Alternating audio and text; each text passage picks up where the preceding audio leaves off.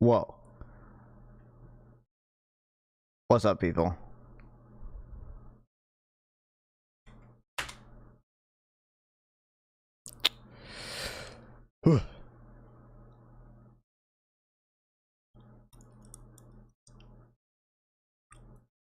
Samoa? I mean, what?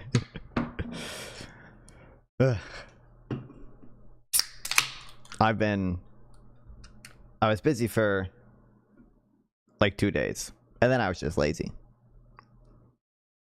Actually, no, I was busy for like 4 days, because I spent 3 days rushing through all the schoolwork I procrastinated. Yeah, nice one, dude.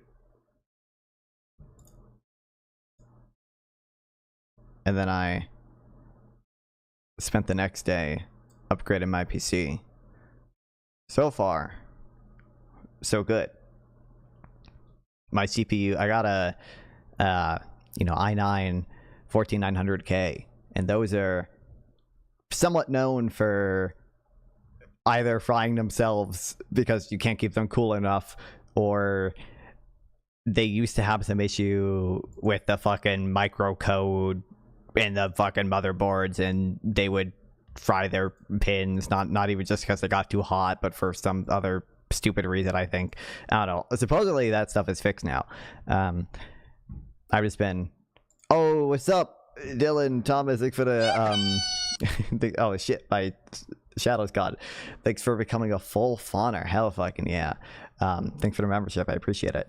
Yeah, also new computer, well, depending on ship a thesis computer upgraded. Technically I'm more new parts than old parts of it at this point, although I still need to buy a GPU at some point. So I transferred over everything from OBS and I made sure most of the stuff works, but I'm not fully confident everything works. So as I just observed, apparently the plugin I was using to apply a drop shadow to the alerts no longer works. Did you fail? No, I did not. Well, technically I've not been graded yet, but I don't believe I failed any of my school stuff, if that's what you're asking. But yeah, I've been making sure to check on my CPU temps, but so far so good. I do have a nice 360 millimeter AIO that I got, so that's been doing good. Hell yeah. Oh shit. On Twitch too. Hell fucking yeah. I appreciate it, Dylan Thomas. Let's go. Oh, you know what? I know why this isn't working. I was gonna say also the new goal should include everything and not just donations through Streamlabs, but I didn't actually open the way it worked, so it, you know, did not count those. But now it should be working, hopefully. I don't know. We'll see if it works. I don't actually have much faith that it will.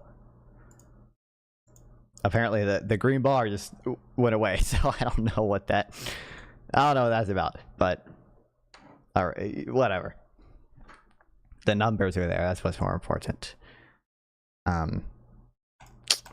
Yeah, but I don't believe I failed my school. I built my computer. My computer's good and everything. But you know what I've done today, okay? You know what I spent hours today doing, okay?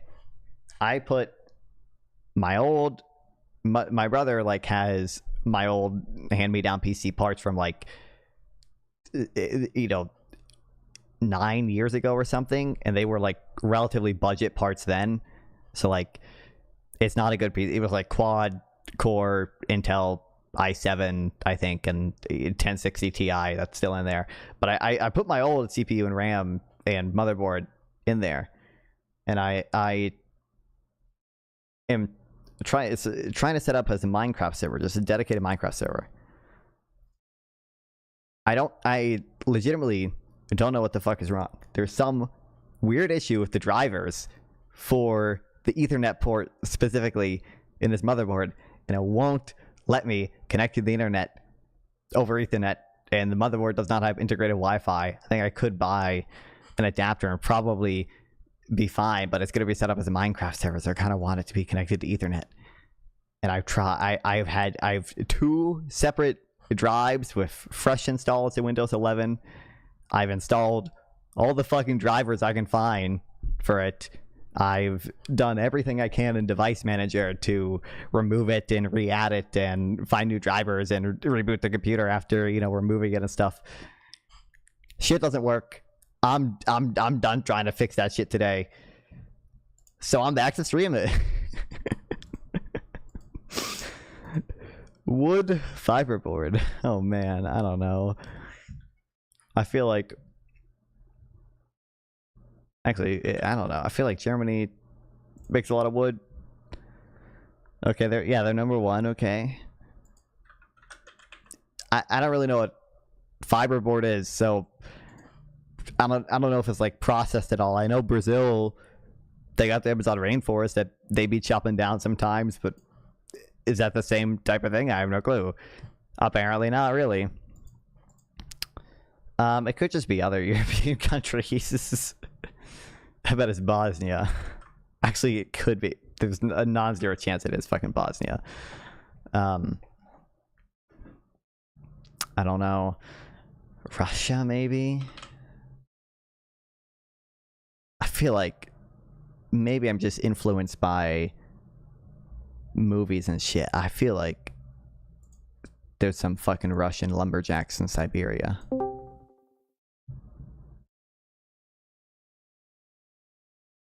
$11th. Ooh.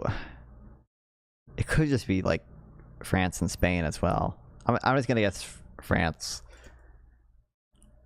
Or maybe Poland? It could be Poland. I feel like Poland's probably got some wood. Okay, okay. They're number 5. Alright, I'll take that.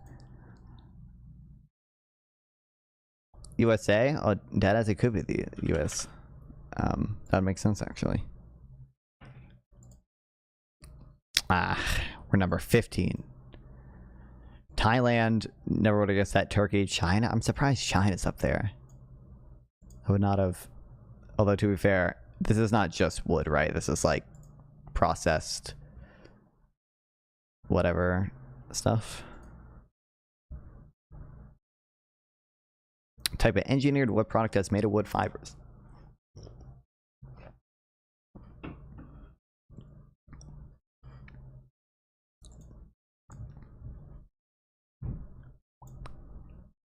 So I guess it makes sense. China's probably doing some of the manufacturing for it and just importing the raw materials. Although China probably does have some forest. I just don't really know. A bunch of fucking gold and some cars. There's no way Switzerland would have more than 4 billion, and I think they have more shit. Now I want to know where Bosnia rank low. I mean, I don't know if you can tell where they ranked. I think you can look at their exports just on here and see what they export. Would it be in here? Actually, I don't know what it would even be in here. Because it's not going to be metals, mineral products.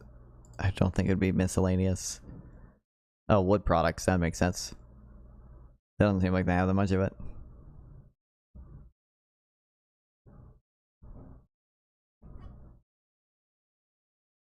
There probably is some way to see the ranking, but it's so much work. It's gotta be, I'm gonna guess like Tanzania. I don't know. Okay, it's gonna be some like Southeast Asian country then. 5,000 hours to get the distance. I need to put it in miles. I have a better understanding of miles. Jordan would have more. Jordan would have oil. This country doesn't have any oil. I think Georgia has oil. It could be fucking one of the stans. Yeah, fuck. I don't know which one is right above Tajikistan. Turkmenistan. What's up, Easy Money? I'm gonna hope it's Turkmenistan. I'm just guessing that because it sounds the closest. Fuck! It's further away.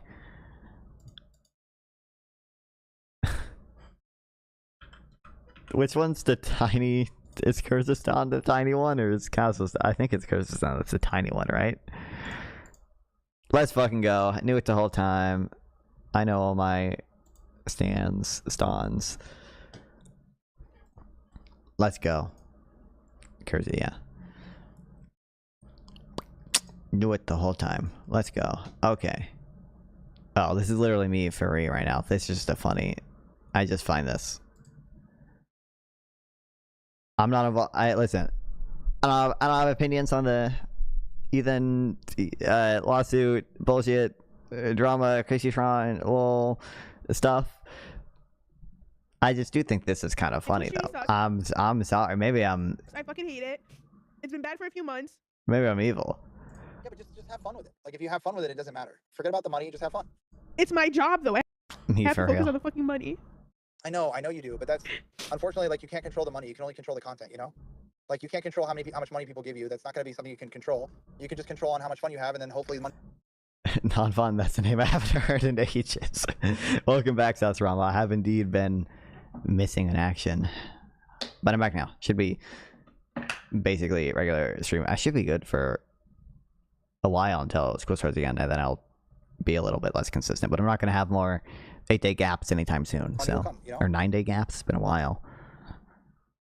I did, although, do a I did a pre-recorded debate yesterday. It'll come out on Monday. I'll be uploading it on my channel on Monday as well. It's like it's a pre-recorded like podcast that they do like audio only. I did record my webcam on my end, but they don't have their webcam stuff. So, but that'll be on Monday. Maybe I'll react to my own content on stream as well. But we'll see. Hey guys. No. It's like when honestly, like you can't control it. If people are hurting right now, it's not a great time for anyone to like be giving discretionary funds. So if you just have fun, like you're gonna make money. Like do your fun stuff. I love when I see you. I was just fucking with you, but I really do. I have no clue. Like, and maybe there's more context behind the clip. I have no clue why the fuck you would ever do this shit on stream. And I don't know if it's an like IRL friend she's talking to, or if it's like one of her online mods, but like especially if it's some IRL friend, why the fuck would you ever do this on stream? Unless it was to get the viral clips, and I guess if you need the money. You like silly stuff. You're really funny at that stuff. Like the Joker. I need to send you all the new fishback slop and speak cinema. How much how much more fishback slop can there be? Thing that we did together. Dude, by the way, I don't know if I that was hilarious. Talked about it on the stream ever. I might have been gone when he did it. James Fishback has blocked me on Twitter. I'll come back to streaming if you do Joker. Nobody wants you back. I'll come back to streaming if I do like. Everybody finish your fucking YouTube video first before you come back to stream. Is it another online streamer person like? But oh yeah. By the way, this is my PC setup. Pretty incredible if you ask me. Hold on, let me find the one thing. My god, how much fishbuck slop could I take? Can I do it? Can I do it?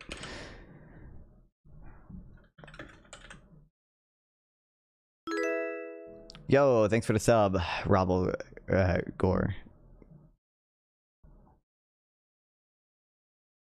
I appreciate it.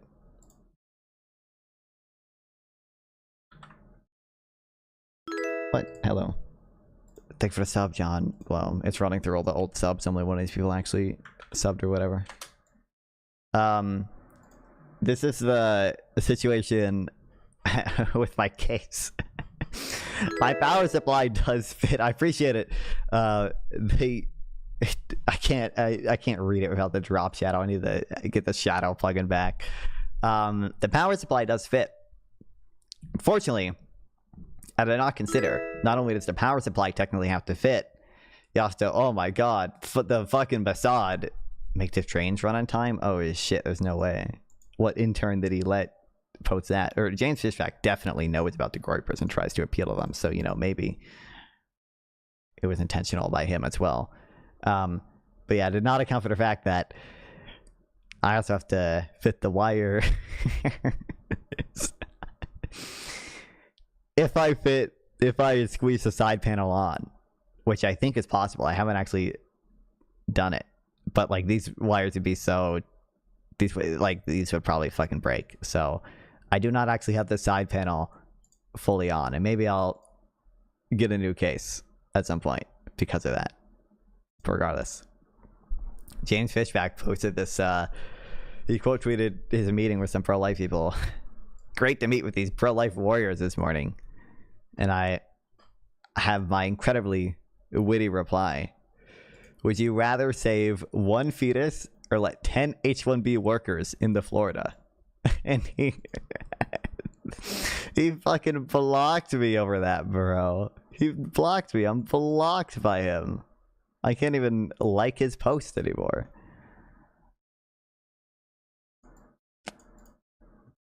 He won't, it's crazy. He won't let a white boy have a little fun. It's James Fishback. Oh my god, it's so loud. Oh, I had it turned way up because of the Frogan video is really quiet. And I'm running for Florida governor.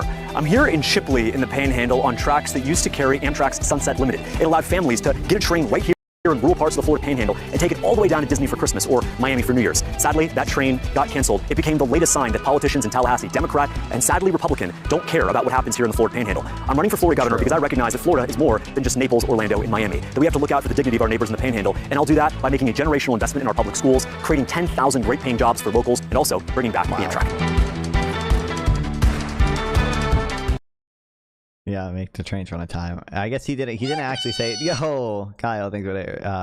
Celebrating. 18 months. That's 2 babies. Wow.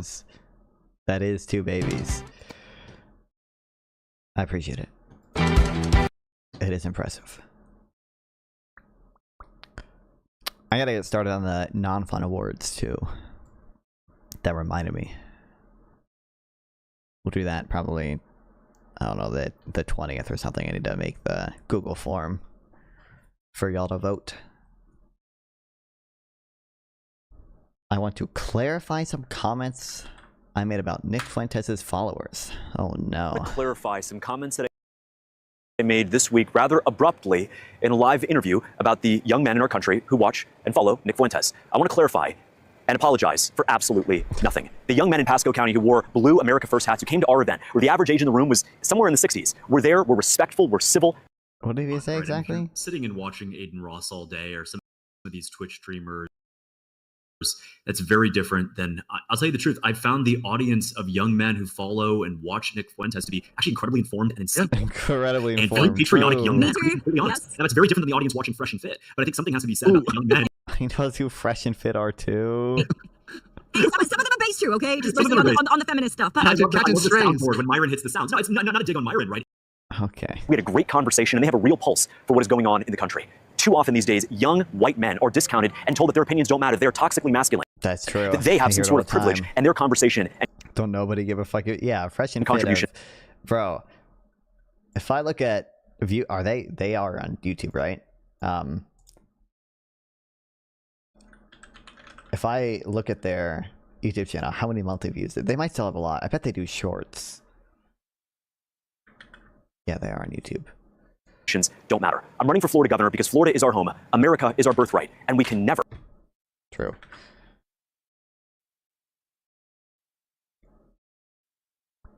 I guess they still get 5 million monthly views. How much of that is shorts? Oh, it is. I predicted it. Yeah, it is. 4.7 million are shorts. 1.4 million are long views. Okay.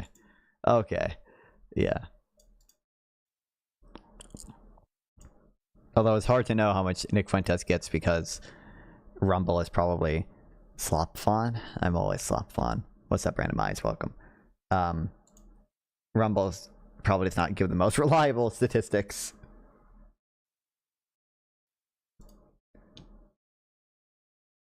I don't even know if there's like Rumble trackers. There probably are, but I can't even show these on stream. Well, I guess I can. It's just You want to annoying criticize because we're in the Russia? Discord Be my window guest. over. Yeah, I've seen this. Our founding fathers died He hates it. for your right to do that. I got a lot of flack for saying that Byron Donalds was a slave, but I'm not going to apologize for it. If he wants me to stop calling him a slave, he can give the money back to AIPAC. True. My God. It's so over. It's so over. It's so over. It's so over. It's so over. It's so over. It's so over. This is gonna be every Republican governor in the future. It's gonna dude, if James Fishback wins, even if he doesn't win actually, how many state level politicians and eventually federal politicians too are we gonna see do the same type of like Groyper adjacent rhetoric to try to win over all the young white men whose opinions are discounted by modern day feminist society? James Fishback's against property tax too, I think, but also it's just funny. Ron DeSantis today. Property tax revenue collected by local governments in Florida. 2019, 32 billion. 2025, 56 billion. Is it any wonder why taxpayers are asking for relief? Like, bro, this could reflect... And like I could probably roll up the data. One, I don't believe this is inflation adjusted, but it could. So one, it could just reflect inflation. Two, it could just reflect, how many new homes were built. If there are just a lot of, like, if rates stay the same, but there's just a lot of new homes, you could probably collect more property taxes, at least if the value of the homes didn't fall substantially, which in Florida, I don't believe they have. Like, what are we, 12K likes, bro, 12K likes, this is what we're doing. I hope James Fishback wins. He's gonna do internal immigration moratorium. Florida's it's going to the gutter. But people, it would be funny if I didn't expect people to replicate it. Well, first of all, like, I do, as much as the Floridian boomers suck. Okay, they're suffering. Probably, still is better. So it would be bad. It'd be bad for America as a whole as well, because Florida's growth has been relatively strong. So, it would be bad for America as well if Florida went to the gutter. But if Fishback wins, or even just does relatively well, I would expect, and fucking, we're going to see Mississippi, Alabama next year, okay? We got 20 James Fishback clones running for state, like the state assembly, state level House, state level Senate, and, maybe even some... I mean, fuck, if Marjorie Taylor Greene can win a, federal house seat, maybe some other James Fishback Kuiper adjacent people can too. If he wins, I'm self-deporting and I don't even live in Florida. Valid, honestly valid. When I was in Florida, was a swing state. What in God's name happened? Oh, well, I think it's just a lot of boomers moved there to retire, right? I think that's probably the biggest thing in Florida that's change the demographics. That's my understanding, but I could be wrong. Has any state ever done an inter-immigration moratorium? This is the funniest. I mean, I'm sure in the 1800s, fucking someone tried to do something, but not, to my knowledge, not in modern history. I'm sure ChatGPT could give a better answer, but this is the world we live in. I love it. I love it. Do you want to know what's funny? I don't even... My grandparents are based, okay? But I had lunch with my grandparents, like, last week. And they said, I should get a job so I can start paying payroll taxes to go into their Social Security. Which based mindset, honestly, okay. I like the, I like this, the self-interest there. Let's fucking go. Let's fucking go. DeSantis hates Byron Donalds too. He's probably endorsing Fishback. It would not surprise me.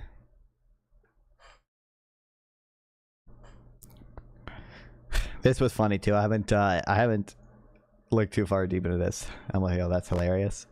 It's the based boomer mindset. My grandparents are based out. Like, they're fucking Democrats and stuff. It's just funny, and they probably do want me to get a job for other reasons, for my own growth and development, whatever. But it is funny. The thing they mentioned was funding payroll taxes for them. Although I mean, I am still, at least in theory, guaranteed more than I pay into Social Security, and I don't imagine that'll change, even if the fund is technically supposed to go insolvent by 2034. I imagine we'll do something to ensure that when I'm 65 or 7, is it 67 now? I will actually still get the 30% more benefits that I paid in that I'm promised as of now.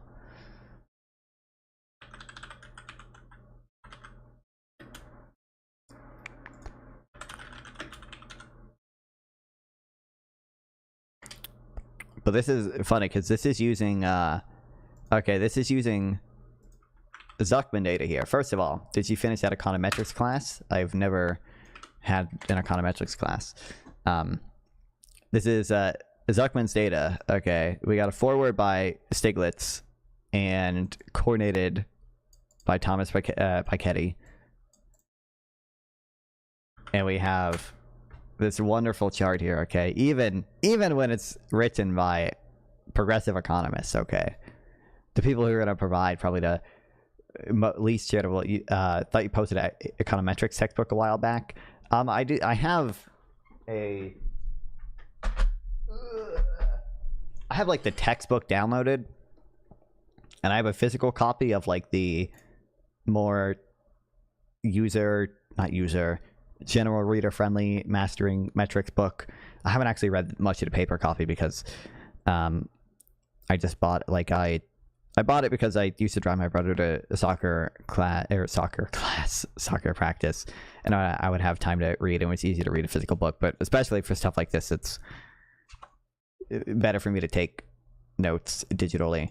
But I haven't actually read that much of this digitally either. But regardless, I need to get to it. I've done a little bit of stuff, but even under favorable assumptions, okay, the U.S. is actually the most social democratic economy out there, okay? We're better at taxing the billionaires than all the other European countries, okay? Than all these other so-called social democracies, although I don't think people call Brazil a social democracy, really.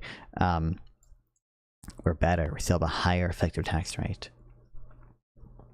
And I think if you look at my goat, as always, David Splinter. Oh my god, pull up the David Splinter work. I think he estimates top 400 effective tax rates 38% for the top 400, rather than this is at slightly under 10%. So, and if you include their charitable giving, it's higher, but that's a little not what people want to capture when they talk about tax rates, I don't think so. But I have no clue.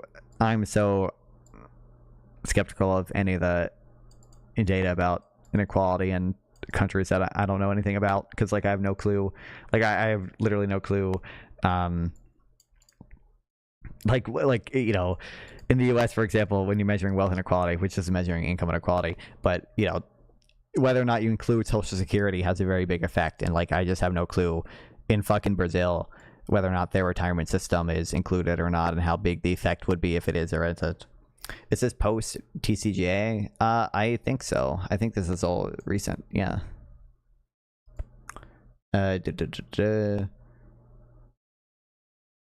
These are all like does it say the year?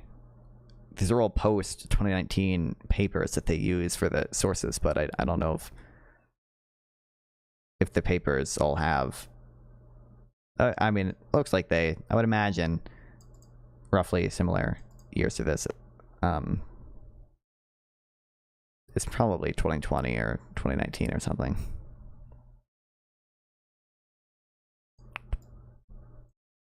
But it might be, I guess, the first year. If it was 2018, that'd be the first year the Tax and Jobs Act actually took effect, right? But hell, even tell me, I remember playing with the black kids during recess. I'm like, oh yeah, dude, you're white. All right, what? Huh? Oh, my grandfather is an anomaly. He's mostly Native American, and most of it single-digit childhood years spent in Tennessee, and he's segregated. He was in a segregated school, but he's convinced he's white. Pays. It's like literally, it's like Nick Fuentes doing he's actually 91% white, even though he's 25% Mexican. My god. Yeah, I got to do more on the agenda, and I'll do some of this reading on stream. Some of it's going to be, I'll show you more income and wealth inequality stuff, more property tax stuff, a lot of property tax stuff. I just want like a Notion page to have ready to go on some of the stupid property tax memes. So it might be worth reading some of this. And I also want to check out that also on the agenda, the 2008 stuff. I was just reading some stuff about, this is Ben Bernanke and the the Treasury Secretary and some other dude, I forget his name, or I forget what his job was, their retrospective on the financial crisis. I also want to read this book. This dude, the dude who wrote this book, was like interviewed by The Argument relatively recently, and he argues that inequality is just not a, or the research shows inequality does not have particularly harmful effects. So it'll be interesting to read that. And I should download this as well, I guess.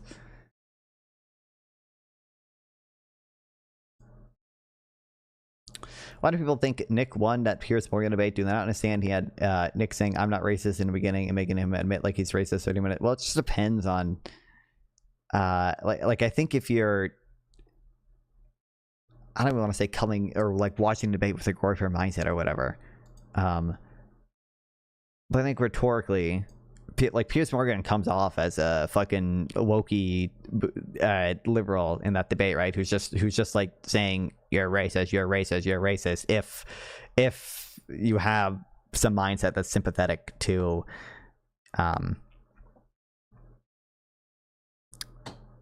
Nick Fuentes.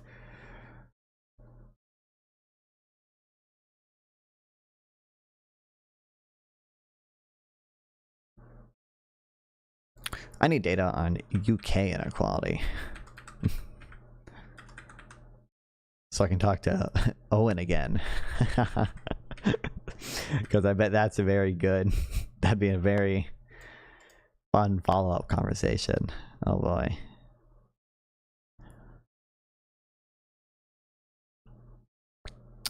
The US exorbitant privilege has evolved into a structural privilege in a rich world. People are just tired of the woke scolding. Exactly. Like, I think a significant amount of young men have some mindset that's going to be sympathetic enough to Fuentes, and or going to be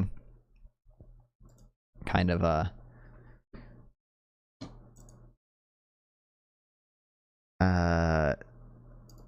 sidelined by the woke rhetoric or something. Like James Fitzpatrick was saying, okay, and they're gonna, I think Fuentes won just because Pierce just said, oh, fucking Hitler bad.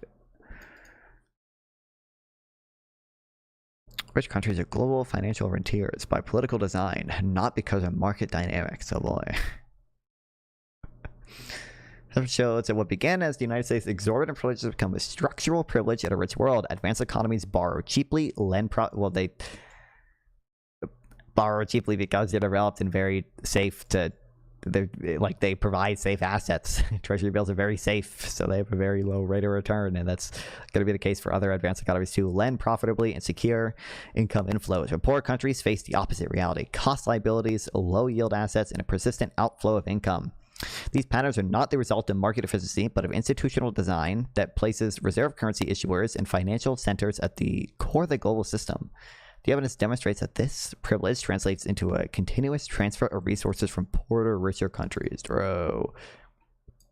Dude, I went down a racist Nazi YouTuber pipeline, and YouTube keeps trying to recommend me Groyper YouTube, and it's killing me. Oh boy. A dude named Boomer Groyper keeps popping up, and it's making me want to nuke my email. I would not blame you.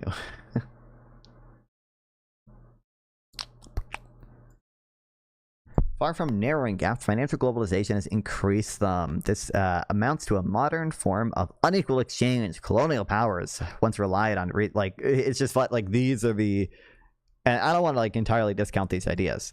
I think most of the unequal exchange stuff is a little silly. Yeah, I've read, actually have it. I don't know if I read this full thing. But I read the first post Matt Iglesias did about this.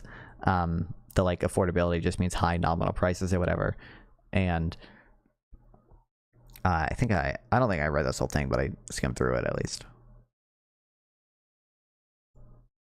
But I don't want to discount the like all the stuff they're saying here necessarily, because I don't know enough to definitively say, but just that like these same thing happened to me, but Magic the Gathering. Oh, that's even worse, Sauce Rob. It's even worse. Okay, that's the real radicalization that we have to worry about. Now I'm a nerd. See, look what it turned you into. Horrible. Oh, I'm gonna turn this up a bit. But you know, the authors of this are the type of people who are talking about unequal exchange and colonial powers and resource extraction. So the fact that they find the U.S. is, you know, it has a higher effective tax rate for billionaires than a lot of European countries, and also Brazil, you know, that suggests that it probably is the case if that's true. You would expect, if anything, they'd be biased in the other direction. So it's funny. It's a funny result. The burden falls on developing countries, reducing their capacity to invest in education, health, and infrastructure. I don't see how this follows.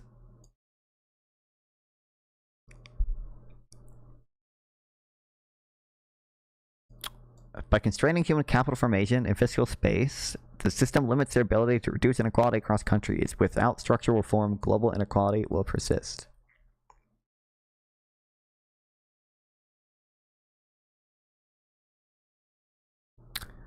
Poor countries face lower, like, how do you not view this as,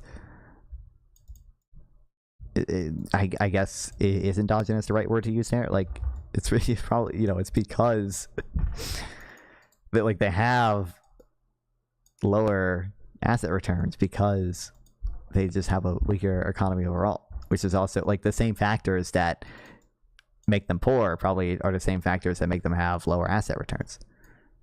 It's not like something like strictly imposed on them.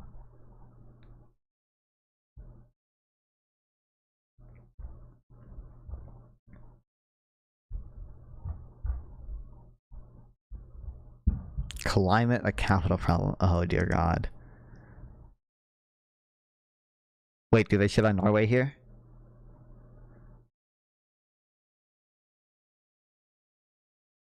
Come on. Please tell me they shit on Norway. Please tell me they shit on Norway for having a bunch of fossil fuels owned by their sovereign wealth fund or whatever. I don't see them doing it. That's a shame. That's a shame. Would have been funny.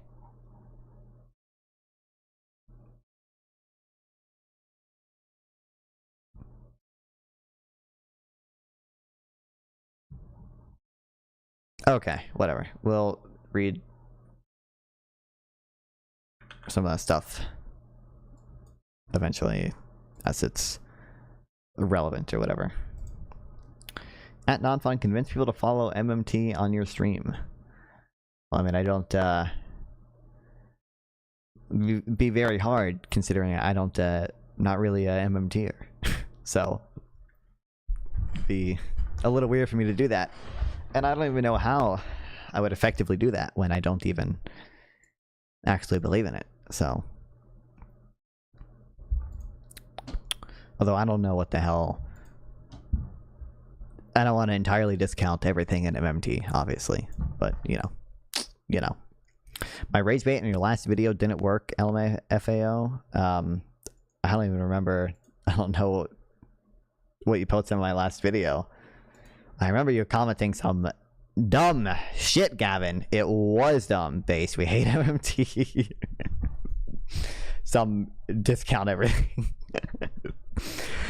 Some dumb shit about inequality in the Owen video, Gavin. You just could not grasp like the points of the hypotheticals we were going through. Okay, you should atone for the dumb shit you said there, but I don't know if that's what you're referring to, or if you're referring to the other videos I posted since then. The like 2 other videos I posted since then. As I suspected, the Destiny vegan video did pretty well. I think it has like close to 1,000 views. Yeah, it has a lot of comments too.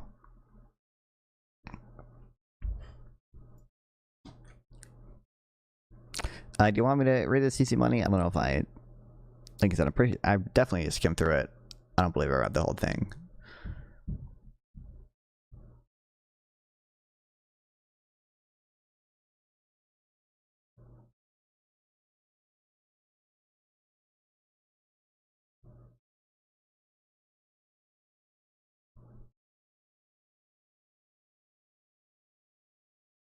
but it's true nuke.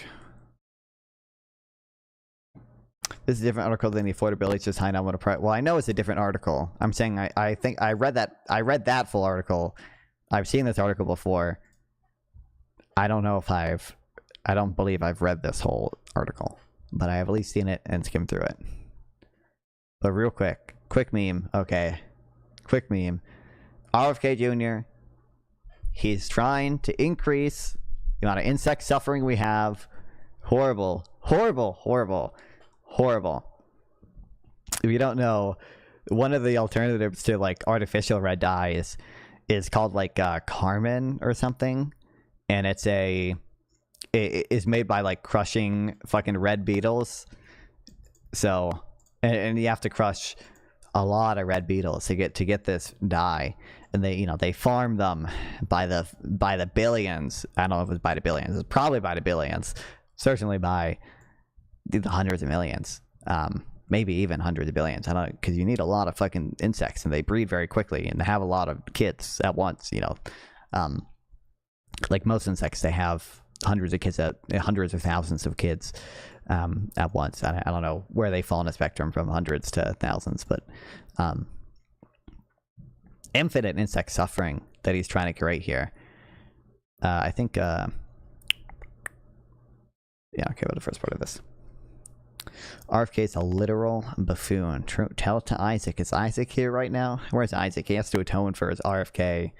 Not fine. Give me back my oil tanker. What's up, Venezuelan kangaroo? I remember seeing that headline. I don't actually know if anything has happened since then. Oil tanker seized by U.S. Wait, was there? I feel like have there been two seized? Seized?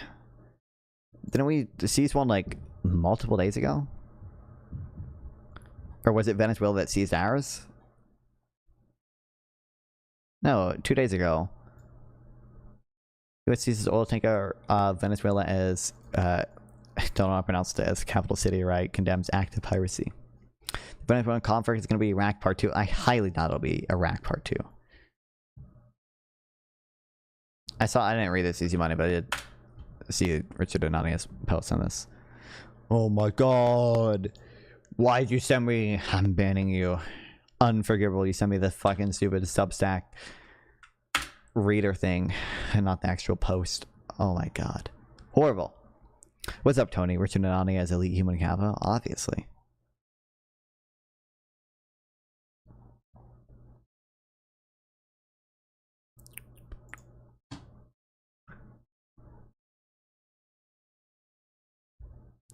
Project seized by the U.S. off the coast of Venezuela this week was part of Venezuelan government's effort to support Cuba. Oh, thanks for the subbing. Non-fun. Okay. True, I appreciate it. Hell yeah. Non-fun W indeed. Let's fucking go. Welcome back.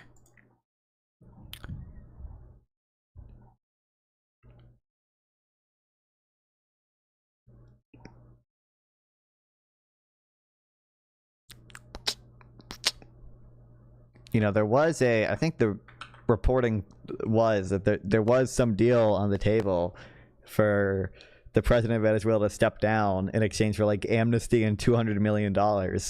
And I mean, that just probably would have been a good deal. Seems like we're probably going to end up spending more than that in whatever military actions and boat seizures we do against Venezuela. So, isn't it just piracy though? Like Venezuela really hasn't done shit to the U.S. Well, it's probably not. I don't know. I don't know exactly how like international law defines piracy, but I don't think colloquially, at least, it would not be piracy. One, because it's a state on state, or state on. I don't think the oil tanker was owned by the Venezuelan state, but more or less state on state action, rather than like non-state actors like Somali pirates going after privately owned shit or whatever. Although apparently, I don't know, New York Times said it was Venezuela's effort to support Cuba, which I don't know exactly what that means, but that probably is just some government involvement.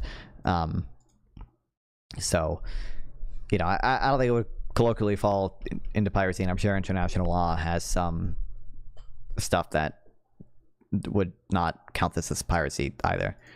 And there can be legitimate reasons to seize ships under international law and stuff, although I have no clue if... I don't think this would fall under it. I think you'd have to actually be in some armed conflict. There would actually have to be some material threat rather than just oil. I don't know. I don't know if you can seize dual-use materials like oil and like construction equipment and stuff at sea, or if it has to actually be military stuff. They said a ship was sanctioned or something like that. Yeah, but I don't know. And that's another reason I don't think it would fall into piracy because of that reason. But I also don't know if that would be legal still. But at least under international law, under U.S. law, the seizure could probably be legal. Though I do think the strikes are probably not legal under domestic law. But you know.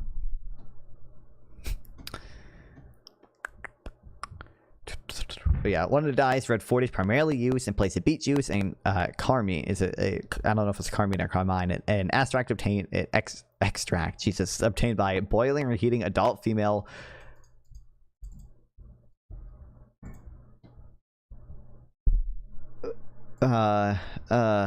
cochineal insects alive and crushing their bodies for pigment. Well, beet juice is sometimes preferred because it costs less by volume. It isn't a known allergen and fits halal, kosher, and vegan diets.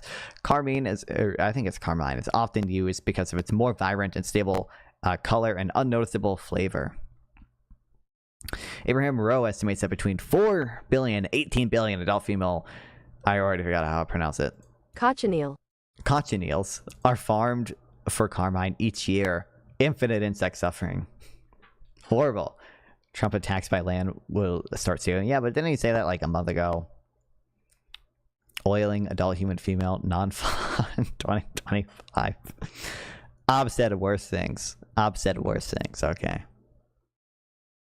Ob said worse things. Oh wait, I didn't even notice the number on the bar is working. The GPU goal, which is nice because previously it would only include the Streamlabs donations and not things like subs and stuff. But the bar is definitely way off because $34 is not more than half of $500. But I don't really know how to fix that, and I don't care that much. I'll stop eating snacks that use that based. Additionally, between 4.6 trillion and 21 trillion nymphs and males are spawned and killed as part of the production process, but not used for dye. Most of these nymphs who die within 3 to 5 days after being spawned by farmed females. According to Rowe's desk research, most of them likely die starvation. While no known research to date addresses the likelihood of cochineal, that's what it was, right? Sentience. There is evidence that adult and even juvenile members of some insect species should fulfill several criteria associated with feeling pain. I don't know what the evidence he's going to say here is. I think I know honeybee is probably feel pain, but it's even that is somewhat uncertain. And honeybees are like pretty crazy for insects.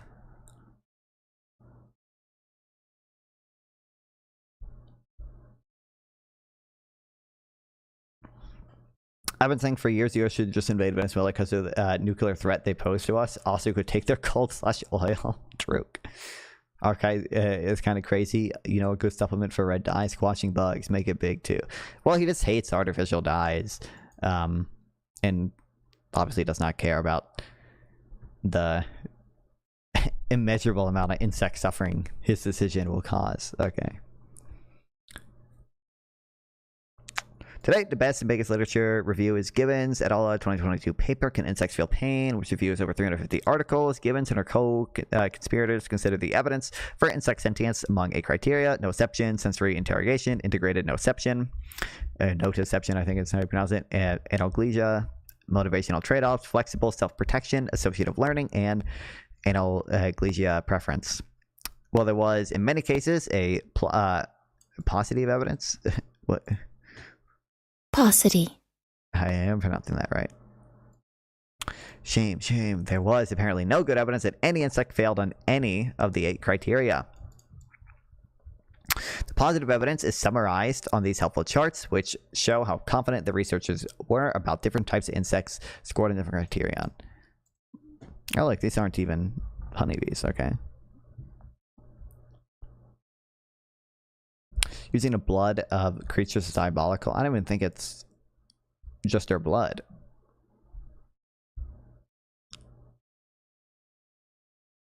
You boil them and crush their body for pigment. Like I think it's just the whole ass bug. Well, after you boil it. Doesn't he debunk veganism the other day? I already made my response video. I mean, holy shit, it seems to me that his argument is just, well, I think his 2 arguments are, one, vegans are sort of too confident about the fact that animals have a mind like ours or whatever. But I mean, he agrees they can suffer and stuff at least.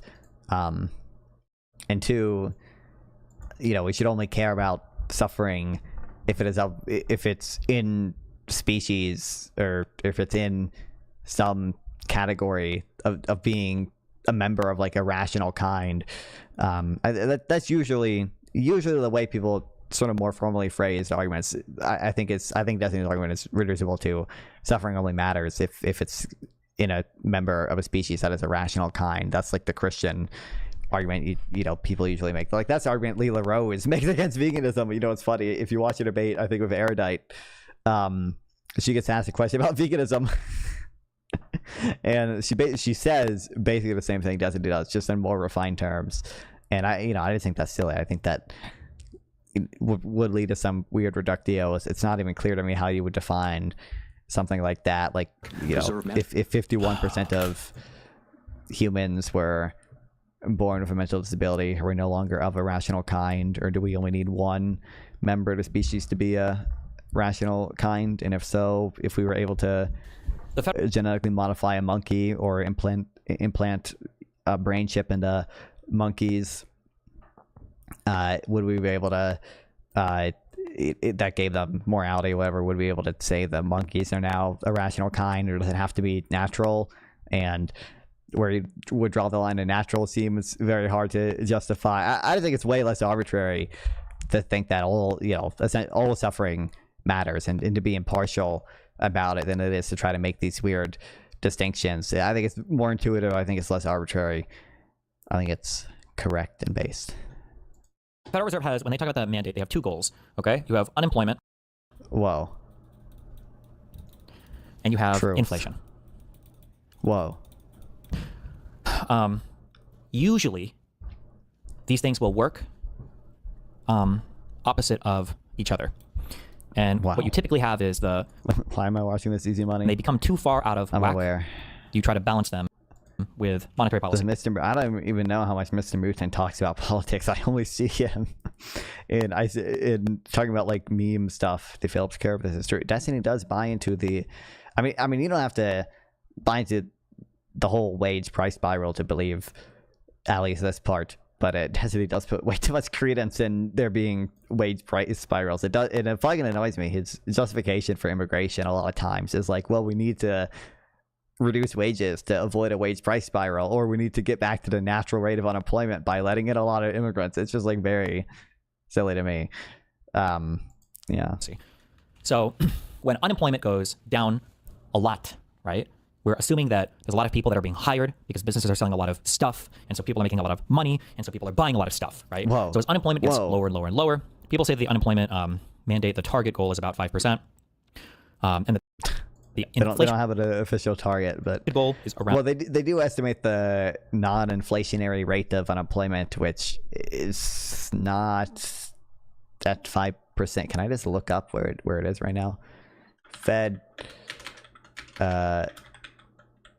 it's like non-inflation acceleratory rate of unemployment estimate. I don't know if they maintain just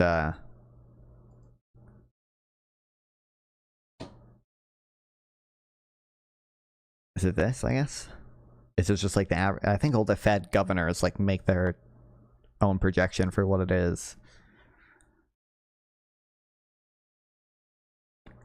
It's funny to watch Destiny talk about econ. It is. It's not even funny. It's just silly. It's just silly.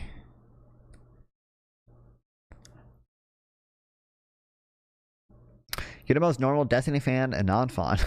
You know, after Charlie Kirk died, Destiny fans tried intellectually tying his death to the song. Even Destiny was like big. Did Destiny do that? In big words, you guys are being fucking stupid. Oh, what's up, Laney? Why can't you agree? Social safety nets work. I do agree. Social safety nets work to a large extent, at least. I don't know where you kind of got the idea. I didn't, Elaney, but you know, I'm a fan of the welfare state. For the most part, at least. I think we could design it more efficiently than we do in the US, but UBI worked in Rome and didn't cause inflation. I mean, I think we have better, more modern estimates that actually rely, like, I don't think there's any, I doubt there's any good or colorimetric analysis of UBI in Rome and the effects it had on inflation. So I would not take that evidence very, very strongly. But I think we, you know, probably a better evidence about just the effects of fiscal deficits on inflation, and you know, I don't know exactly where I stand on that, but I guess there probably would not be a big concern about UBI being inflationary if you weren't in deficit spending a ton. Maybe I don't know if there's estimates on how big the inflationary impact is of just redistributing money from savers to spenders. I don't know how. I don't know if we have any good estimates on that, and it's not going to be stable over time either, because the marginal propensity to consume and save are going to fluctuate. Because people come to your lives seeing you read anti-welfare, and when have I read anti-welfare and anti-social safety net papers and leave before you actually get to the part where you try to debunk it? I don't even think I've read much anti-welfare stuff. Like, I've probably reacted to some like libertarian slop before, but social safety net has significant negative income substitution effect on employment. So I think with the way we have welfare cliffs in the US today, that's, I don't know how significant it is, but it like certainly the way welfare is structured, where we have these welfare cliffs, I think does discourage work to a non-zero effect. Certainly, I think if you designed a welfare state properly, you would see not a very big effect. There'd still be probably some effect. Obviously, there's going to be some people who are always going to just be less likely to work if they can get a check from the government, even if the benefits phase out slowly, so they, you know, don't experience any welfare cliffs.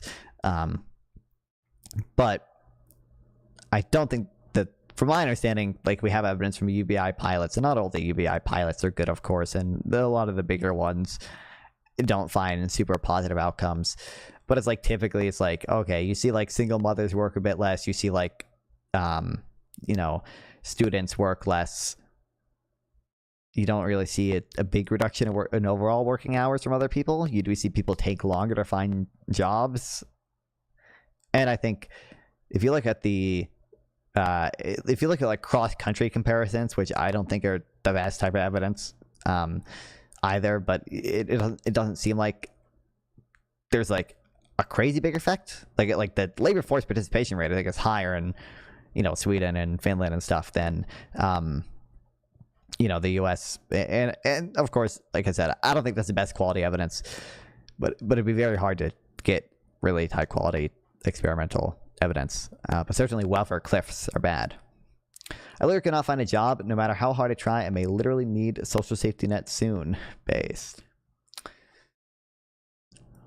We need to send the young men and the elderly back to the factories and the mines. This is true.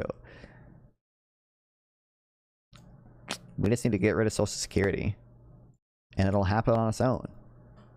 And it'll bring about, you know, a greater sense of community because neoliberalism robbed us all of the great community and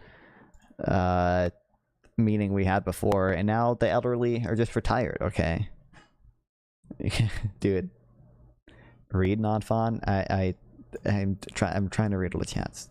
Most people who use social safety nets do work or have worked in the last 30 days. Well, yeah, I recognize that. I'm aware. People hear food stamps and just picture someone standing in a room and eating. I agree. I agree. My understanding is like over 80% of people on food stamps are, you know, are at least like in a household that has a work area. Because a lot of people on food stamps are like children who might be in a household where the mom works or the mom and dad work. But I do think it is the case that there are relatively substantial welfare cliffs in the U.S. still. Now, because there's also, you know, part of the income cliffs that the U.S. welfare system causes are kind of offset by. I swear I had something. I think.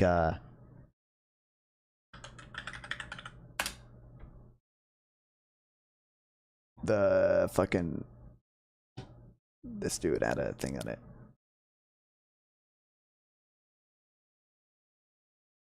Yeah, hold on. Some of these charts. Some of the like welfare cliff stuff is offset by the fact that like obviously this, first of all, the income is not equivalent to cash. Most of it is pretty close, but you know, food stamps are not able to be spent on anything like regular cash is, and there's a social stigma attached to accepting welfare benefits that doesn't exist when you have your own income from a regular job. There was another graph I was looking for, but I think this showed some of the welfare cliff stuff here. And it's especially bad for families. What's up? The miseducation of Coda. Welcome. Children dying of lung cancer really brings the family together. This is true. It's also that's why God gives it them. If Social Security disappears, I will literally starve and be homeless soon. How old are you, Gavin Gray? I would need to go to church so not starve based. Well, this is true. Private charity would actually just take over all the welfare if we didn't have it. But, you know, I don't know where you got the impression I was super anti-welfare. Was Radiohead the first neoliberal band? Absolutely, they were. Absolutely. You know, I would. This is not necessarily a neoliberal album, I guess. Kind of the opposite, but 2 + 2 = 5. Okay, that album goes fucking hard today. All right. That album aged perfectly. Okay, people didn't appreciate it when it came out. Okay, they're ranking it. You know, 5th in the lineup of Radiohead albums. Okay, like, brother, that shit today though. Those themes today, it's perfect. I'm not gonna react to your Twitch account, dude.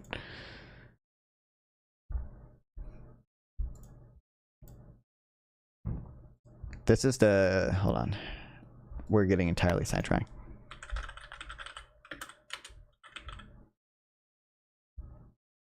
You can press a button and US GDP increases 2x, but all welfare goes away. Pre-transfer inequality does not increase. Do you press the button? Pre-transfer inequality does not increase. I feel like that'd probably be a net benefit still.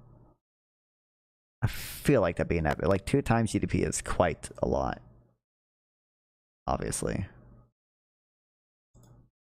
I think the long run benefits of that would be greater than any like loss from the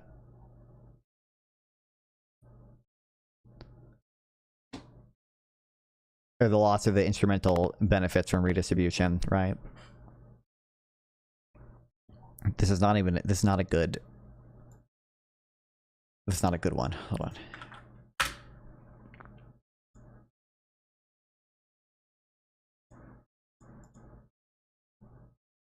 I need the Tom York solo albums and stuff too. Does this even have...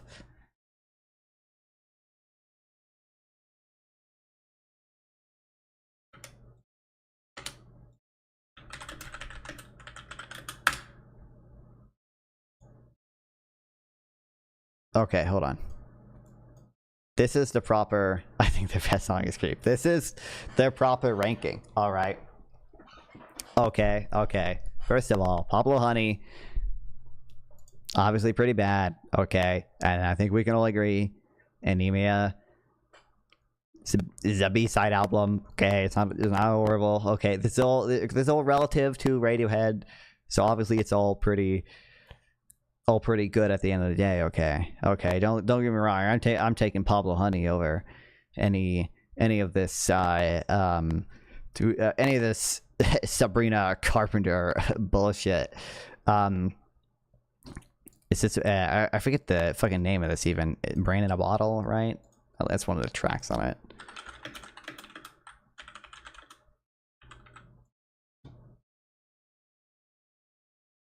Tomorrow's Modern Boxes, that's what it is. It's fine, it's fine, it's fine, okay. The smile, I think is actually... Whoa. Sabrina versus Mag. Sabrina, dude, Sabrina Carpenter's fucking ice tweet. That shit was goated, actually. Okay. I quite like... Ooh, you know what? I haven't even heard the Smile second album in a while. I remember listening to Wall of Ice a while ago, but... I don't even remember. I need to re-listen to that at some point to give a better ranking. Okay. But I rank... is it A Light at the end of the tunnel? I'm gonna forget the names. I rank that really high. A light for tracking attention. That's what it is. A moon-shaped pool. Okay, I think it's better. We're saying left side is better. All right, the closer they are. I think it's a little better than a light for tracking attention. Anima, I might have to adjust these. I really like Anima. Okay, but I don't know if I like it more than a moon-shaped pool.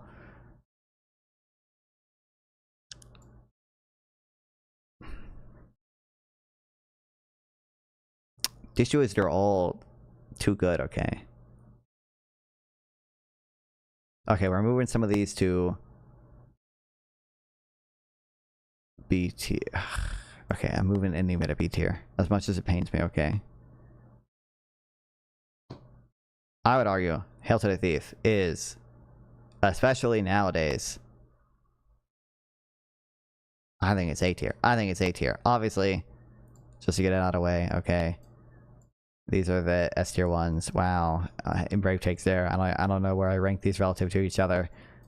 I don't really care. Probably in Rainbows last, honestly. I think I would do Kid A, okay, Computer, then in Rainbows. Alright. And even it's fantastic, it is.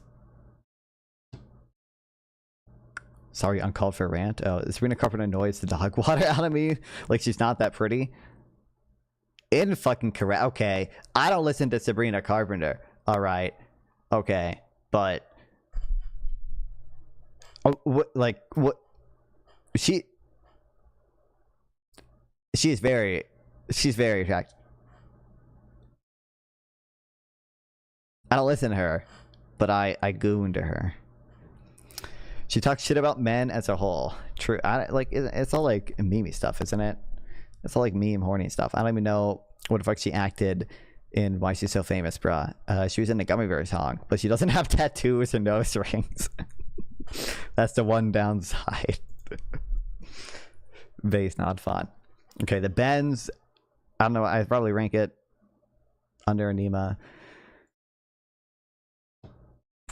I like the Eraser. I like the Eraser. I like the Eraser. Guys, I would have to think about this more. I came in too confident. Hillary Clinton Jr. is my goddess. Dude, it is fucking crazy how much she looks like a young Hillary Clinton. And it's not like blonde woman based. Valid, honestly.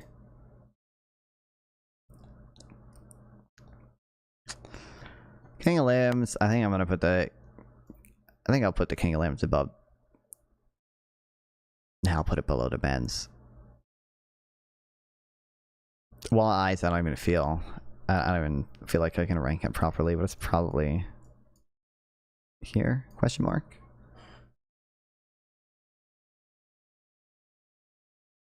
Point is, Hail to the Teeth underrated. Okay. People don't appreciate it, but it's good. It's goated. That's the official non-fun endorsed ranking. But I have to think about it more. Hot take, but Tomorrow's Modern Box is better than Eraser, and Anima is the best solo. I do think Anima is the best solo album Tommy Rourke has. I don't think I've listened to the full Tomorrow's Modern Boxes in a while, because Tomorrow's Modern Boxes is like half just electronic music with like no lyrics, right? Like I think Brandon, this has lyrics, I believe. Maybe I'm overestimating it.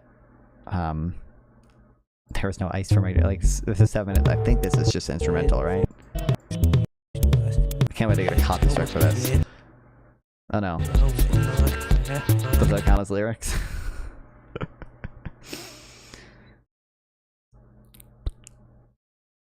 Do you remember Slotkin saying if a global company is paying its workers so little that they need federal benefits, that companies should lose eligibility for time? I mean, I have heard rhetoric close to that. I don't remember Slotkin specifically saying that.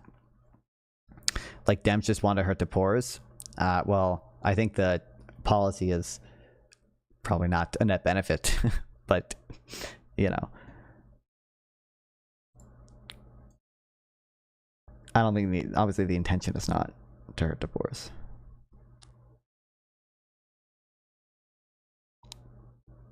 I'm looking at Wall Eyes right now. I kind of forgot.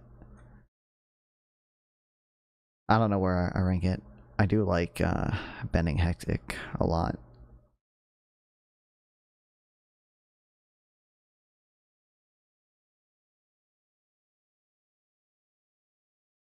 Listen to metal.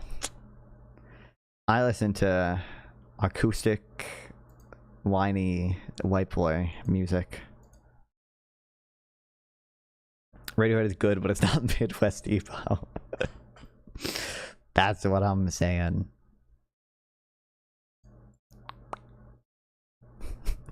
Okay, what were we on about?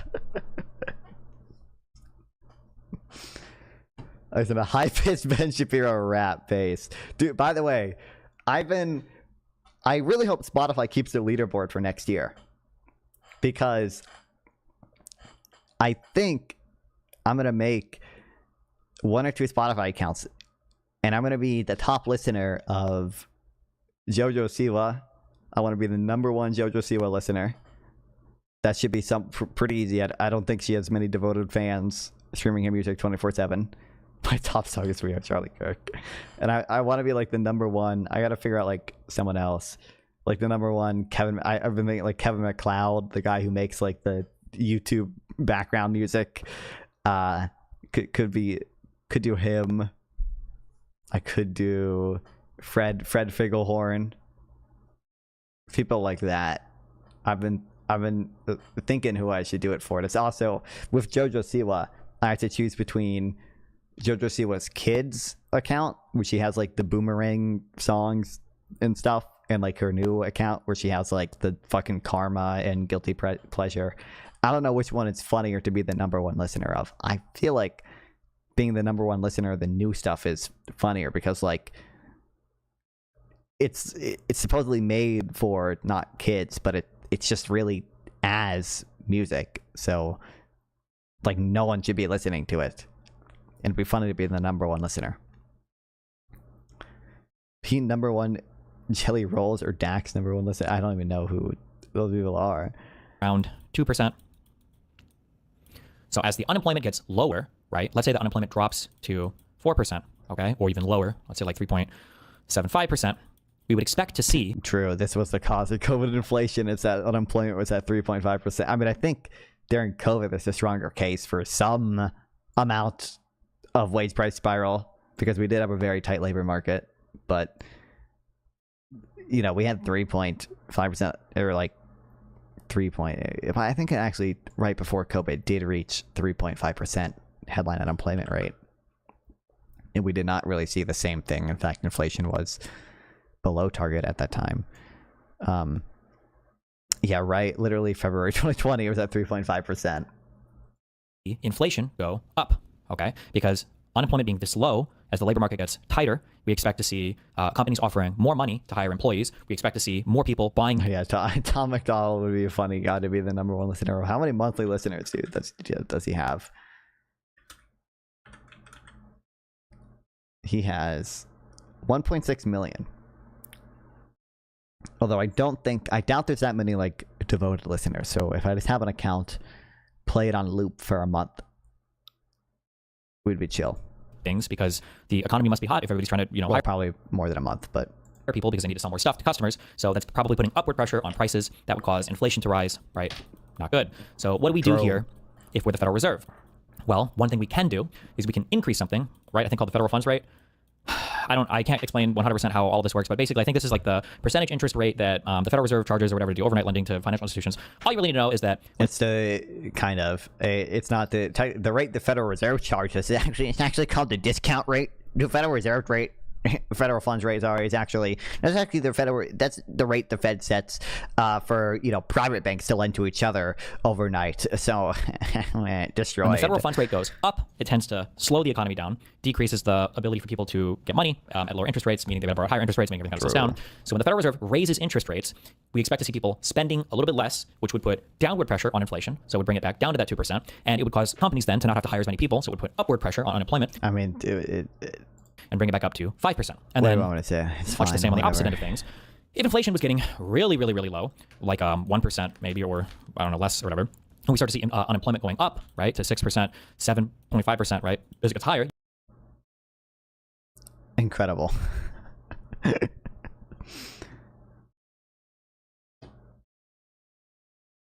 Why did his stream cut out or something? I remember there was one stream he did where the MS Paint window was up, but he wasn't talking about it, and I remember seeing that. So I'm assuming his stream cut out, and he just started streaming it again afterwards.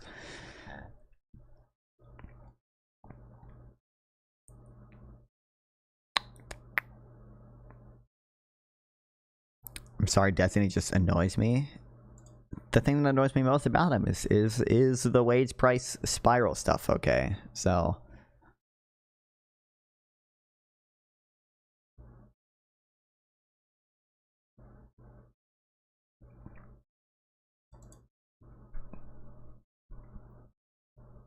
Jay Powell took him out. He didn't like the explanation. Did not find it satisfactory.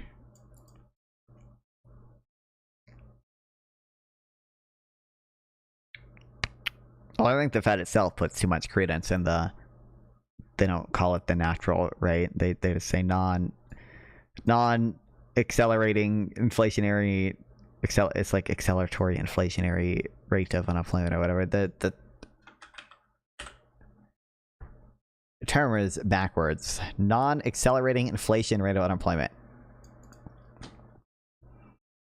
I just want to say inflation acceleratory. And it's not been particularly useful historically. I think there was one.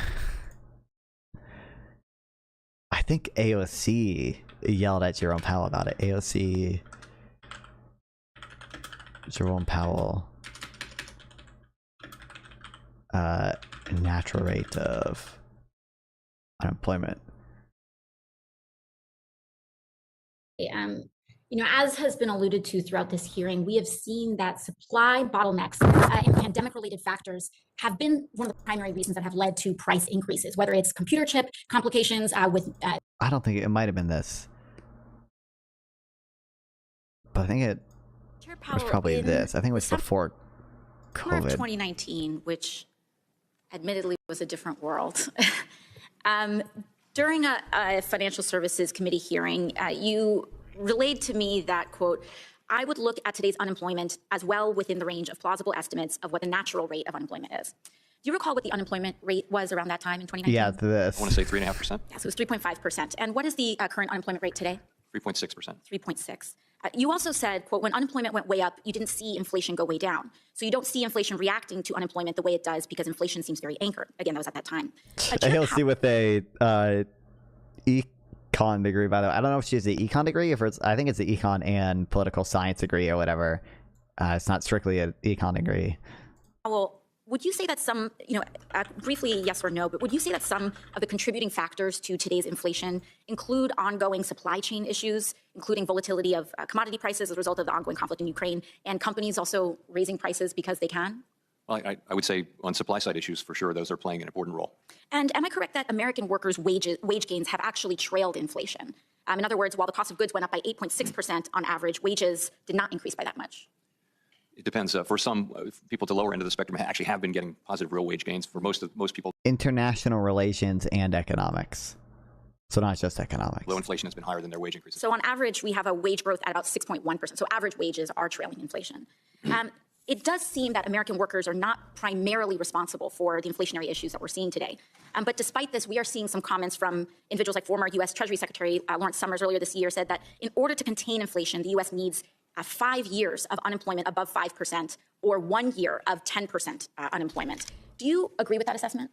So I understand how that number can be arrived at or derived, but I think there's so much uncertainty. And in particular, the... Also, this is maybe one of the benefits of NGDP targeting. I feel like because whenever, even if it is true that there is some trade-off between inflation and unemployment, and I don't think the wage price spiral part of that is particularly useful or meaningful, although I do think the tools the Federal Reserve has will typically move those in opposite directions. Aggregate demand shocks will typically lead them, move those in opposite directions, regardless of whether the wage price spiral is a big concern. You could always frame it as you want to fucking attack American workers because you think they're responsible for inflation when it's actually just corporate greed and supply chain issues, or you want to devalue the dollar. You want to make Americans have less real money. You want to make them pay more just because, at least people don't really see the connection between, or at least they see bringing employment up as a good goal, but I don't think people see the connection between devaluing the dollar and bringing employment up.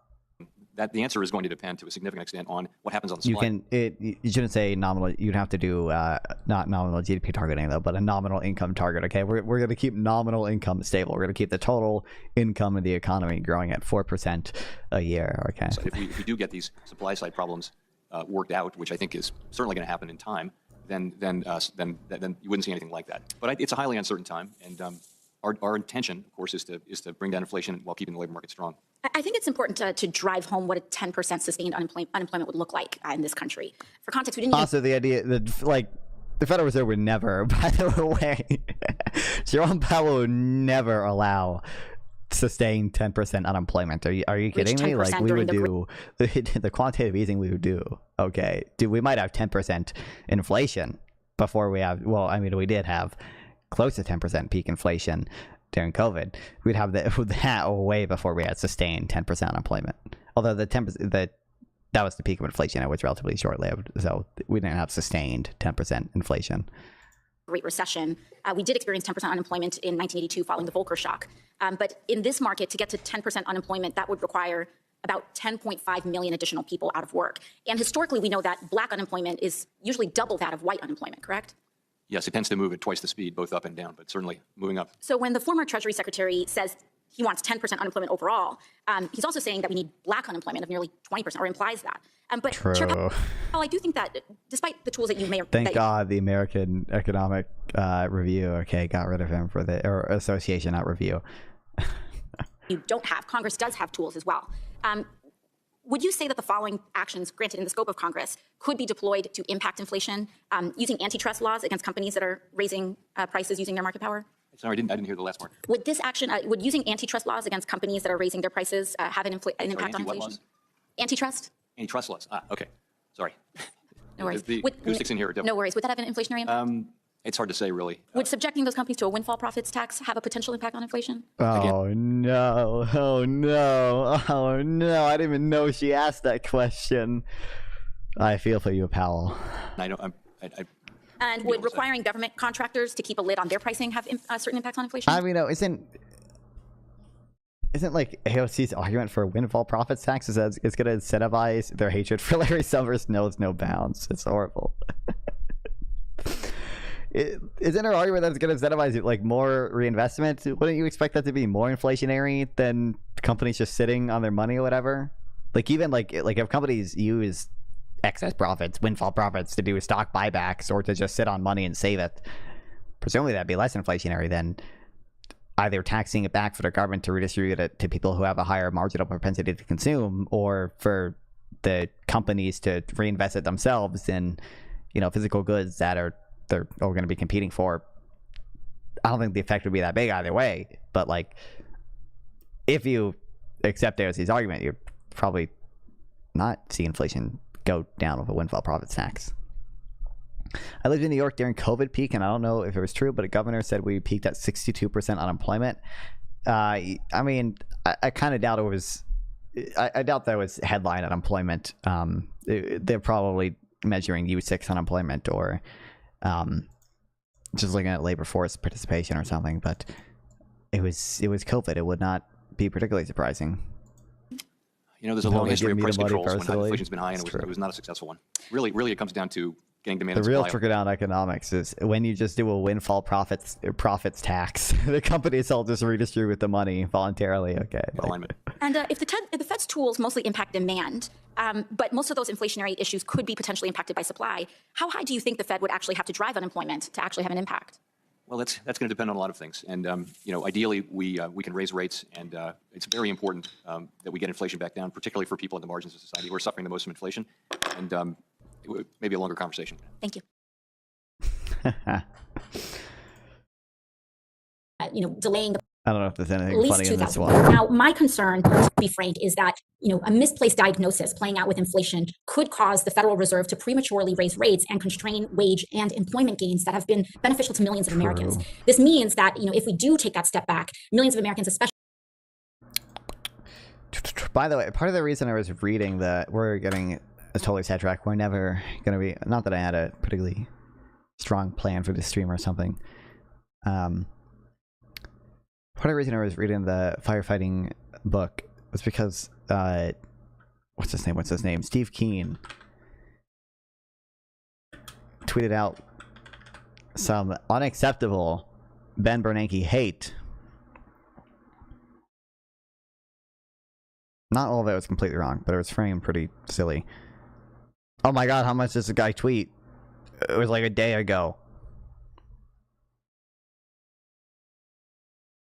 It wasn't even this. It was before this.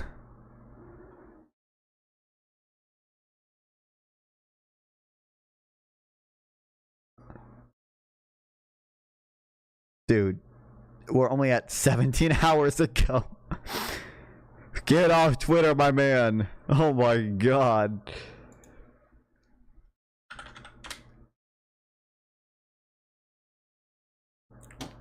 This. The town I lived in is not an exaggeration. Literally, everyone had no job and every business closed. Well, I mean, it was COVID. And, New York, Democrat state, Democrat lockdowns. 170 years of debt data said a crisis was coming. Economists said the data didn't matter. 2007, Ben Bernanke tells Congress the economy will strengthen. August 9, 2007, the global financial crisis begins. Which, by the way, I don't know exactly what he even means by this, because my understanding is that the first contraction in nominal GDP was December 2007, but maybe the credit market had some shit before then.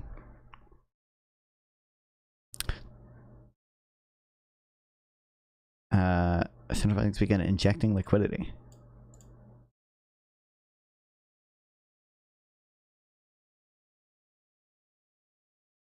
American home mortgage can't fucking speak, files for bankruptcy.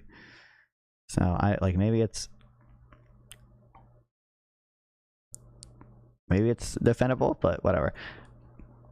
This wasn't bad luck. This mainstream economic theory working exactly as designed to ignore the one thing that actually matters: private debt. The correlation between private debt and unemployment, minus 0.93. Economic theory said it should be 0.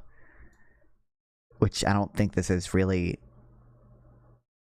in the long run, maybe, but maybe under some neoclassical models in the long run. But like, I think anyone who accepts, even if you accept the I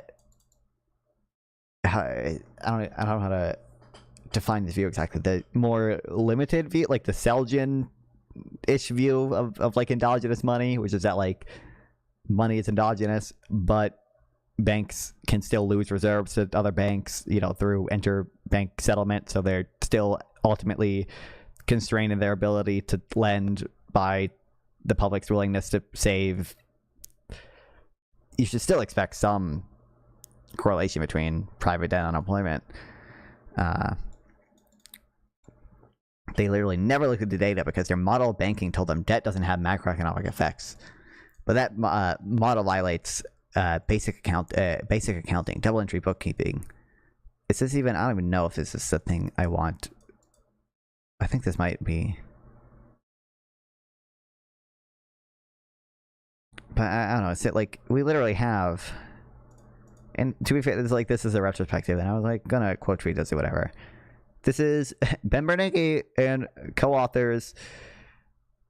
He's quoting Minsky here. He's fucking Minsky posting. Long periods of stability can create overconfidence that breeds instability, as the economist Hyman Minsky famously observed. It is during those boom times when liquidity seems limitless and asset values seem destined to keep rising that risk-taking tends to be excessive, posing dangers that could extend well beyond risk takers. We'd all learned how quickly overheated markets could collapse. Well, none of us was as worried as we should have been. None of us thought financial innovations and the sophistication of modern finance had immunized us against crisis. They talk about in here how all three of the authors of the book like had their own like risk assessment agencies that they created. Now they obviously say it wasn't sufficient and they still underestimated things, but they all still viewed financial crisis as both inevitable and to some extent endogenous to capitalism and private debt. It's just not true. They didn't care about it at all. I don't know exactly. I'm sure there are some models the Fed uses that are, based on the money multiplier or whatever, that suggests that you don't see any real effect in the economy, but I don't know exactly. What is this? Bernanke hate. I haven't read this thread. Ben Bernanke won a Nobel Prize after making possibly the biggest forecasting error in economic history. Didn't he won the Nobel Prize in like 2022 or something? Did he? Or I think it was before that. Or it might have been in 2022, honestly. It was not for what he did as the Fed chair, right? It was for just this more general work about financial crises and depressions.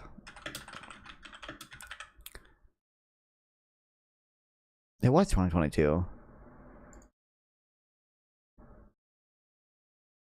What is the role of banks in the economy and society? What happens if they collapse? The foundations in modern banking research were laid by Ben Bernanke, Douglas Diamond, and Philip.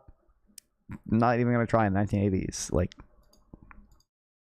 Bernanke's research shows that bank crises have potentially catastrophic effects. This insight illustrates the importance of well-functioning bank regulation. I love this picture so much, by the way. I made this, I use this meme on Twitter. I have a version of this with text here that says, like, I'm gonna lose my mind. And they use that as a reaction image.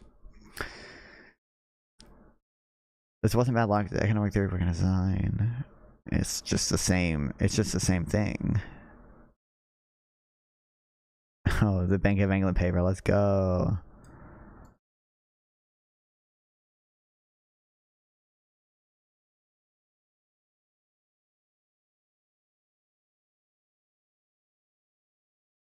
I should, though. You know what I should do? I should talk to my old economics teacher about endogenous money a little bit. Because it is a little silly. They still teach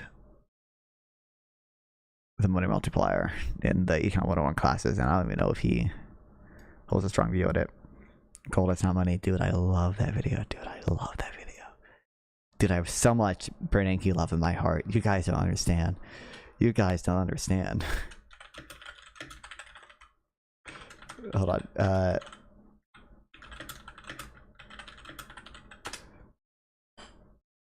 Oh my god, I love this video. Is $1,580. I didn't make this my stream intro. The dollar during these last 3 years was devalued almost 50%. When you wake up in the morning, do you care about the price of gold? Well, I pay attention to the price of gold, but I think it reflects a lot of things. It reflects global uncertainties. I think the reason people hold gold is as a protection against what we call tail risk, really, really bad outcomes. And to the extent that the last few years have made people more worried about potential of a major crisis, then they have gold as a protection. Do you think gold is money? No.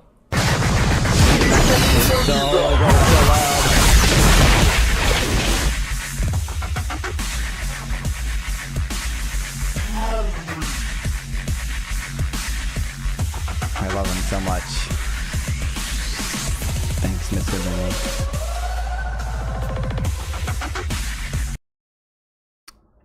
Scott Snyder put out a good blog post about the Great Depression today, or his brief summary of it. I mean, it's nothing. We're not gonna read it all or anything because it's, as you would expect,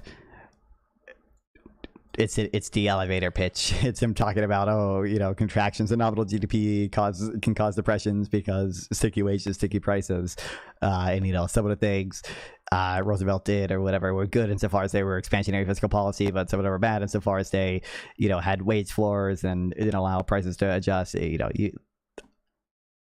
it's the basics, but it's a good post. Okay, I need to actually read the Midas paradox. God, you know what? You know what I selfishly kind of hope happens, but don't want to happen when I'm impartial? I hope Trump appoints some fucking gold bug to be head of the Federal Reserve. So I'm like, I can be like way over prepared for any arguments about that on any like political panels.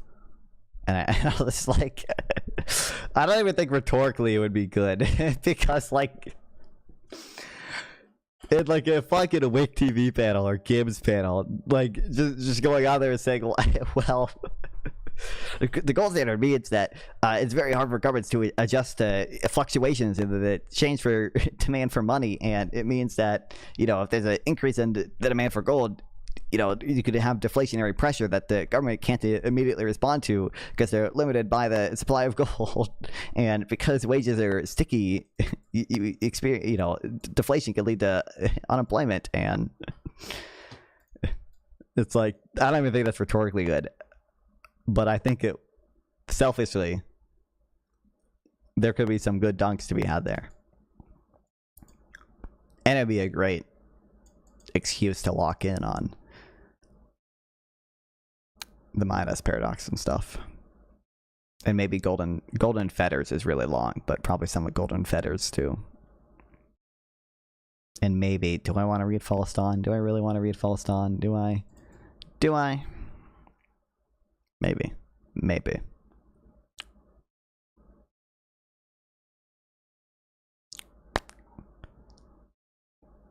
I don't think I think he mentions broadly governments holding gold reserves, but I don't think he blames.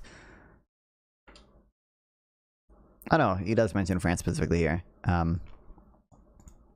France is the real reason the Great Depression happened. Okay, and this is a justified reason for hating the French. Actually, there's two justified reasons for hating the French. No, actually, there's three. Okay, number one, they caused the Great Depression by not sterilizing their golden flows, by sterilizing their golden flows, I think. You know, they're part of what caused deflationary pressures and a contraction in GDP in the US and around the world by doing that. Oh shit, what's up? Hello. Okay. What are we looking at?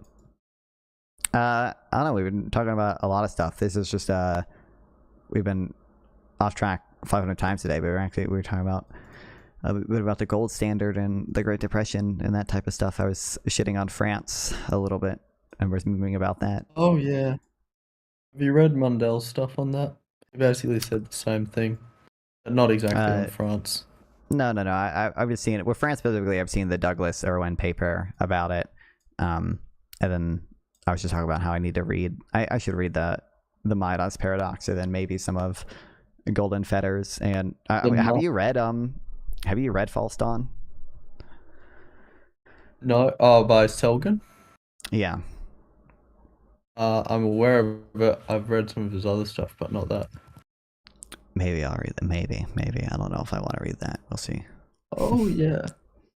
I should read that.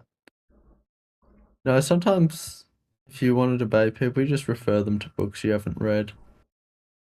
That's true. You gotta do that sometimes. Anyways, I came up with another problem with utilitarianism. Oh boy. And this one's a good one. What's up, Tron? What's up, Chidringer? I think a genuinely good idea to stop a communist revolution. I don't know if you've seen that movie, Doctor Strangelove or something, where they have the doomsday device. Yeah. So we have a bunch of capitalists, and they're going to detonate a nuclear bomb if the proletariat ever take over. So they never can. Okay? Mm-hmm. Problem is a utilitarian can never commit to doing this. But it's obviously the best thing to do. Wait, because then that way a utilitarian can never commit to allowing the capitalists to have the bomb? The utilitarian can never bring himself to press the button at the end of the day when it's time to follow through with the... yeah. I don't really see that. Major. That's a problem. Like, it's the same thing. Like, the more general example I hear is like, oh, like if, a country launches nukes at you, like if China launched all their nukes at us, and like, just suppose we had no way to shoot them down, like, most of the US population was just going to die. It's like, do we launch nukes at China to destroy most of their population too?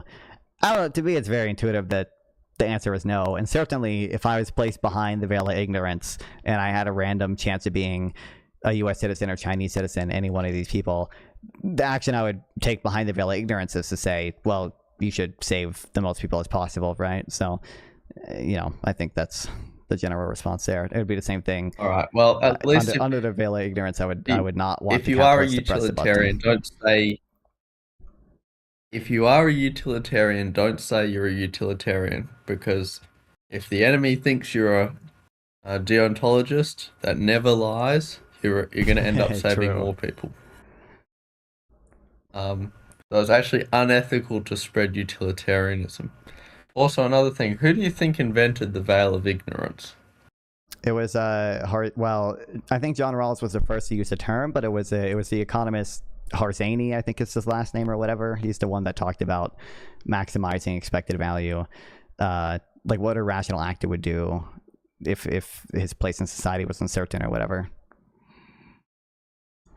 Harzani? Yeah. How do I spell that name? That's a good question. Anyways, I believe it was actually James M. Buchanan, and it's very interesting that he came to like the opposite conclusions. I put it in general. H-A-R-S. But he did defend A-N-Y-I.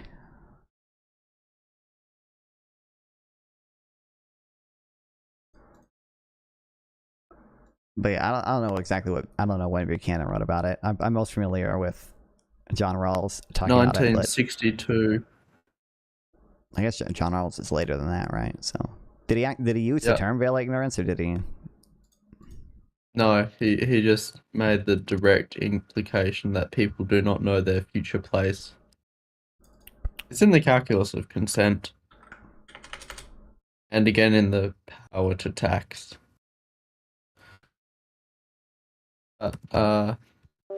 Technically, I think you can be, by the way, like you could be a utilitarian and be like an emotivist, right? Like you could be like, it's just that your emotions are like utilitarianism arrived, right? Especially like you could be a preference utilitarian. I think that would probably still fit with emotivism. Like you don't have to be a more realist and be a utilitarian. What were you saying? Sorry.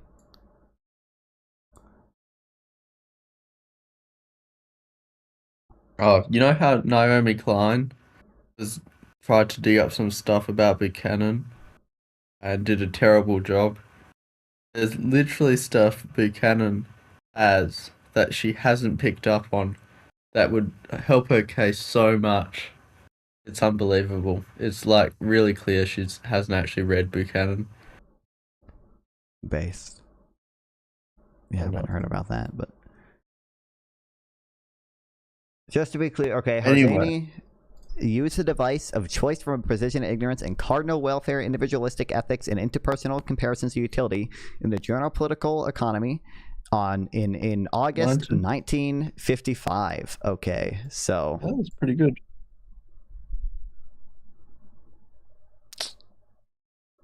My goat. He also had he has stuff about interpersonal comparisons to utility as well. Although like he does it from a he just is analyzing preferences and not you know what's like subjective experience. But yeah, that is a problem because utility can still be subjective. So if you're a veil of ignorance character, you don't really know what you would prefer. Well, he takes the I think he says if you were in anyone's position in society, he assumes that like you would adopt their preferences. I think is what he says. That's one of his axioms or whatever. In that case, I think Buchanan's is better.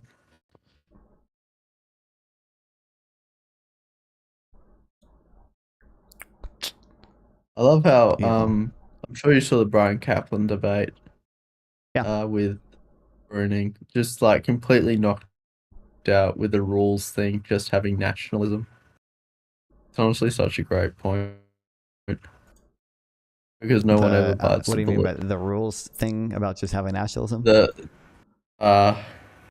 Kaplan gets him to does it. Readin won't say whether he wants rules as theory to apply on a global scale or on a national scale. Yeah. Yep. That was brutal. And Brunig barely even he didn't even like respond to that. And you got to throw that at people when they're arguing for welfare. Well, the best thing to do would be to help Africa. True. And then very rarely do they bite the bullet. Well, I mean, I know you do. Like, well, to some extent I do, but like the question is there is like, is society better overall like when governments place some interest, like higher interest in their own citizens, and like it's probably the case that it is true. Now, I think at the current margin, it's not true. Like it would be better if developed countries gave more aid to the third world, but probably at some margin they would actually be net bad because citizens would be like so discontent with their governments. There'd be like some amount of backlash to things, and it just you know what Milton Friedman said about foreign aid? He said, if foreign aid helped countries grow, it wouldn't be called foreign aid. It would be called a loan. True. Because they would be able to pay it back. I mean, I don't think most of the like high impact foreign aid is that conducive to growth. Like, I don't think, giving people fucking vitamin C shots to cure blindness or putting up malaria nets or mosquito nets to prevent malaria. I mean, it might have some effect on growth insofar as it just increases the population, but I don't think it's that big for growth. But I mean, I would agree. Like, I don't think much of the foreign aid is not as high impact and also not even that good for growth. No, because they like. Wait, hold on, real quick, Chifringo. Under the veil of ignorance, a country should not prefer its own citizens. That's to some extent that's true, but again, like if it was the case, and I think this probably is the case at some margin, that like obviously, Chifringo, you can imagine a case where a government not prioritizing its own citizens would lead to like some social backlash to it, and the citizens like overthrowing the government, and that would probably just be overall worse outcomes as compared to the government giving some priority to their own citizens and not being overthrown and remaining stable or whatever. There are clearly conceivable cases of that. I don't think that's true at the current margin, but I do think that's probably true at some point. You are breaking the veil to maintain it? No, I'm not breaking the veil at all. Like if I had an equal chance of being anyone in society, and I knew, like let's just say in a hypothetical, I knew that at this margin of a government foreign aid or whatever, that outcomes overall would actually be worse because, like for example, just imagine the U.S. just started giving 100% of its budget as foreign aid, and the result of this was the U.S. government collapsed, and we had a much lower economic growth afterwards. There scarcer access to electricity, water, basic necessities. In that world, like it's conceivable that even under the veil of ignorance, I would not want the U.S. to spend all of its money on foreign aid, because if I'm a U.S. citizen in the case where they gave all the money to foreign aid, like I would have a bad life. Like it would actually not maximize expected utility to do so. That's the argument. But I don't think that's true at the current margin, to be clear. I think we should spend more on foreign aid. But I'm gonna go because my computer's overheating and it's 40 degrees. So yeah. Damn. See ya. Appreciate it.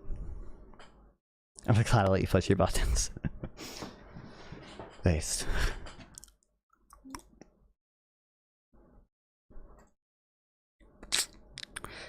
Is Tyrus Australian? Yeah.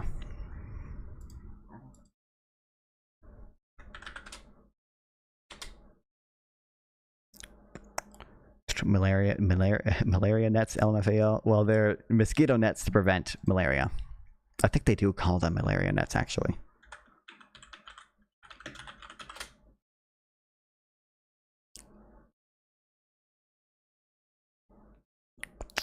Is that math you're doing? This is just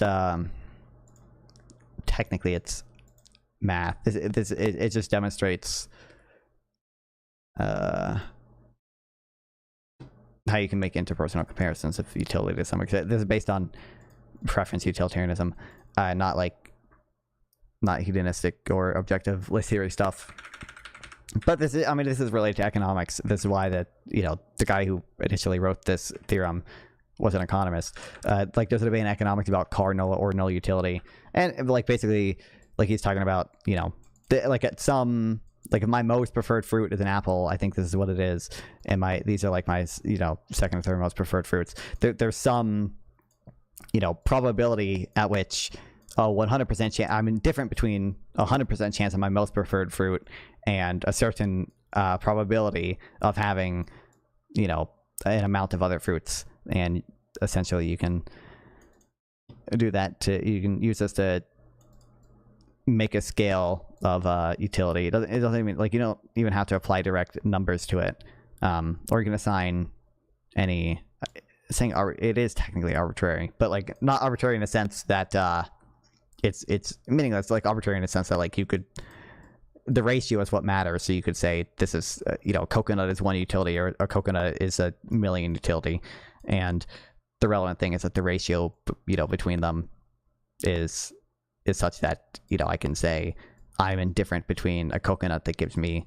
1 utility or 1,000,000 utility and a 50% probability of something else that gives me 2,000,000 utility or 2 utility. Can we take fractional fruits? My preference is fruit salad.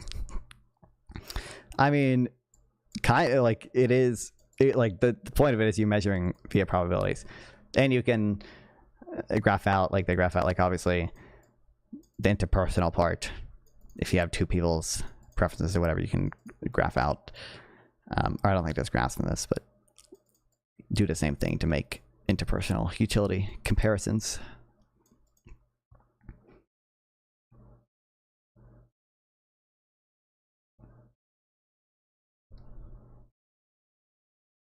more in general, if we start with utility scales for Ann and Bob, there are weights such that moral evaluation can be represented by Ann's weight times Ann's utility plus Bob's weight times Bob's utility. But since the unit of a utility scale is arbitrary, we can select individual utility scales with the weights built in. So there exists some utility scale for Ann and Bob such that moral evaluation can be represented by Ann's utility plus Bob's utility.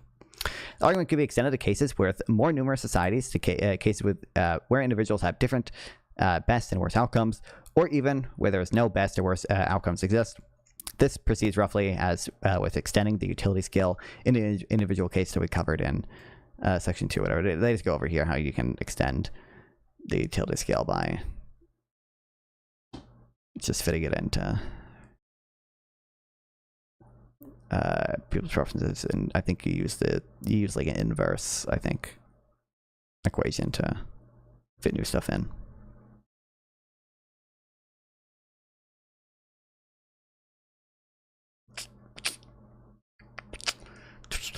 It could be foreign aid is really good, but we just don't see the world where we never do it and countries become even worse. Well, I think that's true to some extent, obviously. We don't know for sure the counterfactual. I do think there exists some natural experiments you can exploit with, like, foreign aid. I don't know, foreign, like, actual aid. I don't know what exists there. I do know with, like, foreign loans that impose some requirements on stuff, it does seem to be the case that those loan requirements and making countries adopt more neoliberal institutions can, you know, be good for their growth and stuff.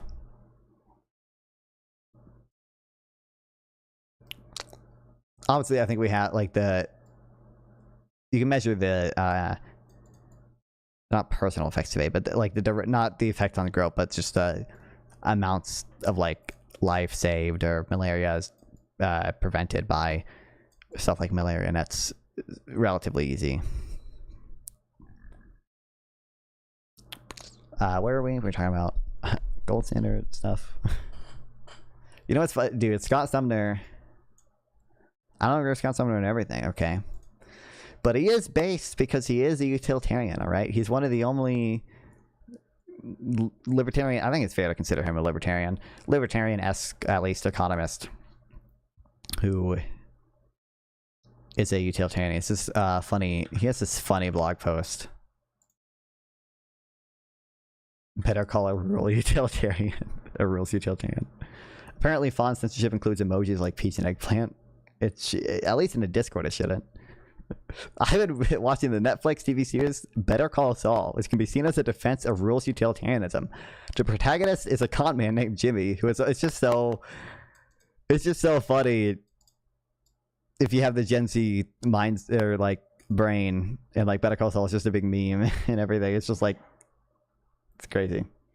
Is there a big moral difference between ordering people to death camps and ordering people to stop feeding starving people? I don't view omission and commission as particularly different. I think sort of I don't want to say maybe intrinsic is the right word. I guess maybe intrinsic is the right word. Intrinsically, like, I don't see a difference because I think what matters is the outcome. How long are you on tonight? I don't know, probably a decent amount still. I think I've only been streaming, yeah, well, like 2 hours in or whatever, so probably, I don't know, another 2 or 3 hours, something. I don't think the difference between omission and commission matters that much, but I do think you could consider the norms that they create. Like, it's probably a worse norm to create ordering people to do things as opposed to just simply refraining from doing things, right? Like, you could very clearly see how ordering people to kill people would create some worse norm in society than simply letting people die. And that could have negative outcomes, but that's instrumental. And I do think, you know, I'm allowed to weigh the instrumental effects, but it is instrumental. Protagonist is a common named Jimmy uses all sorts of schemes to evade regulations and or steal property to benefit himself and his friends. The gimmick in the show is that the producers portray Jimmy as a sort of lovable rogue who feels guilty when his actions cause pain in others. He bends society's rules, but only when he thinks the gain will exceed the cost, at least in the early seasons. Unfortunately, Jimmy's actions almost always seem to backfire. They lead to all sorts of repercussions that cause Jimmy to feel guilty. But he soon gets over it. And then it's on to his next adventure. His girlfriend thinks he needs a psychiatrist, but he actually needs a philosopher. Jimmy's problem is that he has adopted a crude form of utilitarianism, attempting to judge each action on its own merits. He fails to understand why societies need rules to constrain behavior. Here are some recent political examples. Some pundits have called for packages Supreme Court with sympathetic judges by expanding the court from 9 to 15 members. They fail to understand that any transitory benefit from extra judges ruling in the way they wish would be more than offset by the degradation of our political system. At non-fun screenshot of Dean Withers' Econ channel. I don't know if Hamsters is watching, but I checked not that long ago, and Dean's Econ channel is just not that active. I checked when that article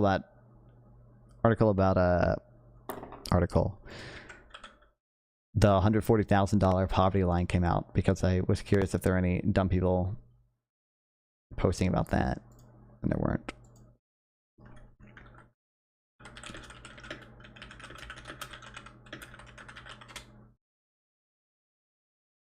Like, the difference between stopping surgery and stabbing someone, I don't know if there's a big difference.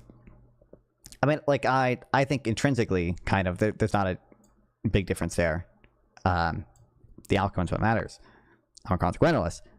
But clearly we could see, like, how kind of the norm of a surgeon violating the Hippocratic oath, you know, like actively causing harm to someone, that would kind of create, you know, a worse norm in society or something, as opposed to the letting die thing. This is actually where, by the way, whenever all the pro-life people who like to bring up Peter Singer all the fucking time, this is like like Peter Singer's position on infanticide is obviously quite out of the norm, I think, still. But the fundamental argument that Peter Singer makes with regard to infanticide is just that there is not a big difference between omission and commission, because we already, you know, will withdraw life support from babies who have certain types of debilitating illnesses that would make their lives, you know, very difficult. Even if there's a decent chance, you know, that baby could survive without life support and live on to become, if not an adult, because, you know, infants with hydroencephaly, for example, may only live 5 years. You know, it may live to toddler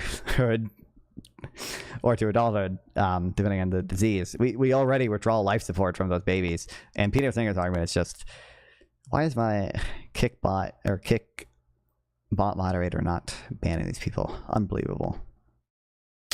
It was working well for a while.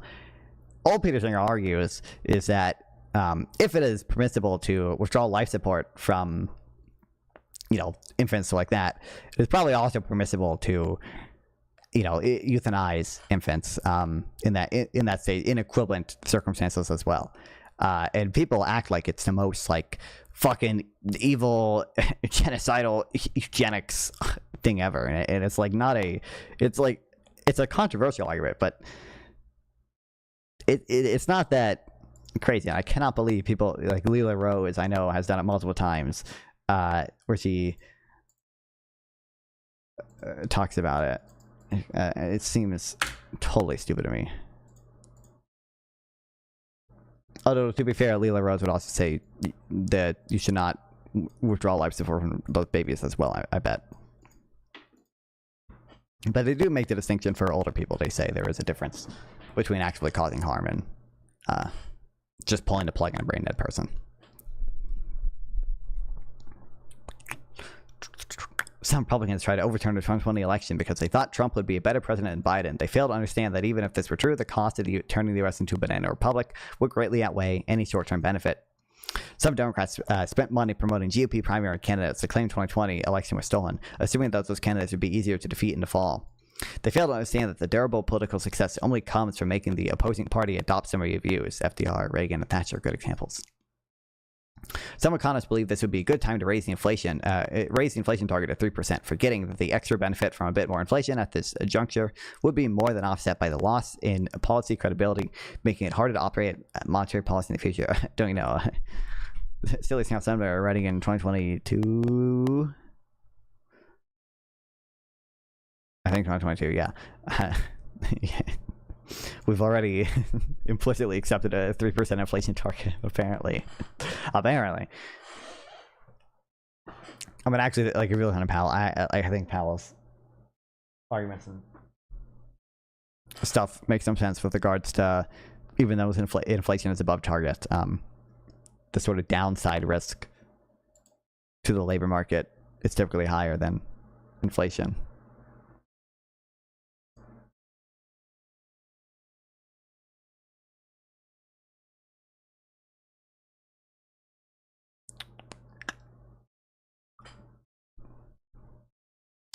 Foreign policy decisions too often reflect an emotional, ad hoc response to today's headlines, not carefully consider mutual defense institutions of rules such as NATO.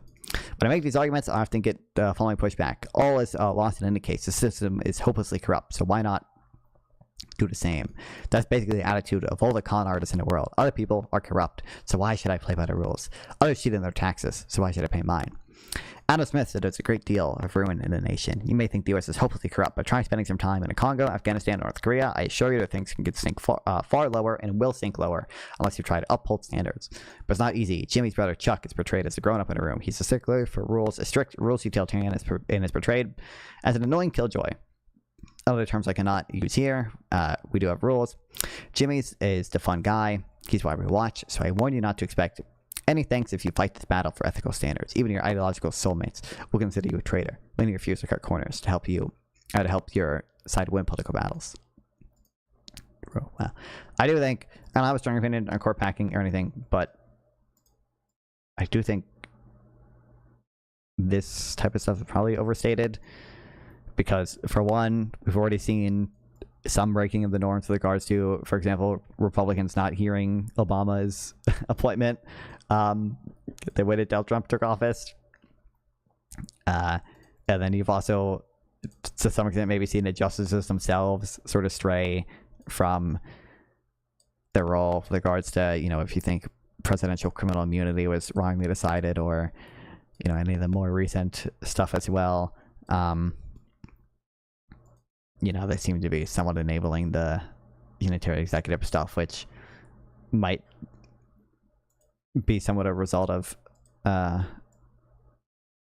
pragmatic and political decisions rather than strict judicial,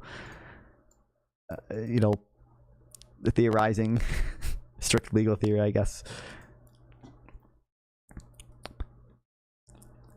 My ideal system, this is what you have to do to immigrate to the U.S. Speak English upon arrival. Don't commit crimes to be intelligible for government support. Is this racist? It's not racist. I thought it was reasonable. I don't think it's racist. No. I don't think most people, maybe people in 2020 at peak woke would call it racist, but I don't even think most Democrats would call that racist. And I don't even think most, I don't even know, that like the median Democrat probably totally basically agrees with something like that or more moderate, but it's just the online people who don't. Not fun you're in a dad clothing era with that plaid shirt. True. I went to Walmart and I saw a flannel shirt. And it had a nice, it wasn't this one, it was a different one I've worn before, and it had a nice little I saw it. It was relatively cheap. Oh my god, fuck this Kick stuff. Oh, Kickpod is banning them. It doesn't remove it from the chat anymore. That's weird. And I got like so many compliments on it from chat, from my parents, my grandparents, from like other people, that I bought 4 more flannel shirts at Walmart.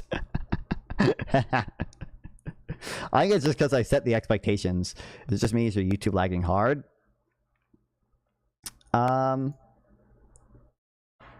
Everything on my end is good, but I don't know. On your end, it could be fucked up. I rock with plaid flannel shirts as a dad myself. Based. W clothing choice. I appreciate it. See, now you're encouraging me. See, now I'm gonna buy even more flannel shirts. I don't think I need any more.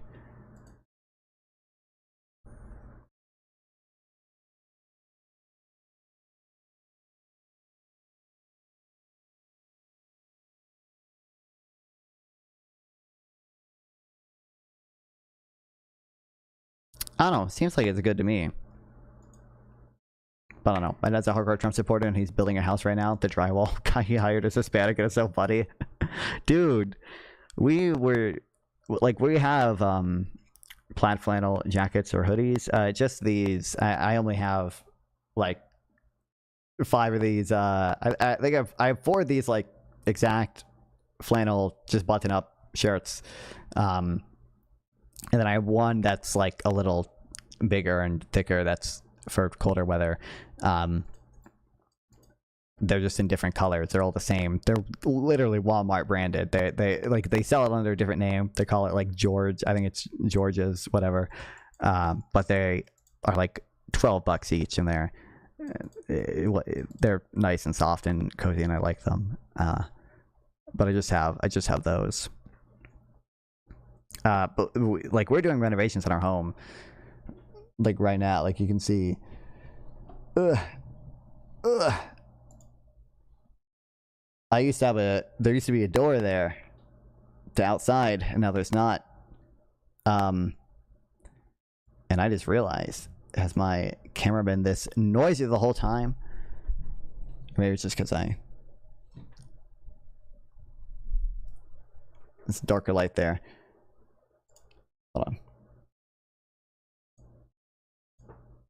Ooh. I don't know if it was noisy or not. Might have just been because it was low light when I moved it. We suspect the reason there was a like week-long-ish stretch of the people not showing up to work was because ICE was in NC. And I think ICE is still in NC, but by now it seems like they are not going to come to our town. So the most eloquent kind of ist is Easy Money's policy. He's a linguist. True. John Cena got submitted for his last match. He still does, like WWE stuff. Unironically, now finding you should volunteer to build houses for Habitat for Humanity or something. I don't know if they. I know there's like a equivalent of Goodwill store here that Habitat for Humanity runs. I don't even know if they do building shit here. I think they're like, I probably should volunteer. Okay, probably be a better person if I did. Okay, probably be net utility maximizing. Although linguist, god damn it, say it right. Didn't you? Oh, you did say linguist. I don't think construction is my thing. I think with my figure, okay. So they wall you in. No wonder you're so good at researching. I only have one window in my room now, and I have it. I have the blinds closed on it, but they're shitty blinds that don't block much light at all. And then I have a curtain over it as well. But you know that still lets some light through. So actually, I got some tape to make sure the curtain is, taped to the wall, so there's no little gap between the curtain and the wall that lets light through. I still actually need better blinds still, because there's still a very small gap at the bottom, and at the top there's a gap as well because the curtain rod extends out an inch or so, or probably more than that, like 3 or 4 inches, and I can't close that gap because the curtain has to hang from somewhere. I can't just take the curtain rod out. You'd be good at running, wiring, and plumbing in small attics. Maybe that's true.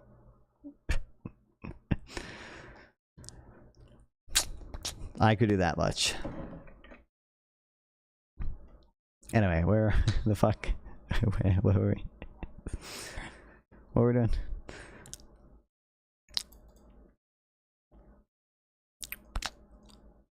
Wisconsin was goated. Rare breed of I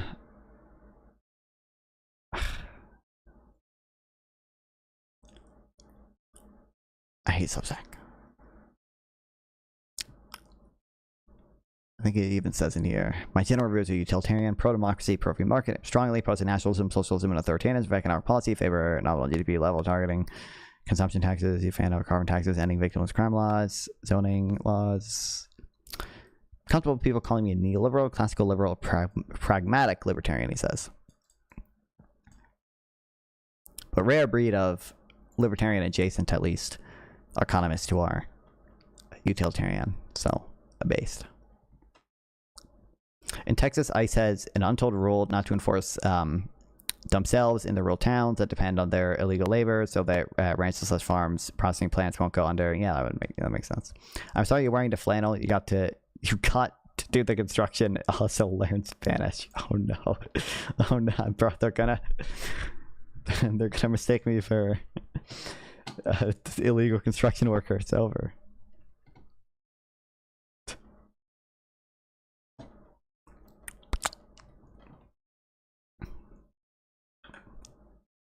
Okay, anyway, yeah, great version stuff, gold standard.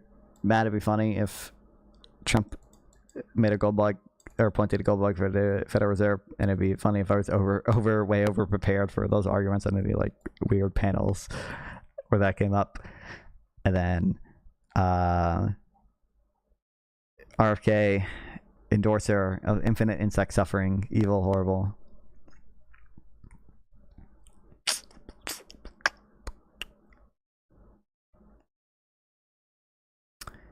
Many manufacturers still use Red 40. That still use Red 40 prefer Carmine to beet juice because it keeps color in extreme temperatures and under extended light exposure and low pH. Some industry experts even refer to Carmine as a gold standard for natural reds.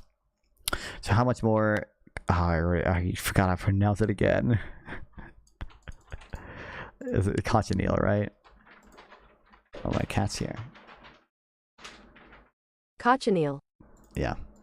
Farming we need to replace Red 40 in the 19th century before the development of artificial dyes. Historians estimate that Carmine... Yo! Thanks for coming a member, Chivingo. The veil of ignorance demands you learn Spanish in the chance that a solely Spanish speaker needs your help. That's true. That's real. Could you guys hear that on your end, by the way? I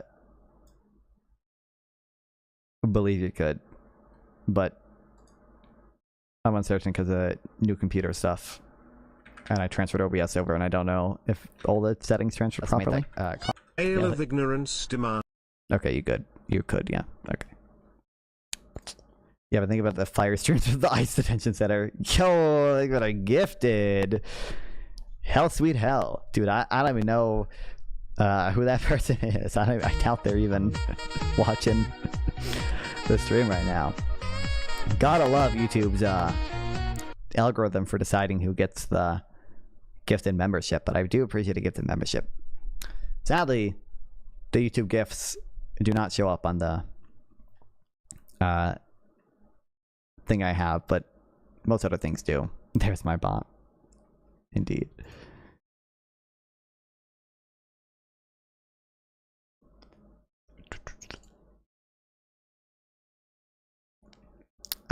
Twitch subs, super stickers do, Twitch bits do, YouTube super chats do, and Streamlabs donations do. Previously, it was only the Streamlabs donations, and almost no one uses the Streamlabs donations link.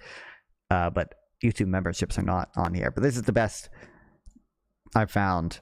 I have not found anything that includes more stuff than this. I've only found stuff that does one of these at a time. So I'm content with YouTube memberships not being included in the counter.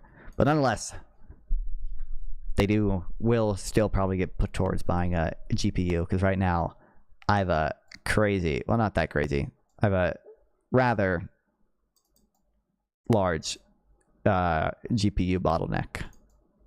But the GPU bottleneck's not bad or anything. Plus, it's not that bad. I appreciate having a CPU and stuff regardless because it helps with streaming and video editing. Like OBS is only using 1.9% of my CPU right now, it says, when previously it would be at like 10%. Other guys not finding come from the ICE detention facility where challenge 3 of my could embrace to escape before deportation and win $1 million. That'd be fire content. Can we get Mr. Beast? Last to leave the circle gets a US visa.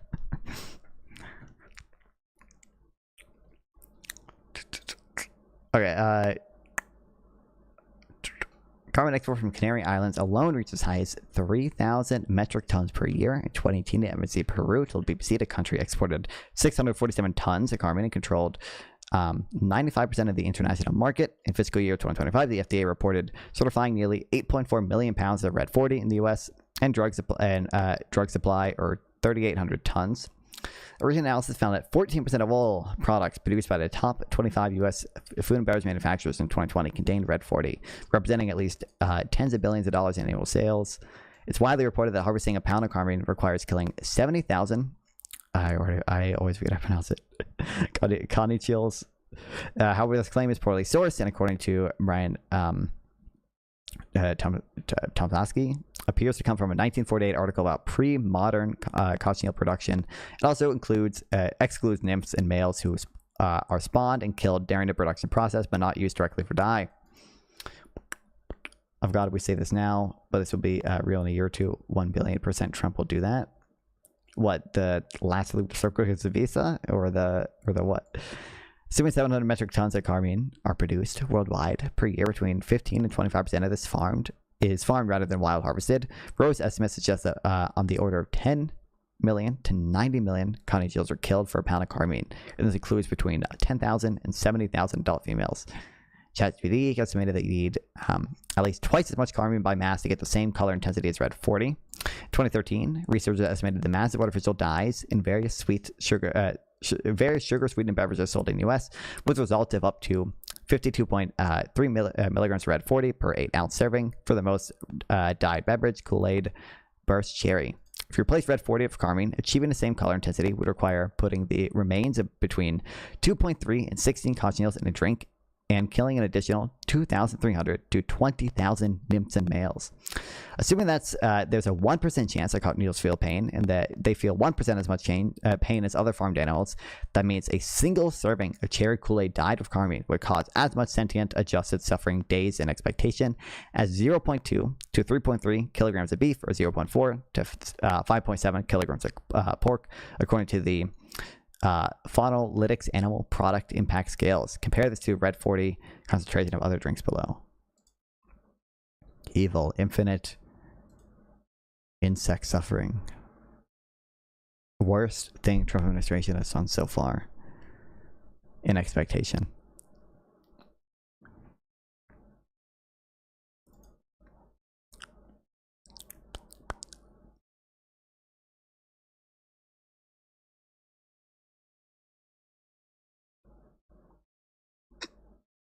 Anyway, that was just a quick meme. It wasn't that quick because we keep getting distracted, but regardless. I should save this for my own stuff. Like, if Trump wasn't 100% senile, somewhat committed, he 100% would be making deportation shows where people would compete to stay in America. Oh, that's true. They do already post. Okay, how long till just a fucking Groiper intern person does it on their own?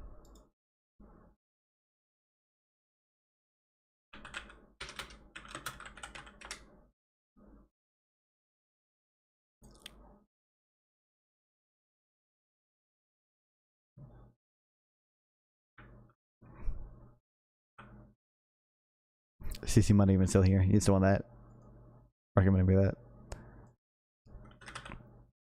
Okay, we're doing 2 quick inequality things. Oh my god.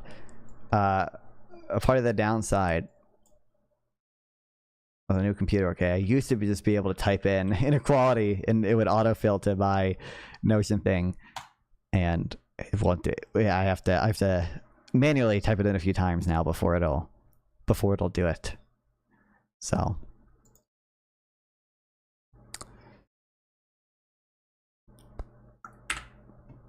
Stephen Miller and his like immigrants to remain faceless and anonymous and invisible. Well, sure, but I also think a lot of people like they also like just like laughing at immigrants being deported. That's why they post things like the immigration or the deportation ASMR. That's why they keep posting Pokemon edits and Sabrina Carpenter songs in their edits. So, not impossible. I could see an intern doing it.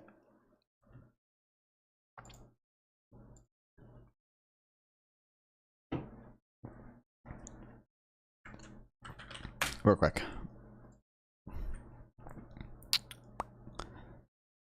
Oh, yes. Hey, it's not cooking itself. Okay. All right, the inequality book that shaped the decade is coming apart. Wilson and Pickett's The Spirit Level is Meh.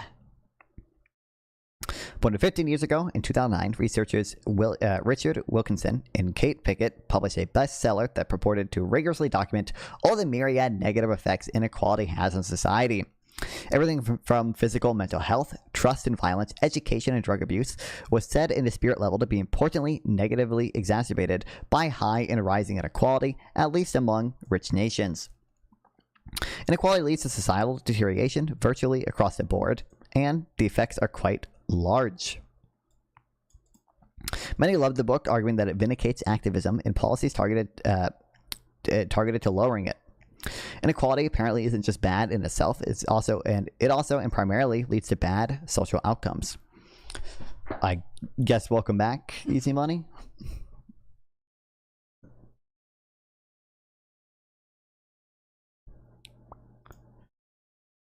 I'm not overstating its reception by saying many people loved it. The book has been cited over 6,000 times in peer-reviewed journals, policy briefs, and popular outlets. On Amazon, sales are still going surprisingly strong. It's not doing bad on YouTube either. Wilkinson and Pickett said last year they'd be invited to give well over 1,000 lectures and conferences. They also claim that inequality's negative effect has only grown in the meantime. 15 years later, things have only gotten worse, they say.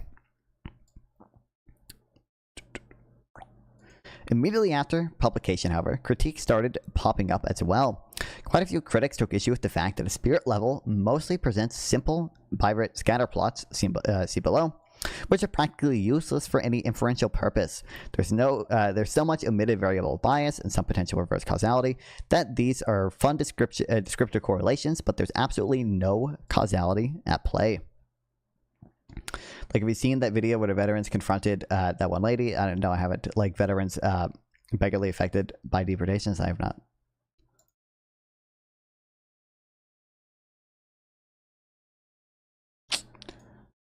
Also, I was hopeful.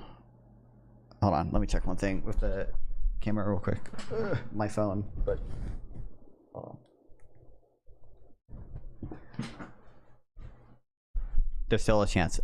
My new motherboard has a USB-C port built in that can fast charge my phone instead of regularly charging my phone. I was hopeful that it would actually be able to keep my phone fully charged while I was being my camera, but it was not doing that. However, my screen was on. I've now turned the screen off, and we're gonna hope that now that it doesn't have to power the screen, it will be able to maintain its charge. Immediately after publication, however, critiques started popping up. Others excruciated the author for their unnecessarily small sample size, only 32 developed countries internationally. They were unimpressed by how they handled outliers, took issue with the variables they used, or had other reasonable data complaints. Note, though, Thonder's own counter-analysis is also quite problematic for similar reasons. Wow. In truth, however, the scatter plots, no matter how uninformative by themselves, were intended for illustrative purposes, as this was a general audience book. The spirit level cites a large number of studies, including meta-analyses that use multivariable regression modeling, or in certain cases, even somewhat more sophisticated approaches. I don't think that gets Wilkinson and Pickett all the way to actually establishing causality, and the book can certainly be picked apart in this regard, but I feel some of the early critiques were a bit overwrought.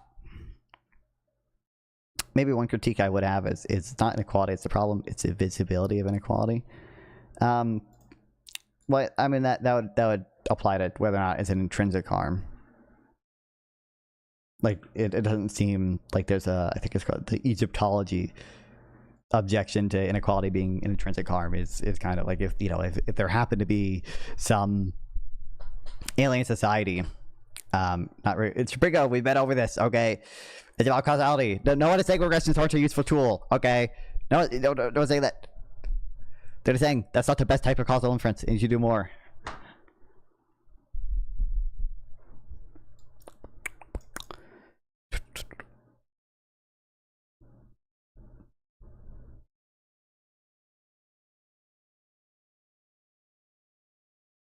To me, inequality argument seems solid.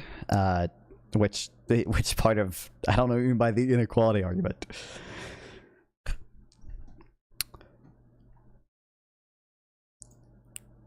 Okay. To my mind, the fairest, most cool-headed assessment came from Karen Rawlinson in 2011. In her long report, she demonstrated the following: numbering is mine. Like everyone can admit, there's a price value for neighbor's TV where you're breaking in. Maybe it's $1 million, $1 billion, but it's a price for your neighbor's TV. Sure. That puts you to rob them. The literature the literature shows a general agreement about a correlation between income inequality and health and social problems. 2, there's less agreement about whether income inequality causes health and social problems independently of other factors, but some rigorous studies have found evidence of this. The independent effect of income inequality on health and social problems shown in some studies looks small in statistical terms, but these studies cover whole populations and hence a significant number of lives.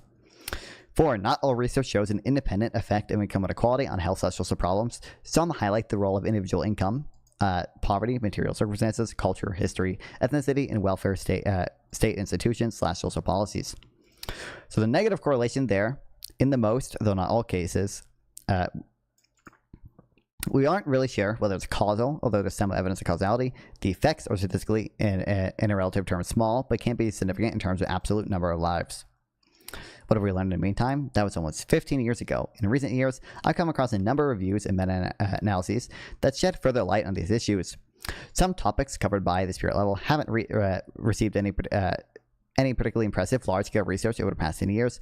Other themes have received it, and I'm pro-regression. I don't know what you're on about. Any problem with them are exogenous. That's true. They're plausibly exhausted. Other themes have received it, and some of that research has been corroborated. The story, as it was presented in the book, or at least in a more careful Rawlinson report.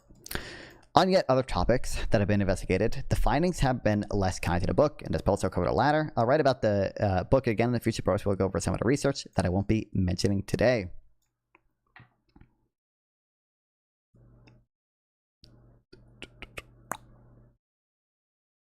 Self-rated health and all-cause mortality. A relatively big recent review focused on multi-level studies, primarily from the developed world, found that there is a small association between inequality and both self-rated health and mortality. The overall effect sizes are very small, and a large chunk of the included studies are at serious risk of bias as diagnosed by the researchers. So I don't think we can conclusively say that the small effect exists. Though the paper is titled Causal Assessment of Income Inequality on Self-Rated Health and All-Cause Mortality, it actually relies almost exclusively on earlier generation observational studies with controls for observed co-founding. The researchers try to get around this by meticulously grading how well the studies were controlled and whether they can perhaps plausibly tell us anything about causality. After doing this, they find, as I already mentioned, a lot of research is of very poor quality. For the purpose, they conclude, the available evidence does not suggest causality, although it remains methodologically flawed and limited, with very few studies using natural experimentation approaches or examining income inequality at the national level.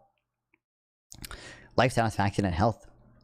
The largest meta-analysis to date finds that after correcting for publication bias, there's no general association between income inequality and life satisfaction or mental health. In fact, in poor societies, more inequality is associated with higher risk of depression, but in rich societies, there's nothing. That's the reverse of what Wilkinson and Pickett said in their book. Another interesting moderation effect has to do with inflation. Where inflation is low and inequality is high, life satisfaction is actually somewhat higher than usual. But where both inflation and inequality are high, people report lower life satisfaction. The researchers speculate this has to do with financial stress under high inflation and upward mobility under low inflation. Where prices are stable and the economy is more predictable, as is usually the case in the developed world, higher inequality can serve as a signal of economic opportunity and upward mobility, so people feel better than they do under low inequality. Again, this is a finding that's not quite in the spirit of the spirit level. Oh, and is any of this causal? We don't know, because it's just standard observational research. Violence and crime. One recent meta-analysis focused on Europe confirmed that income inequality is related to more crime. However, the association is small. And when I say small, I mean really small. It accounts for only 3% of the variance in crime outcomes. I think I probably know this study because I think I've seen Stanhill talk about it with me before.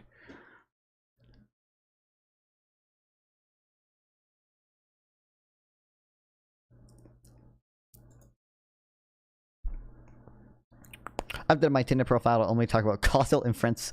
Since in zero matches, clearly the ladies prefer robust old school regression. Yeah, it's true.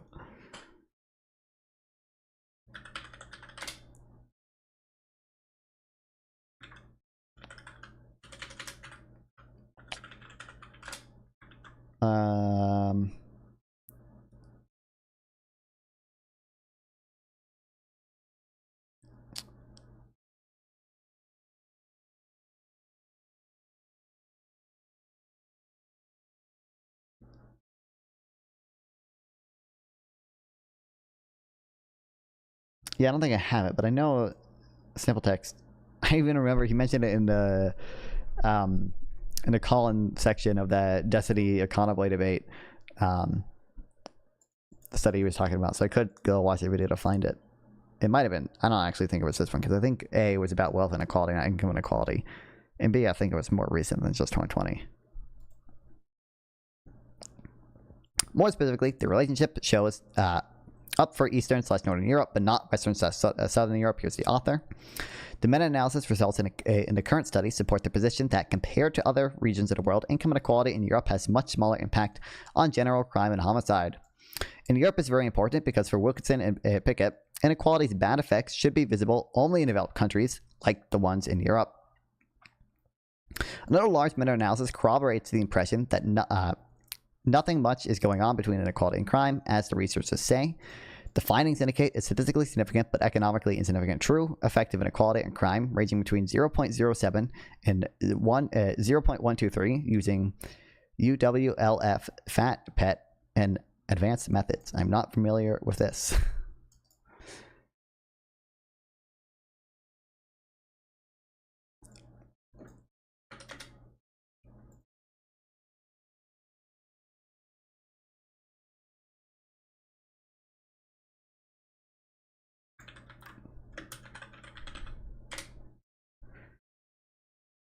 Advanced statistical techniques, unrestricted weighted least square, and fat tail pet. I'm not familiar with this. I can understand the first part. Probability distribution, where in extreme events, allies are far more likely than predicted by normal bell curve distribution. Oh, okay, that makes sense. I could have even used context clues for that one. Goddamn. Lizard. Leopard geckos suck.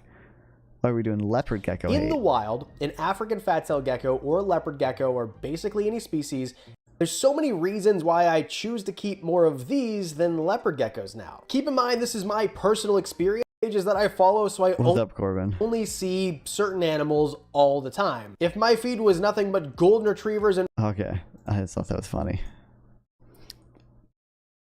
In essence, if there's an impact on inequality and crime, it is at best minimal. Additionally, there is some limited evidence suggesting positive publication bias.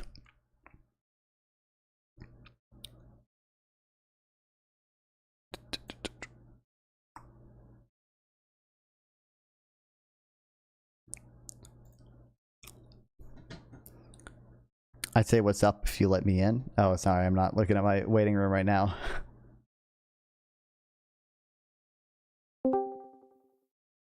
What's up? What's up? What you talking about? Not a ton right now. I don't know. I was just reading some posts on income inequality that I had saved. Hold on, my audio's fucked. Give me a second. Unbelievable.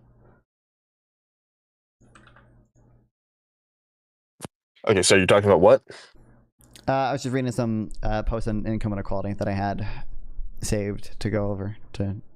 Oh, nice. What's your? Do you think that income inequality is like the biggest thing plaguing the United States right now? No, definitely not.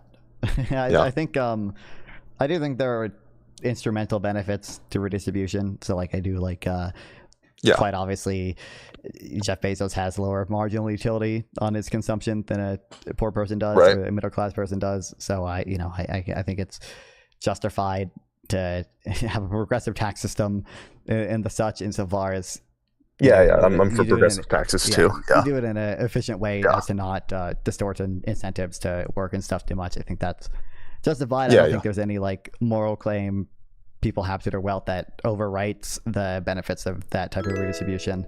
But I don't think I'm not super well educated on this. Is why I'm part of why I'm reading this blog post, but also just because it's like a blogger I read occasionally. One, I think when you look at post-tax income inequality in the U.S., that has not gone up that much, depending on the assumptions you make about unreported income. But if you assume that unreported income is sort of distributed according to like tax returns,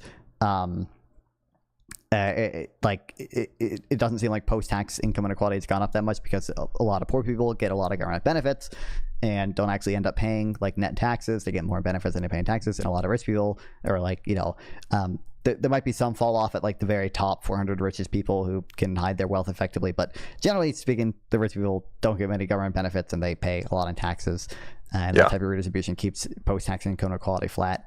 If you assume that unreported income is distributed like total income, so more unequally, then post-tax income inequality has gone up somewhat, but still not that like that much. I think people way overestimate it, and then I think people are way too quick to assume that it has bad effects, and they don't focus on the potential, not the good effects income inequality has in and of itself, but that it could be the result of a system that has good incentives overall.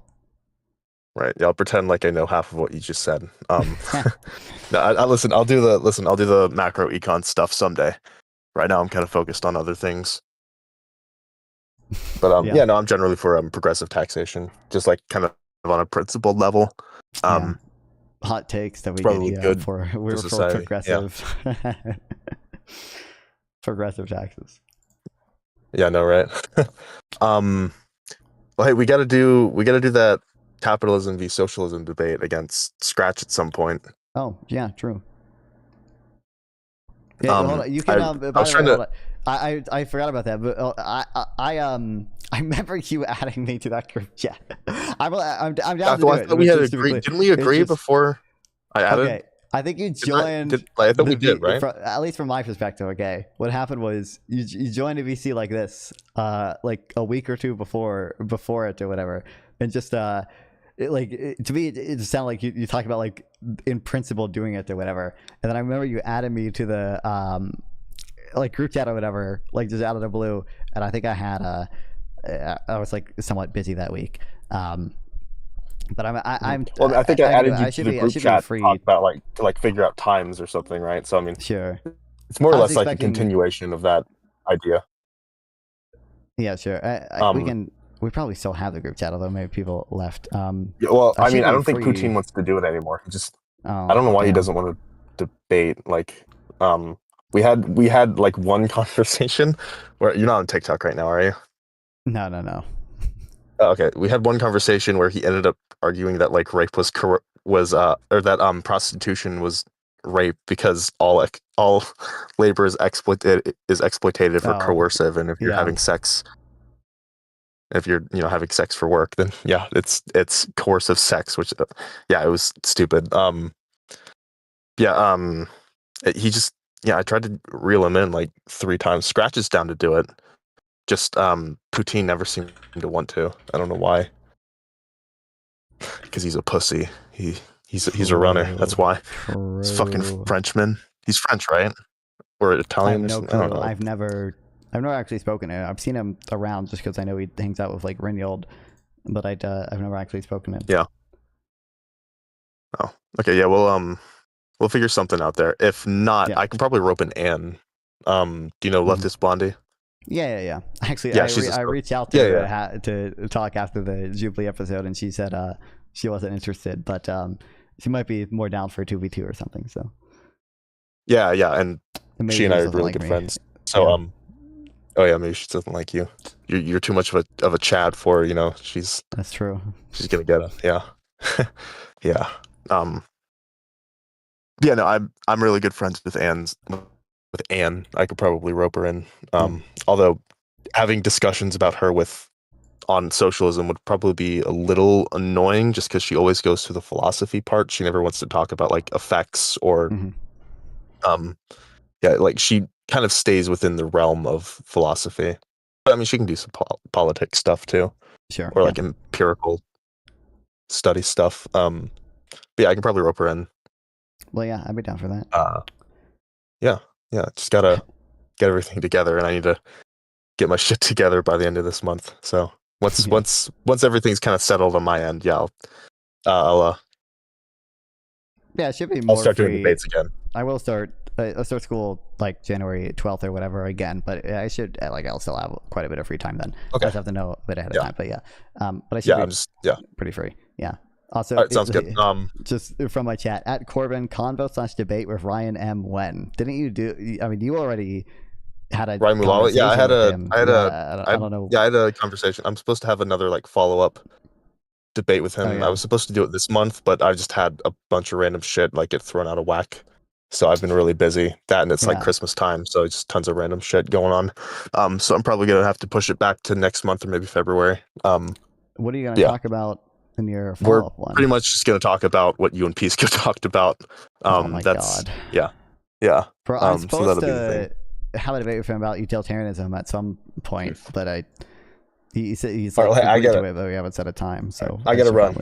I gotta go DoorDash. I'll talk to you later. Yeah. All right. See you later. Thanks for chatting. Bye.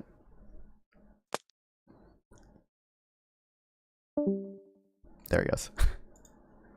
No, Ryan sucks. For real. Comment number 2 or debate if they still disagree. Yeah. I should probably, I bet if I just DM Ryan and just ask him, like just set a date on my own, you probably would do it or whatever. I've kind of been waiting on him. I guess I probably don't need to do that. But we should be discussing utilitarianism at some point. I think he just...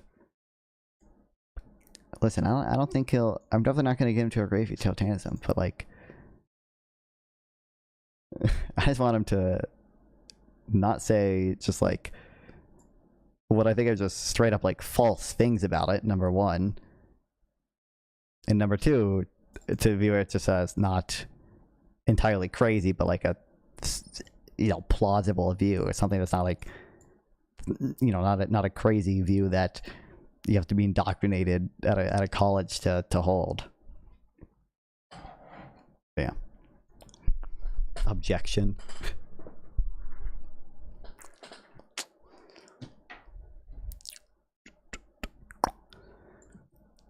As they further qualify the effect size in a paper, the true values of the partial correlation coefficients, the net of publication bias, are statistically but not economically significant. They're in the range of 0.07 to 0.123, which represent non-existent small effects according to the guidelines provided by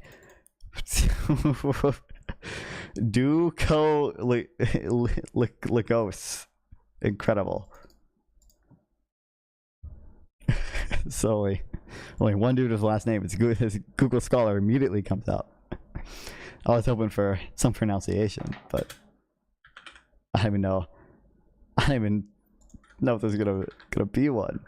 Oops, I had that copy to try to add it to the list of band words and kick. Dukiliagos. Dukiliagos, okay. Now that I view it, actually, I could have got it because Liagos, I would recognize it on its own, like that.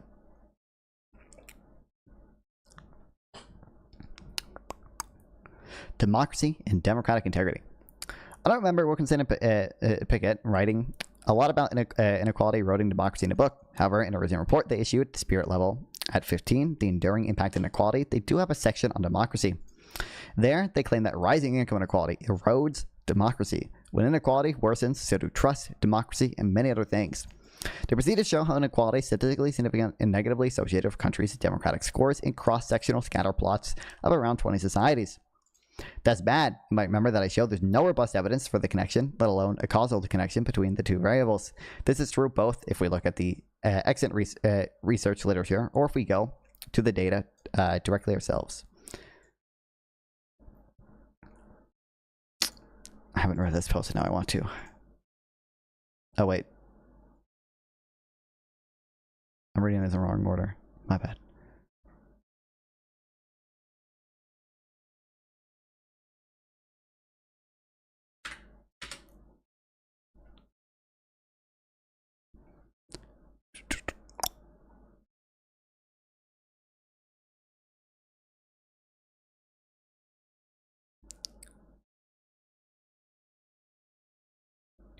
No robust evidence for this connection. I don't know, causal connection between the variables.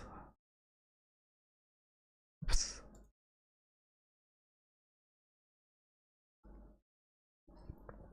Beware of claims of causality. Note also that this recent report by the authors, in contrast to the book, relies solely on bivariate scatter plots, even though causal language is used throughout. Inequality, the authors claim, drives, hurts, determines, leads to, reduces, erodes, etc. That's doubly bad. As I said in the beginning, there are many other topics covered in spirit level, and for some the evidence is more encouraging. But some of the key, most attention-grabbing claims from the book have more or less unraveled in light to some more and more systemic evidence. Look, I don't particularly like high inequality, nor do I think we should treat it as something irrelevant. For instance, I don't agree with Readin McCloskey that expressing a certain amount of normative concern about inequality is simply to be possessed by a vague feeling of envy. I'm a social democrat and thus naturally lean egalitarian. I'm also sure inequality has at least some, even if only small / modest, bad social effects, which makes me like it even less. But let's not distort the truth. Inequality is definitely not, as Wilkinson and Piketty mistakenly claim. So I keep trying to want to say Piketty, like Thomas Piketty, or Piketty, or however you pronounce his name. Pickett mistakenly claim at the root of all our crises. I've read this before. Thought it was going to be something else. Okay. Hold on. I'm appreciating this post. I'm liking it.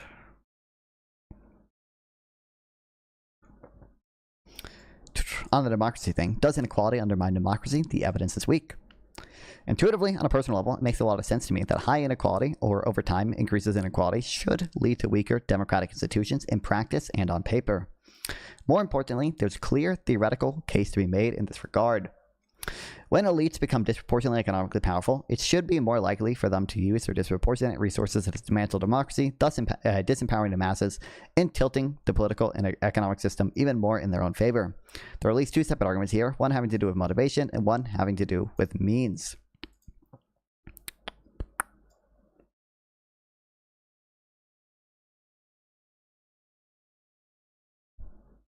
Bruh.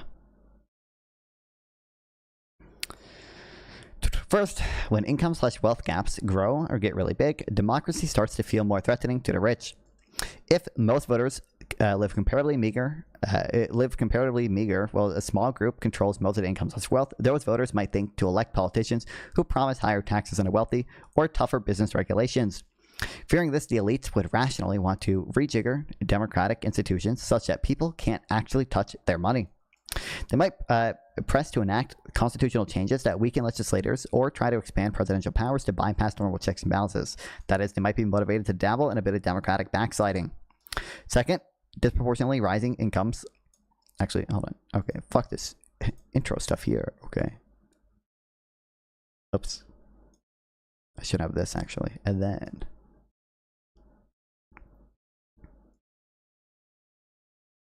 He makes it easy for me. I love good.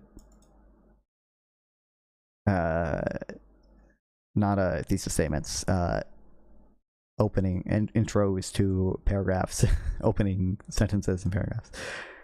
What a small group controls most backsliding, okay, blah, blah, blah. Moreover, because any potential opposition controls a comparatively small amount of resources, it's harder for them to fight back. The playing field isn't leveled, and so it's even easier for the elite to get what it wants, and to do so at a faster pace than anyone else. Marxists and other radical theorists are the ones who typically make these points, but I don't think you have to be either to see the logic at work here. Just use basic rational choice and public choice theories. What the existing empirical evidence says. But what systemic empirical evidence do we have in the do we have that this is the case? To my big surprise, the evidence is pretty thin, or at least uncomfortably mixed. I couldn't find good meta-analyses or any meta-analysis on a topic, but there are individual studies. A 2009 paper published in World Politics shows that inequality harms democratic consolidation but has no net effect on democratization. If anything, inequality weakly promotes democratization, although not significantly. The method is nothing impressive, but control for variables are fairly sensible. However, the 2015 paper does much more to address the endogeneity issue, employing it in internal instruments with SGMM models, argues there's actually no effect either way. As the authors put it, despite being correlated, there's very little evidence of any effect on income inequality on the level of democracy once employing appropriate model specifications. Furthermore, there's no robust evidence that inequality systemically affects either democratization prospects or democratic stability.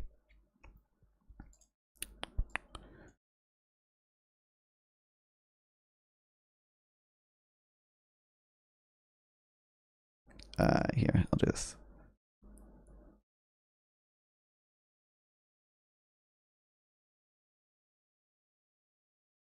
More recent 2024 paper published in PNAS.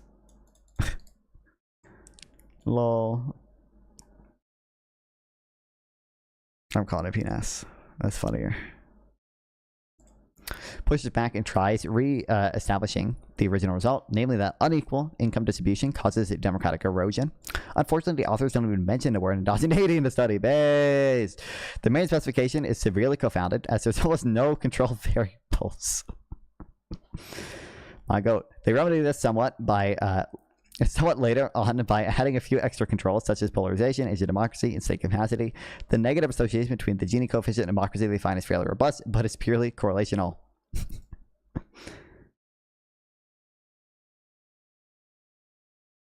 My goats. Finally, it's a paper from just a few months ago, which also finds a negative correlation in a sample of developed countries since between 2006 and 2007. Unfortunately, the study is almost completely worthless as it presents pooled OLS regressions, which is not how you model panel data.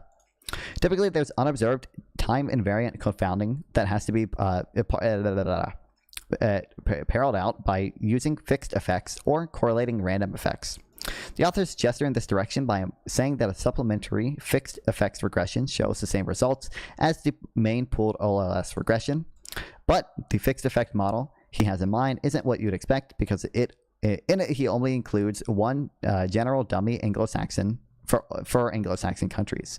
This doesn't solve unobserved time invariant confounding at all. You need individual country dummies, not one single regional dummy.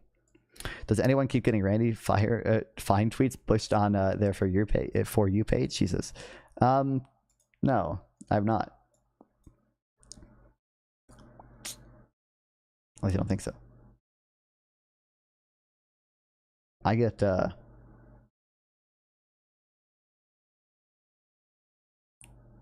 My stuff is all pretty normal right now. There's a lot of stuff about the fucking Dilbert comic guy who's like paralyzed now. And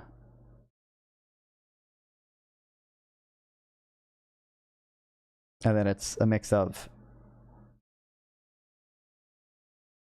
Twitter shows me like my regular econ content, and like once it runs out of that, it just shows me goon stuff. And once it runs out of that, it shows me like Instagram Reel, Snapchat, Slop, ADHD, brain, Slop videos. He's that morbidly obese oh, I think I know what you're talking about, but because I think I've seen him like speaking before and he just looks funny. Like I've seen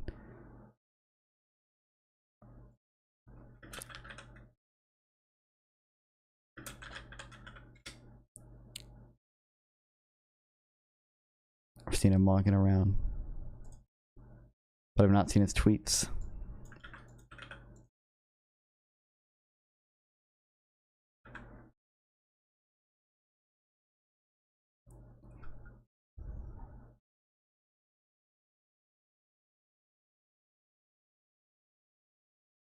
Oh, he's talking about James Swisback. Royper weirdo James Swisback. I am inspired by Zorhan.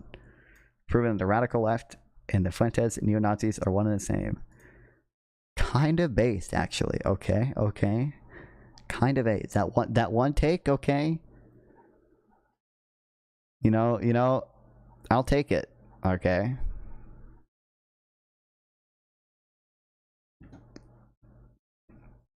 Typically it is read that.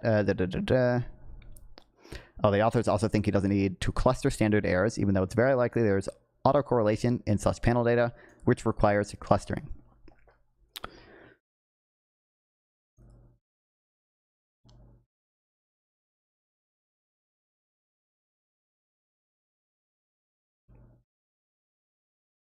Fuck. I should remember what this is.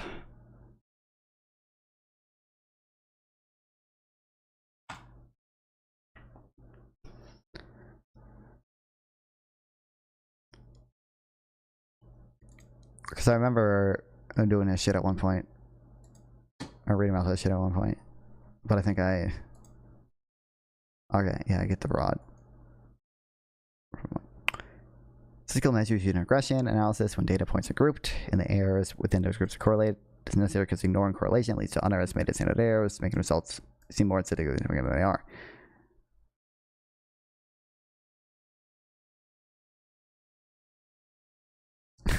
What? This is awesome.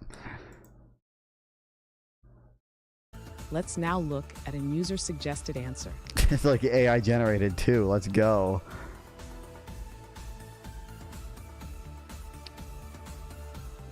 Cool transition he's got there. Cluster robust standard errors. Oh my god. The user it's legit. This is AI generated for sure. LM. You can specify the cluster directly in your regression model.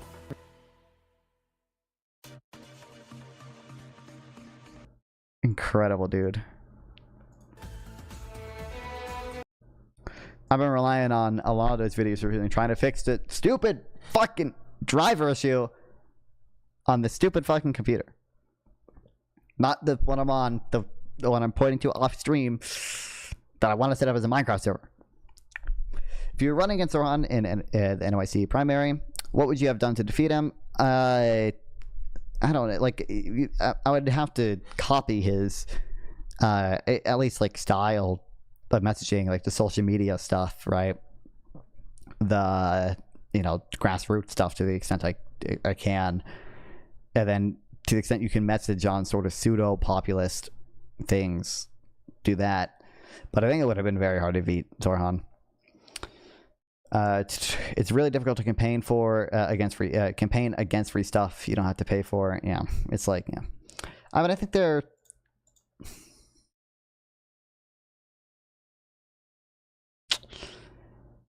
I wonder what the optimal strategy is in appealing to people's emotions about, like, socialism being bad.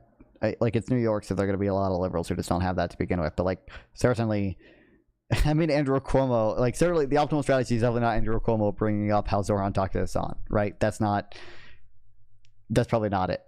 But there are plenty of people in America who don't like socialism and have been indoctrinated to be against it, okay? So like, there's some attacks you could go on there with regards to especially the stuff he said in 2020 and 2022. But yeah, I think it would have been hard. But the thing is, with the younger generation, people just want a lifeboat. They don't care if you call it capitalism or socialism. Well, yeah, I especially, well, I think, first of all, probably like a decent, you know, it wouldn't surprise me if the majority of young people who voted, I think the majority, not the majority of young people, but of those who were politically engaged enough to vote in the New York City mayoral election, it would not surprise me if the majority of that demographic self-identified as socialist or market socialist or, you know, maybe social democrat. That, I don't know if there's polling in that demographic specifically, but that would not surprise me. I have reacted to the recent Hassan Abi. That was not that recent on trigonometry. I did watch that, but that was not particularly recent at this point, right?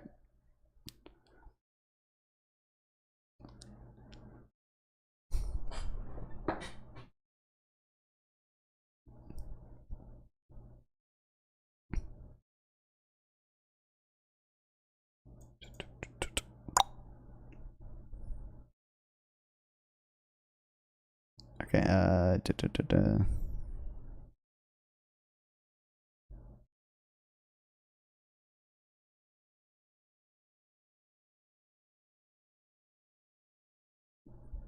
Someone's basically socked him too. He has no socialist policies.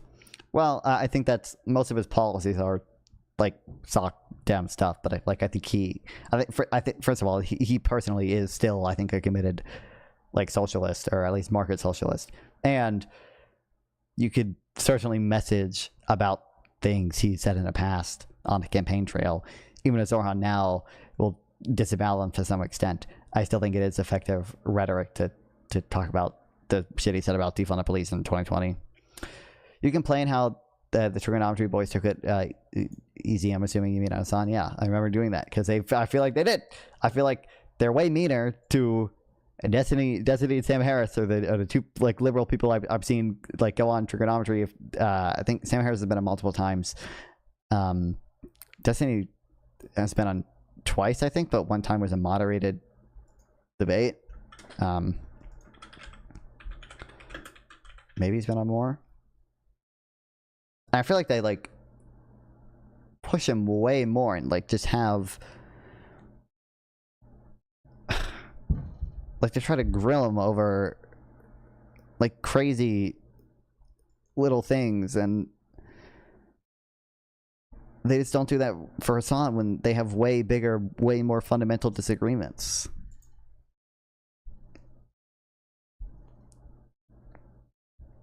Like they're so obsessed with trying to show Sam Harris has Trump derangement syndrome.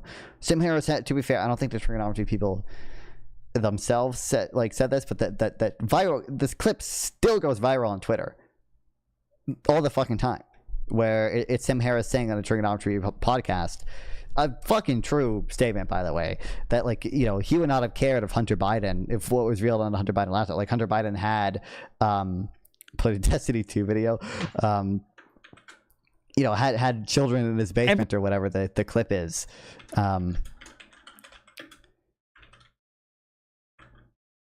It's crazy. Elon Musk, by the way, will like retweet that, even though he was like personal friends with Sam Harris and he knows the context of that clip.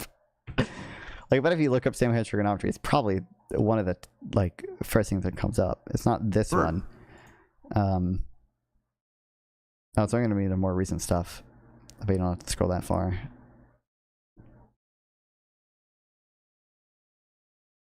Damn, not fun debunked.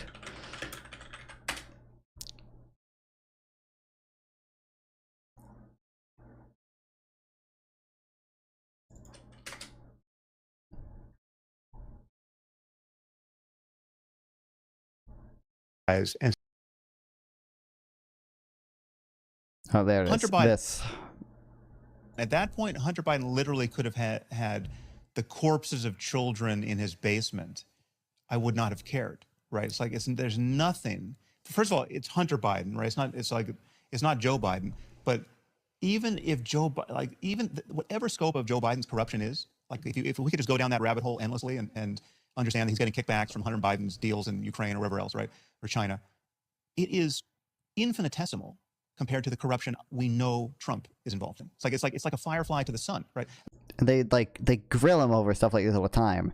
Now, they were more fair than the internet is to him. And it's a coin toss as to whether or not Sam, I'm sorry. that particular piece I'm really sorry. I was the one that said we should move on, but you've just said something I really struggle with there, which is you support the kids in the basement. No, fuck the kids in the basement. I'm interested in democracy. You're saying you are content with a left-wing conspiracy to prevent somebody being democratically re-elected as president. Well, no, I'm content. Well, but the thing is, and I feel like they I feel like Constantine was smart enough to understand a point Sam was making here, which is not that he would actually support like some fucking deep state conspiracy to try to restrict Trump's rights or something to run for office, but just he supports a concerted effort by left-wing people to not allow an authoritarian to take office through like legal means. I don't think he does not hold a position that anything illegal would be justified to prevent Trump from taking office. It's not left wing, right? So Liz Cheney is not left wing, right? Liz Cheney is doing everything in her power to prevent somebody being democratic. It's not but there's nothing conspiracy. It's not. It was a conspiracy out in the open. But it doesn't matter if it doesn't matter what part's conspiracy, what part's out in the open. I mean, I think it's like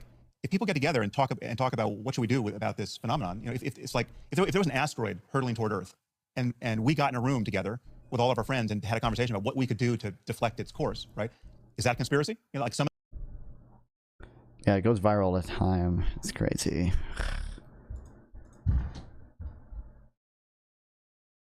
I think Public he's has. I guess he's been on like 3 times. One of the time was this virtual interview. I don't think they probably weren't that mean to him here. We need to get back into power. When we get back into power, we need to make them blow on Hunter Biden's ass. Do blow on Hunter Biden's ass. This is true. Straight off Hunter Biden's massive fucking cock, bro. Okay. You could fit 5 lines on that thing, okay?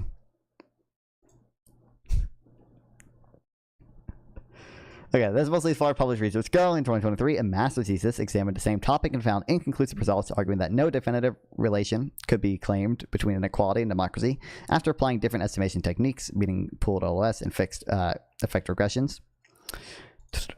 By the way, the author here did a better job controlling for co-founders than the PNAS study. There's also a 2025 working paper. You've seen his big dick. I don't actually think I've seen it uncensored. I think I've only actually seen the censored images.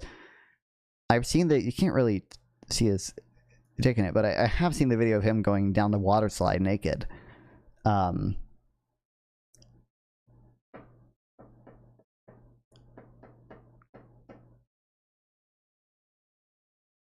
But that's it. I don't think I've seen the uncensored stuff. Okay, 2025 working paper should be mentioned. It affirms the impression I've been laying out so far, which is that empirical analysis of interplay, i.e. the relationship between economic development, inequality, and democratization, have been limited and have yielded overall mixed and inconsistent results. The authors then present their own panel regression analysis and find no discernible net effect of inequality and democracy, adding that the results are robust across different identification strategies, outcome, variable choices, and subsample analyses. Interesting, right? If you're like me, you're pretty sure that there's a lot of quantitative research on a topic of inequality affecting democracy, and that the results mostly point in a negative direction. I guess not. Let's take a closer look at the data. So I decided to take a look myself. I picked 3 standard measures of inequality. Shares of total disposable income held by the top 1% and the top 0.1%, and a share of net wealth held by the top 1%.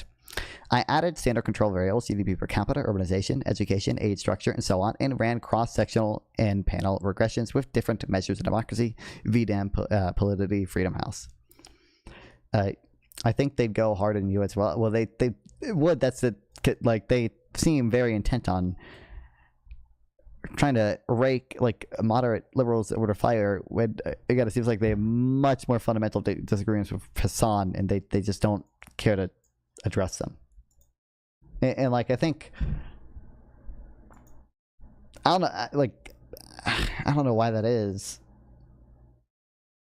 but read my message before last. Oh, you're reading this all wrong. It's an insult to Hassan. They don't seem as intelligent enough to engage in real debate. Otherwise, it's a compliment to Sam H and Tiny. I don't know if that's the motivation.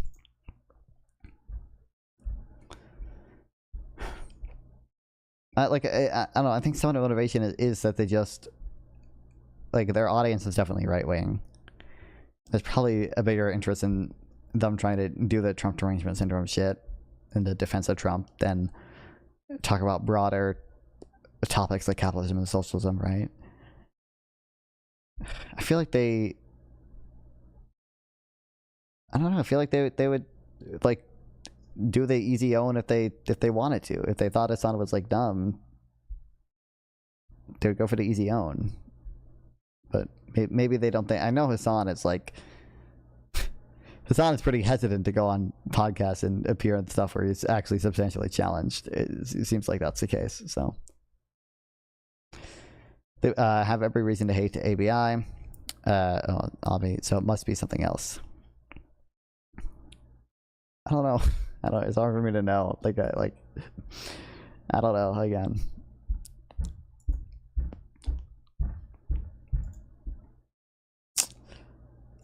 It's all horseshoe theory. This is true. They did agree. Like I think they started off on agreement about like wealth inequality being the #1 biggest issue. My phone, it's dying a lot slower, but it is, I think, at least. But it is still going down. I was at like 63. Even fast charging can't save it, which is weird. There are probably different levels of fast charging. Like even when my phone says it's fast charging, it's probably not actually fast charging. But shouldn't it be if it's the same? Like shouldn't USB cord, same USB-C cord be supplying the same like voltage if it's fast charging, whatever, or watts? I don't know which one matters in this case. If I plug my phone into the wall, it'll charge. It'll not only maintain its charge, but actually charge up over time, even when it is my camera. But it doesn't do that when it's plugged into my computer, even though it's supposedly fast charging. Okay. Within income inequality, there's a pretty clear, strong, bivariate relationship and expected direction under a cross-sectional design. The relationship even survives when controlling for economic development. Wealth inequality shows nothing statistically significant no matter what I do. Okay, but it's virtually useless because omitted variable bias and reverse causality are pervasive here. When I turn a more informative panel regression cell, it's the mixed picture from before. See the coefficient plot below. Here, country fixed effects are also included, so we're looking at how inequality and democracy are related over time with each country. Time invariant confounding is controlled for, as is a number of important observed time varying confounders.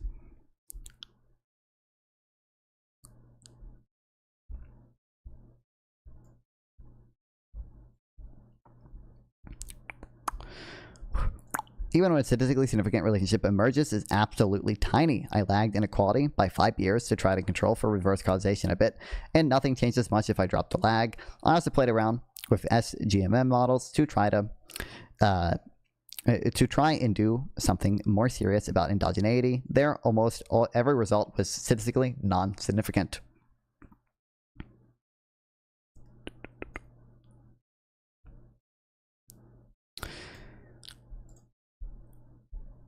Yeah.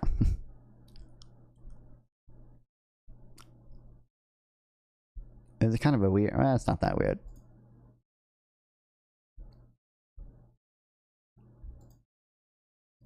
I'm not used to there being multiple things on a y-axis for something like this, but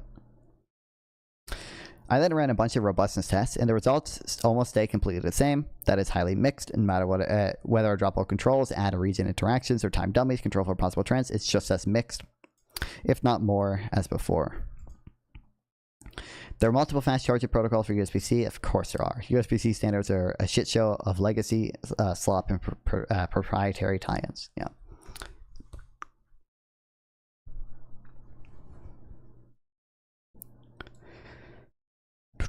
As always, what we really need is good, convincing causal inference, and not just cross-sectional LOS, fixed effect panel regressions, or even SGMM models. But in lieu of a proper causal design and going off these different statistical tests and the existing literature, the claim that inequality is destroying democracy seems a bit iffy to me. It's not well established at all. A reader also asked about critical thresholds. Perhaps inequality only starts becoming bad for democracy after reaching a high enough threshold. That's plausible. I tested a few thresholds and ran a bunch of different specifications. I find some evidence for the link when I set the threshold quite high. For instance, after the top 1% income share surpasses 15 or 20%, the latter being quite a bit higher than in even South Africa today. However, when I start employing lags to somewhat guard against reverse causality, the results turn out to be statistically non-significant. Cross-sectional evidence is just as mixed. Yeah.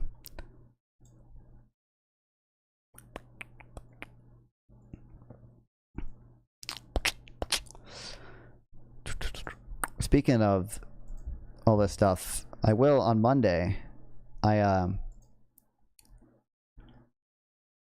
gotta find this fucking thing, and it's impossible to find because the YouTube channel is really small. They have a bigger Spotify audience. As I said at the beginning of the stream, I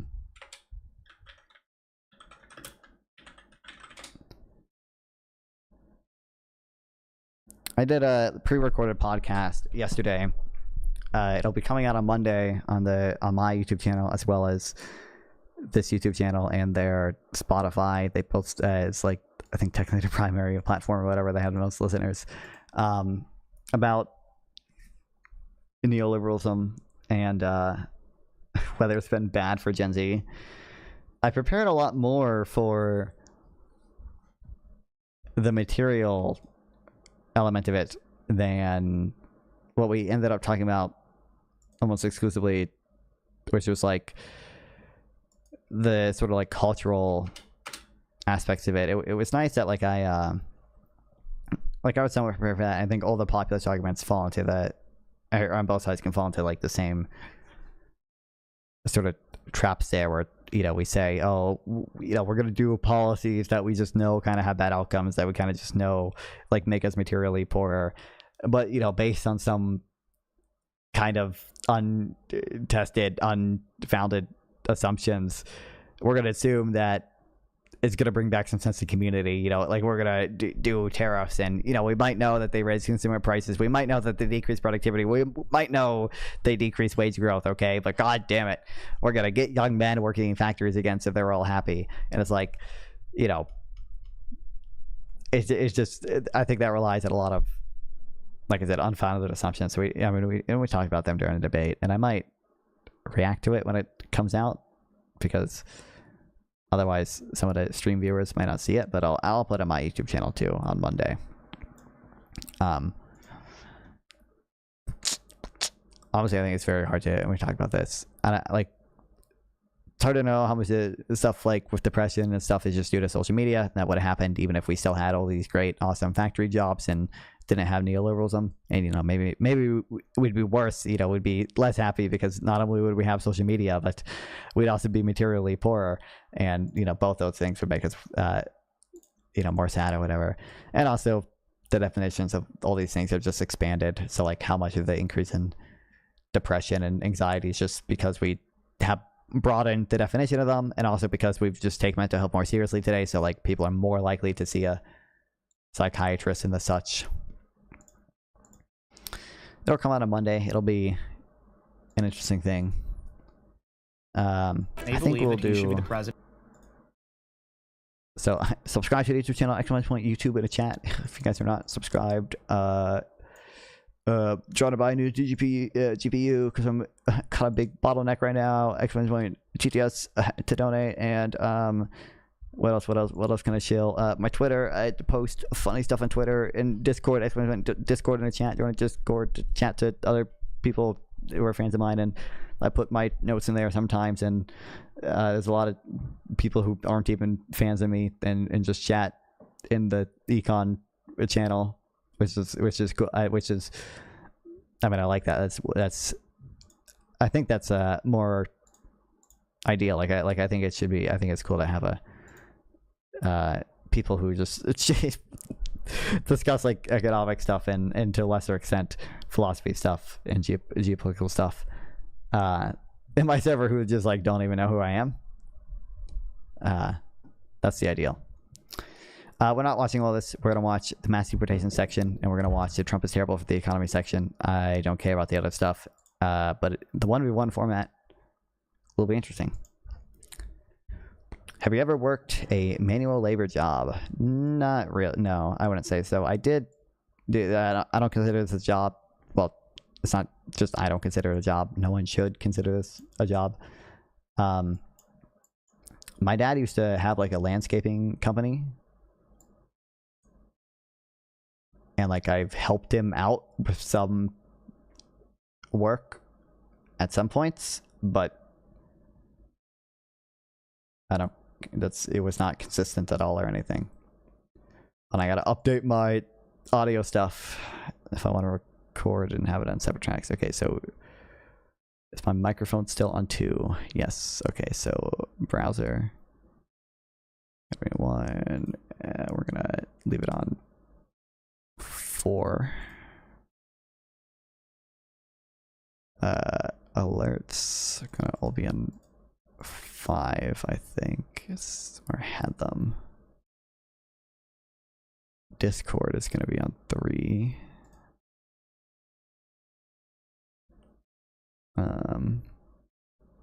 The game's audio is gonna be on 5 as well. That's fine. Go back. I'll put it on 6, I think.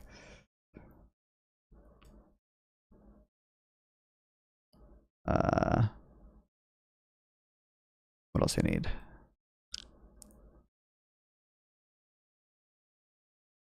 What have the alerts on? 5? Okay. Sound alerts. 5. Streamlab alerts. 5. Tingy overlay. 5. And TTS monster. 5.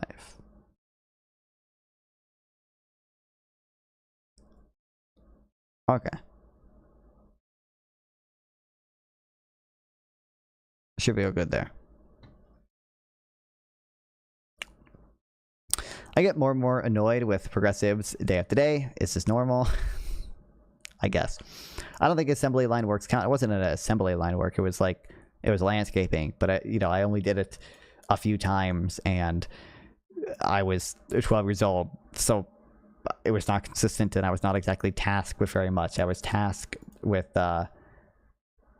picking up sticks and putting them in trash bags to haul them off to the dump. Like, it was not very much. Want to react to Hassan, react to an econ, and trade article for in chat? I think I would rather actually fucking kill myself.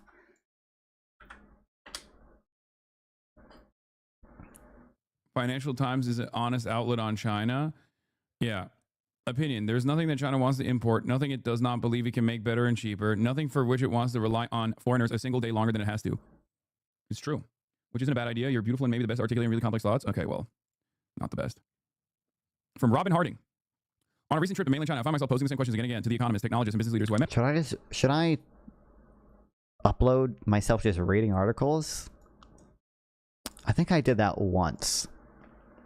And it actually became a relatively popular video of mine. I think the only time I did it was this thing about the Longshoremen's Union. And it got a lot of views, but it did not have very long watch time because, shockingly, this is not the type of content people want to watch, especially uploaded as a separate video rather than just a live stream. Met with trade. I'm saying factory jobs to happy males doesn't hold. Oh, sure. Only hard labor will do that, which of course people don't want. I don't even, like, the link to hard labor is not even that clear to me because again, I think it's very likely that much of the increase in depression and anxiety is just one, if not over diagnosis, just the fact we've expanded the definitions, even if the new definitions are are better. And two, the fact that we take mental health more seriously, people are just more likely to, go see a psychiatrist and stuff today and get diagnosed, even if people who met the conditions previously just didn't do it.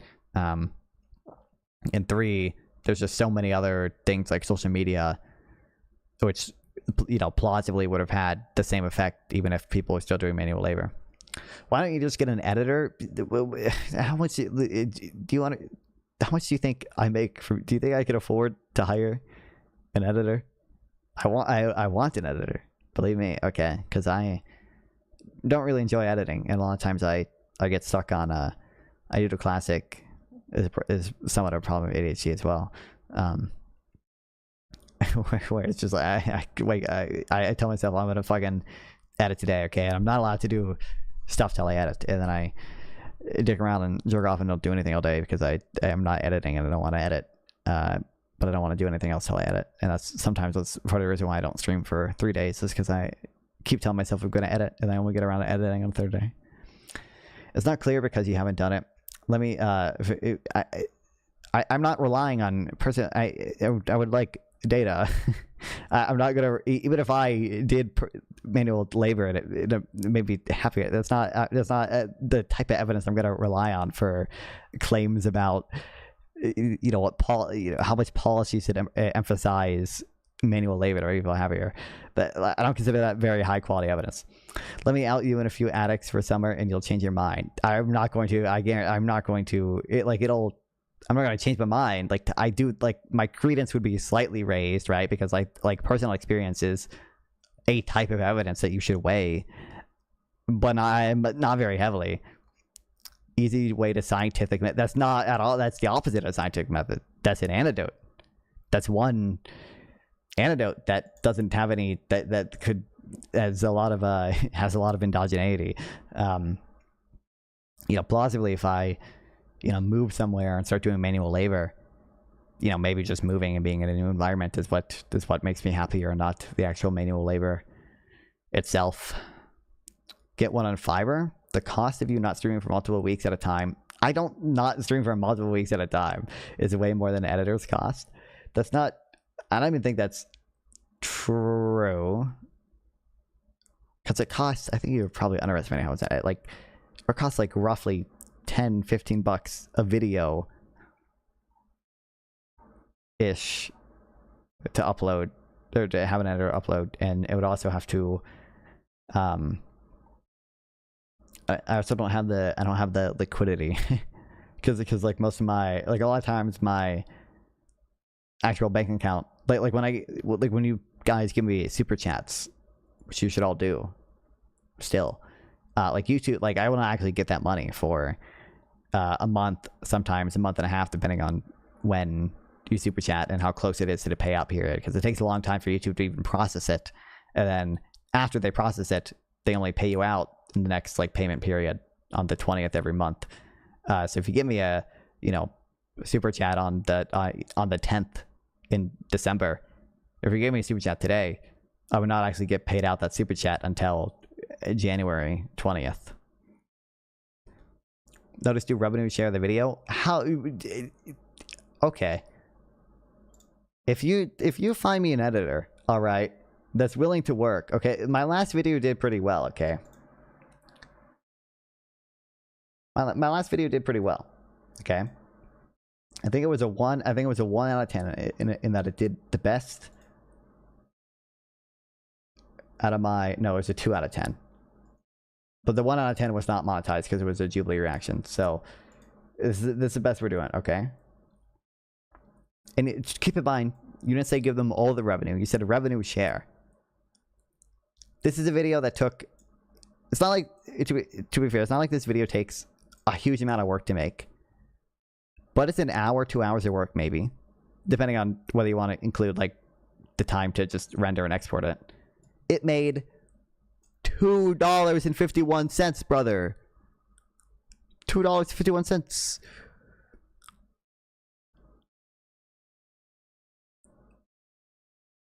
No, you can make more money in a sweatshop. You can literally make more money in a sweatshop. You will literally make this much in an hour in a sweatshop, brother. Literally, you can go to a Honduran or Chinese sweatshop or in Bangladesh and make $2.51 an hour. Okay.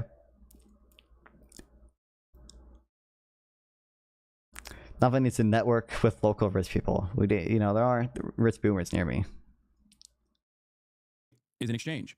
You provide something of value. That's every cell-phone business. More often than not, you have to front the material cost. Well, yeah. Value to me, and in return, I must offer something of value to you. So what is the product in the future that China would like to buy from the rest of the world? The answers were revealing.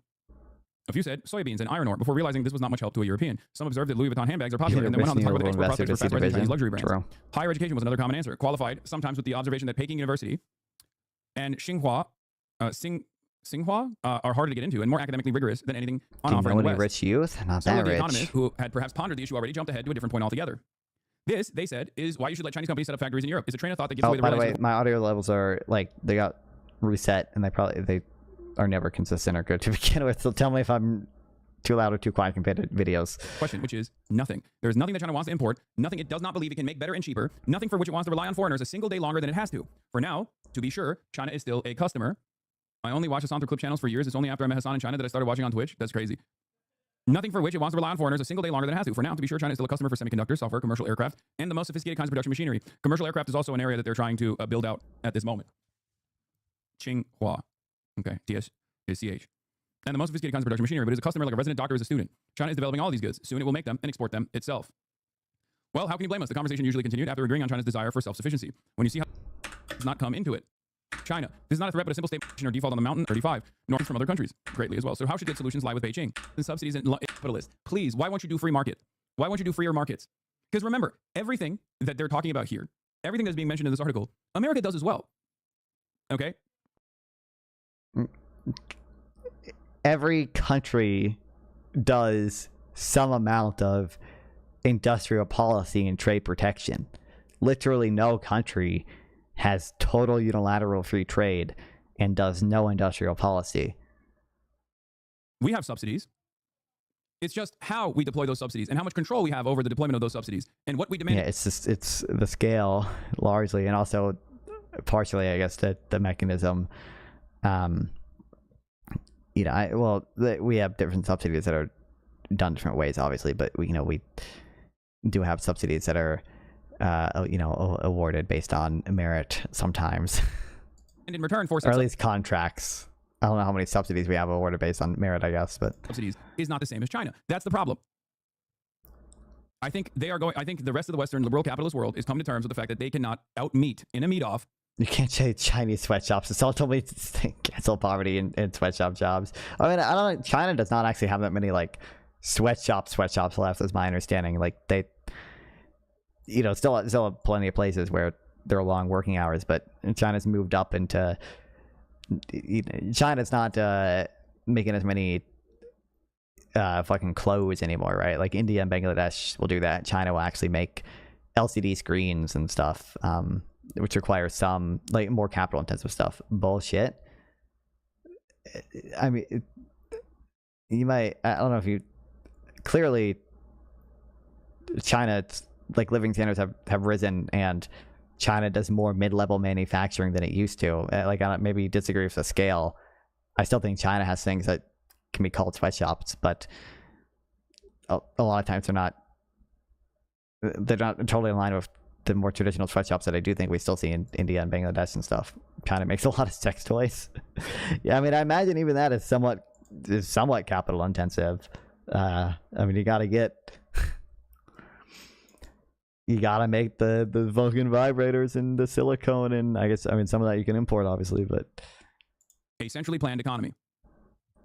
And instead of coming to that conclusion and then moving in the direction of socialization or moving in the direction of central planning that benefits the workers, they are deciding, no, it is actually China that is wrong. There's no evidence that free markets in aggregate benefit workers. No one has ever studied this. No theory. No one has ever theorized about this. No one has ever.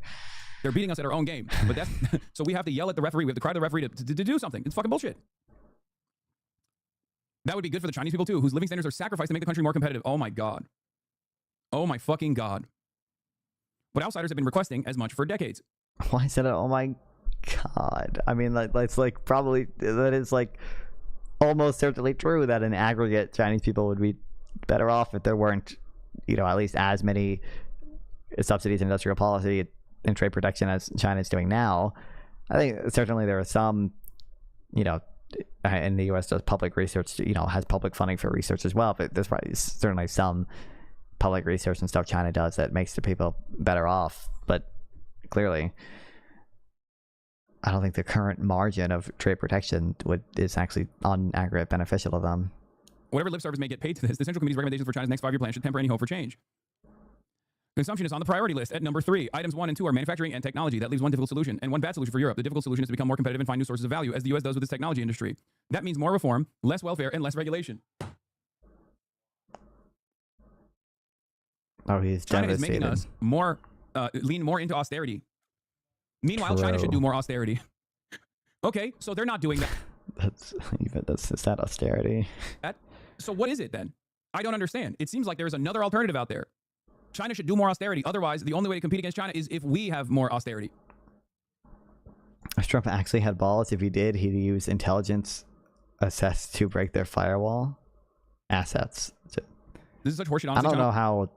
Presumably they could make another one. Wants to buy plenty of stuff from the West. I don't know how cost effective it would be, but I don't know. Maybe it would be cost effective. China wants to buy, they get banned from. China is forced into pursuing self-sufficiency, and then they have the nerve to write this bullshit that sounds like so manufacturing. easy to refute. It's not a box. He's said like 5 things this whole time too. But I mean, it's true. Okay, Like, third opium war? No, that guy factored that in. To be fair, he literally does say that the things that China wants to buy from the West actually stops China from buying, which is why China becomes self-sufficient. He did bring that up. Option, yeah, invade Venezuela. Not because welfare and regulation are bad per se. Domestic demand, which leads to the bad solution, protectionism. It is now increasingly hard to see how Europe, in particular, can avoid large-scale protection if it is to retain any industry at all. This path is so damaging and so fraught, it is hard to recommend it. China absorbed U.S. tariffs, but the U.S. is the only country it regards as an equal, and Beijing... Just makes no sense why people use austerity as a slur. Do they think deficits don't exist or something? This is all... Well, by austerity, they don't just mean deficits. They mean cuts to welfare and infrastructure and social spending, right? Which is things that they view as good. I mean, certainly they would say deficits don't matter as much as a conservative would say, but Beijing is likely to respond aggressively against anyone else who erects trade barriers. It would mark a further breakdown of the global trade system. Yet when the good options are gone, the bad are all that is left. China is making trade impossible. If it will buy nothing from others but commodities and consumer goods, they must prepare to do the same. And on that note, Unk Chunk Weigert, aka Shaky Gurga. Hold on. Are you alright? You sound sick. Okay. Yeah, don't care.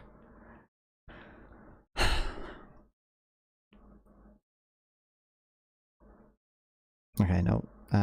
Don't care. Even we're watching this. This is one part. Okay, that's all I care about. My final face-off claim is Trump is terrible for the economy. YouTube better not fucking strike me for this shit. Should I mirror it? Should I bother mirroring it? I want to stream after this anyway, so I don't want to sacrifice quality for if they're not gonna do it in 10 or 20 minutes or however long the section is. Do you think Biden was good for the economy? I think he was preferable comparative. Incredible. Let's go. The pivot immediately. The pivot right off the bat. It took him 2 seconds to pivot. Record time. To Donald Trump. Why is that? Well, I think he's preferable specifically because of his bipartisan infrastructure bill, his Chips and Science Act, the PACT Act, the Inflation Reduction Act. I think those are all beneficial specifically to people in need, and that obviously is going to create better off circumstances for our economy, more stable for working class people. And I think Donald Trump's policy is incredibly destructive. His tariff policy causes prices to go up, it causes the GDP to slow, and it causes a worse off labor market for people who are trying to get employed. And oftentimes the response is, oh, well, it's going to increase domestic manufacturing. Well, real domestic manufacturing investment has actually declined since Trump got in office, and not only under this term, but under his first. And also, it's not even clear that'd be a net benefit, even if it did. And obviously, it's not clear why this would be, it's not, sorry, can't think. Sorry, I'm fucking stupid. It's not clear that tariffs are actually going to lead to any, research in manufacturing, because it's not even clear that trade is the major driver behind the decline of manufacturing. It's not clear that manufacturing jobs are actually in any way preferable to service sector jobs, and it's probably not even a net benefit even if it did happen, because again, you would expect countries to specialize in what they're better at, what they have higher productivity in, and that would push average wages up, push living standards up, as it seems like, you know, we've seen. First term, we saw a decline. And under Biden, we saw massive growth because of the policies that I just mentioned. So if you specifically want to talk about the economy, I think that the best way to actually address this. I mean, I think real GDP growth is pretty high under Biden. Manufacturing,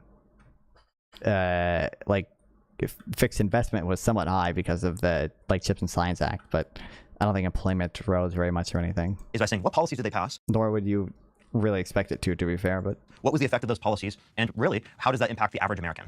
Well, I think the entire idea of this being called the Inflation Reduction Act was a misnomer from the beginning. It didn't actually reduce inflation, and what it actually did do is hire 80,000 IRS agents who disproportionately target middle class to lower income Americans with audits. They're not going after the top 1%. Why are they not going after that? So, number one, technically, it's like if you raise more taxes, you probably would. Yes, I know, easy money. We've got over this. I don't disagree. Okay, I understand. I read the article, true, and I agree. Inflation did probably make the median voter poorer. I agree. I understand. I also think the U.S. overall had a pretty decent recovery from COVID. I don't know how much the American Rescue Plan contributed to it. Okay, we don't need to talk about it every single fucking time. All right, I understand. I get it. But technically, you would expect collecting more taxes, especially from lower middle class income people who have a higher marginal propensity to consume. That actually probably would be something that reduces inflation, at least marginally, insofar as that reduces aggregate demand. It'd actually be less effective if you targeted rich people with them. You know, those are people who are saving their money, and that's not very inflationary. So if you probably actually is the deflationary part of the bill. The Inflation Reduction Act, just in reality, probably not have a big effect on inflation either way. It might have. It was designed to be deficit neutral. Probably raise the deficit, at least slightly though, because a lot of it's, is over budget, but it's not going to be that big. The idea that saving is less inflationary than spending is very Keynesian. Well, it's the conventional, I guess, broadly Keynesian view. I'm just. Generally, it's taught, at least, that if you have a higher marginal propensity to consume, you're gonna have a higher velocity. The velocity of money is gonna be higher if you redistribute from those who have a lower marginal propensity to consume to those who have a higher marginal propensity to consume, and that supposedly is gonna raise inflation. Top 1% because those people can hire CPA. And also, you can view it through the lens of, tax increases are gonna lower aggregate demand. And that's going to be deflationary. And fancy lawyers and all those things, they are going after everyday Americans. And so I can't say that was an economy. I have no clue. I don't even know what a source. So I wouldn't imagine the IRS hire those 80,000 people specifically to go after middle income and lower income people. He could just be referring to the fact, I don't know if this is true, I'm about to Google it. He could just be referring to the fact that maybe the IRS audits low and middle income Americans more often. But that might just be the case where that's where the highest return is, because the rich people have way more clever ways of tax avoidance, so it could actually be, at least from a revenue maximizing standpoint, justified.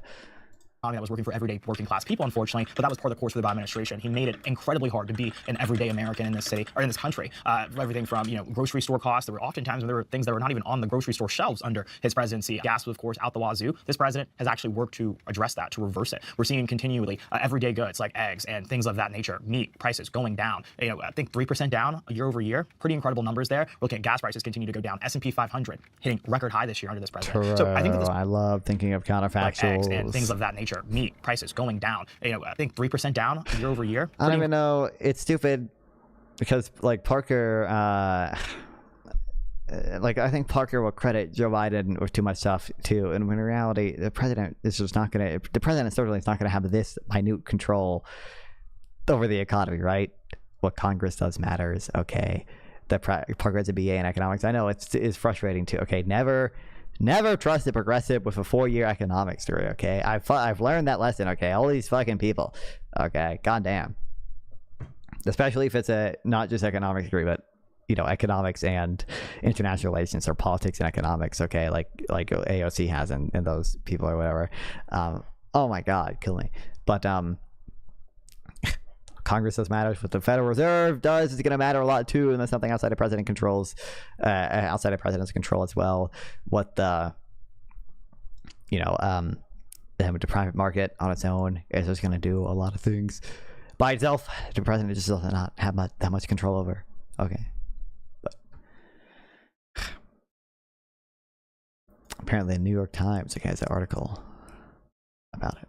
I think we need to rethink how to do undergrad econ education, apparently.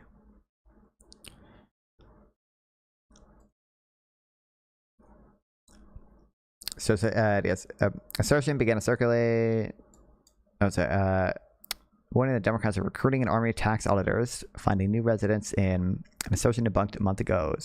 IRA was in a good bill to factor price controls on drugs. I don't like those, but overall, two demand side loaded. I think it was.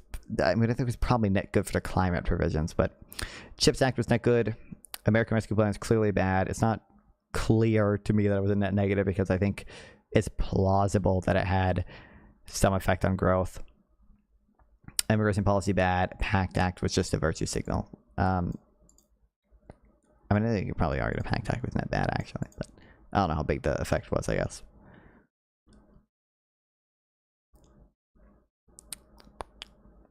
Was in front and frustrating as always. Parasocial up. Can't hang out late since I fixed my sleep schedule night. Y'all, I appreciate stopping by. Chipringo. Thanks for the memberships, and I appreciate chatting. I'll see you next time you stop by.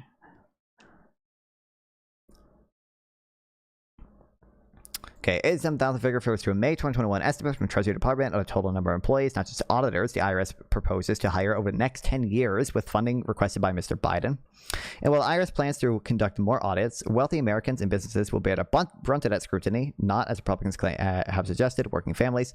Among the IRS workforce of about 79,000 employees, 10,000 are actually agents. Of those, 8,000 are revenue agents who audit tax filings, and 2,000 are special agents who investigate potential tax crimes.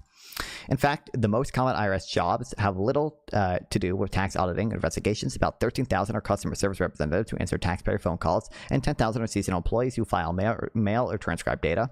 Other jobs include lawyers, examiners, technicians, and appeals officers. The additional funding for the IRS will allow the agency to modernize the infrastructure and replace an aging workforce, and it is unclear just how many full-time employees or agents will be hired in the next decade. Treasury Department officials said the majority of those new employees will replace the 52,000 expected to retire in the near future, the official said, and many will focus on customer service and updating the agency's technology infrastructure, not investigating the finances of ordinary Americans. In other words, the funding will enable the IRS to increase its workforce over the next 10 years to 113,000 employees. That's about the same number of workers it employed annually in the 1990s. In September's speech, Janet Yellen, Treasury Secretary, outlined some of the hiring, an additional 5,000 customer service representatives, and fully staffing the agency's taxpayer assistance centers, and committed to not raise audit rates for households making under $400,000 a year. So basically everything he said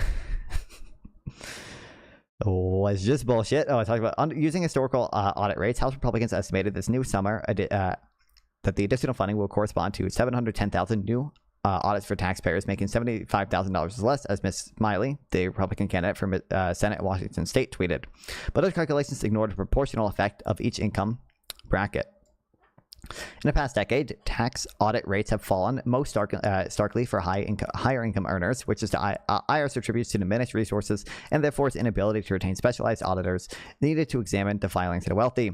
Increased funding for the IRS, the nonpartisan Congressional Budget Office, said in September 2021, would address those needs and result in increased audit rates for everyone, particularly for high income earners. IRS examined 1.4 million individual tax returns in 2010, about 1% of the total number filed. In 2018, the latest year of available data, when Republicans that are making these claims, audits decreased from to 370,000, or about 0.2%. Goddamn. Yeah. Incredible numbers there. Seemingly not true, and it's known to be untrue. There's an article from 2 years ago. Looking at gas prices continue to go down. S&P 500 hitting record high this year under this president. S&P 500 would almost certainly be higher under the counterfactual of no tariffs and no threat to the Federal Reserve. And maybe the big beautiful bill has some negative effect on the stock market as well. But, you know, why do we ever think of the counterfactual? We have like actual causal evidence that tariff announcements lead to reductions in stock prices because, you know, tariffs just tend to slow growth expectations and lower future cash flows and lower after-tax profits, right? Because you're paying taxes on more shit now. So obviously you would expect that, and that's what the empirical evidence finds. So I think that this president is actually doing what he said he would do, which is bring down costs. He's making it more affordable to be an American. And I mean, if you just look at the aggregate level of inflation, it has not really gone down. I think it went down like the first, if you look at CPI, went down like the first 2 months, I think, and there's been an upward trend since then. And I think roughly the same thing is true of PCE. So let's do percent change from a year ago. Here's January, went down. February, well, the rate went down. Technically, that's not prices going down. That's the rate at which price is increasing. Went down February, went down March, bottom out at April, increased May, June, July, August, September. But guys, what if the president just doesn't have the most control of inflation? God, what if what the Federal Reserve does probably matters more? What?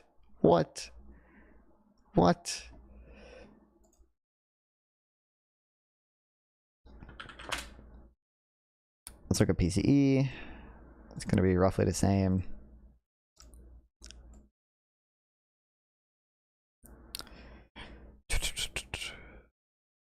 Okay, down in February, up in March, down in April, down in May, up in June, basically flat in July, up in August, down in September. Again, the people elected him because they realized just how terrible Biden's economic policy was, and they realized that we could not endure 4 more years of that, or 4 more years of the teeny version of that from Kamala Harris. So the Inflation Reduction Act was actually deficit reducing, meaning that it would put a slight downward pressure on inflation. So I agree, like the title of it was like a little bit misleading, and I think that they even acknowledged this themselves. Really, it was about investment in renewable energies and also like making it more affordable for people to be able to get access to insulin if they're on Medicare, for everyone on Medicare, not just for parts of Medicare like it existed under Trump. So I think that's a specific good policy. And then in terms of the audits, income tax is disproportionately progressive, right? I do like that Parker's preempting the fucking MAGA bot talking point response of that. Well, actually, Trump did insulin price caps too on Medicare Part D, and it was a voluntary program. Voters really woke up on November 4th, 2024 and thought, what if we did live in the worst possible world? Apparently.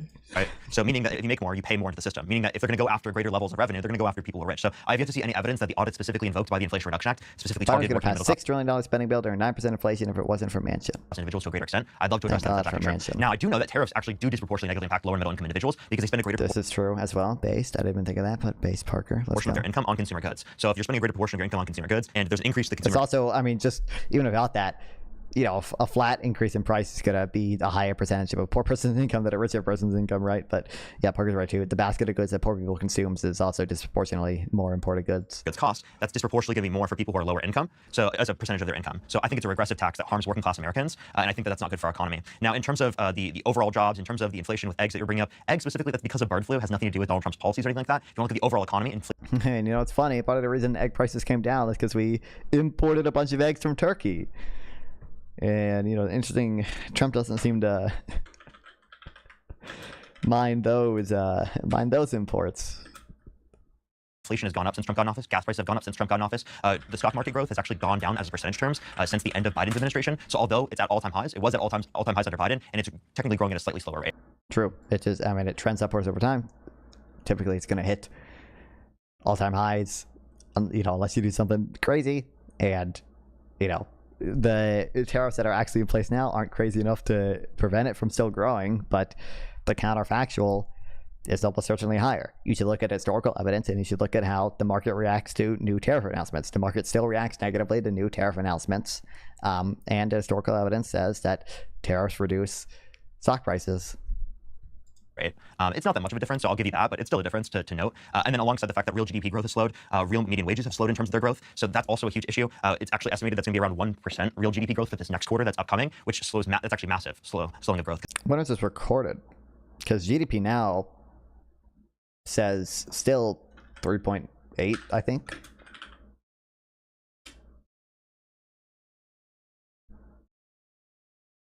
.6% for the next quarter, but I don't know what quarter it's talking about exactly. Because it was 3.8 for the prior quarter, and it was negative 0.6 for the quarter.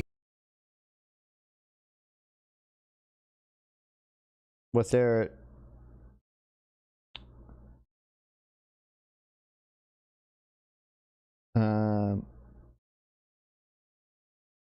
I don't know what he's looking at for that. Even prior to that. So we have lower real GDP growth since Trump got in office, and we see that extended because of a lot of the... But obviously, I mean, it's not... Like, what Parker's doing, I think, is more effective rhetorically, but we just have a lot of evidence that tariffs reduce output, and it's not, you know, just observing... you know, real GDP growth, you know, trended, or like was on a lower trend after Trump announced tariffs. You know, it's actually doing a lot better causal inference and doing cross-country comparisons and synthetic controls and good causal inference. Well, cross-country comparisons is not particularly good causal inference, but you can do those as those should be weighted as some amount of evidence.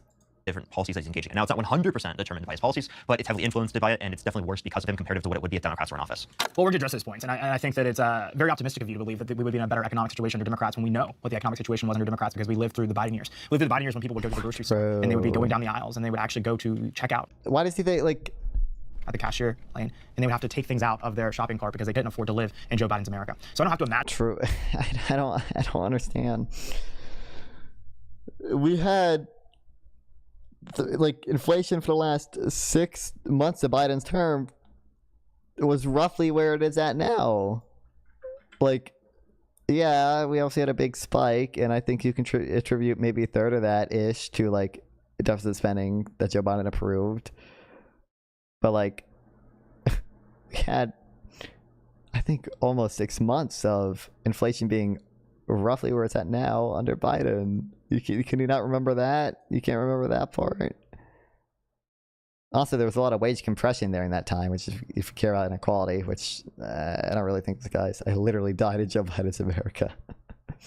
I literally remember waking up and being in the worst possible misery for everyone. Okay. In June 2023. Since then, it has not hit 4%. Imagine what it was like to live in Joe Biden's America. I know what it was like to live under a Democrat president with a Democrat economic agenda. And it did not work for everyday Americans. It did not work for working class families. It's exactly why they came over and they supported President Trump. But to address some of your other points here, the tariff argument is interesting. There are fundamental trade imbalances between many countries right now in the United States. Oh my God. States that have ripped us off in trade for many, many years. It's been allowed to happen. It's that you can't even... This sucks. You can't even do anything in a silent debate, or it's not that you can't do anything. It's just so, it's so depressing. How do you in a debate, even in a one-on-one debate, where you can't be interrupted, explain in 30 seconds why our trade imbalance is not representative of being ripped off in trade? Like what does it even mean to?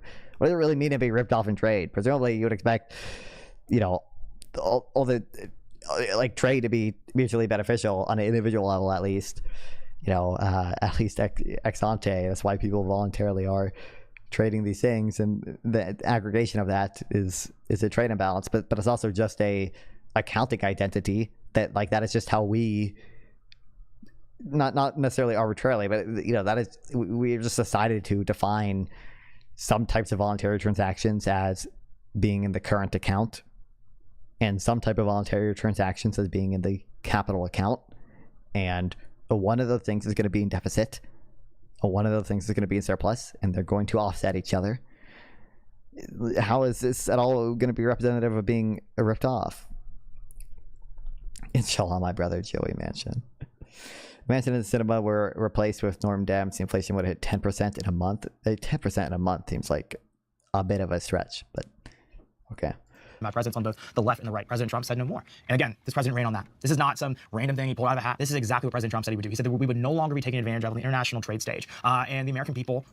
You haven't even seen trade deficits go down very much, because tariffs aren't even necessarily going to reduce trade deficits, because it's caused by a savings investment imbalance, because the trade deficit actually reflects that America has more investment opportunities than domestic savers are able to supply, which is also partially related to the fact that we have a big budget deficit, which drains Americans' own domestic savings. And oh wait, Trump just made the budget deficit way worse, which means we're going to have probably a bigger trade deficit, because U.S. savings domestically are going to be lowered, and we're going to sell more treasury bills, and that's all counted in the capital account, and that means it has to offset in the current account. Like, Oh my god, bro. Get this guy on non-fun stream right now. We're opening Greg Mankiw. We're reading it together. Okay. Until this dude understands. Until this dude can wrap his head around accounting identities. Okay. Fred, US. Current account. Balance as percent of GDP. I'm gonna shit my pants. Welcome, vegan. The best thing about Parker is you can see murderous intent in his eyes. He does have it. Like, this is not what I want. Do I have to do it myself?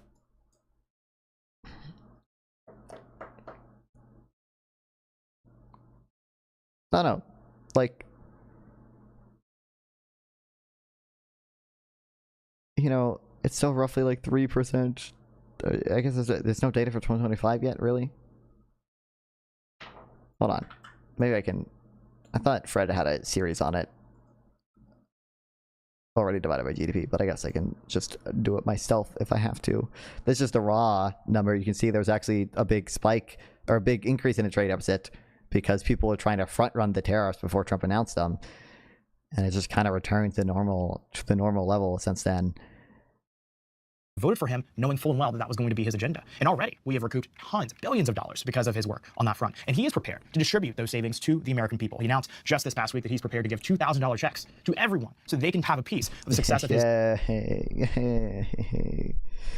We're gonna, which by the way, the tariffs aren't even actually enough to pay for those. And it wasn't even, he trade deficit is financial account surplus. I mean, it's true. Which means you're gonna have to spend at least somewhat to pay for them. It's just stupid.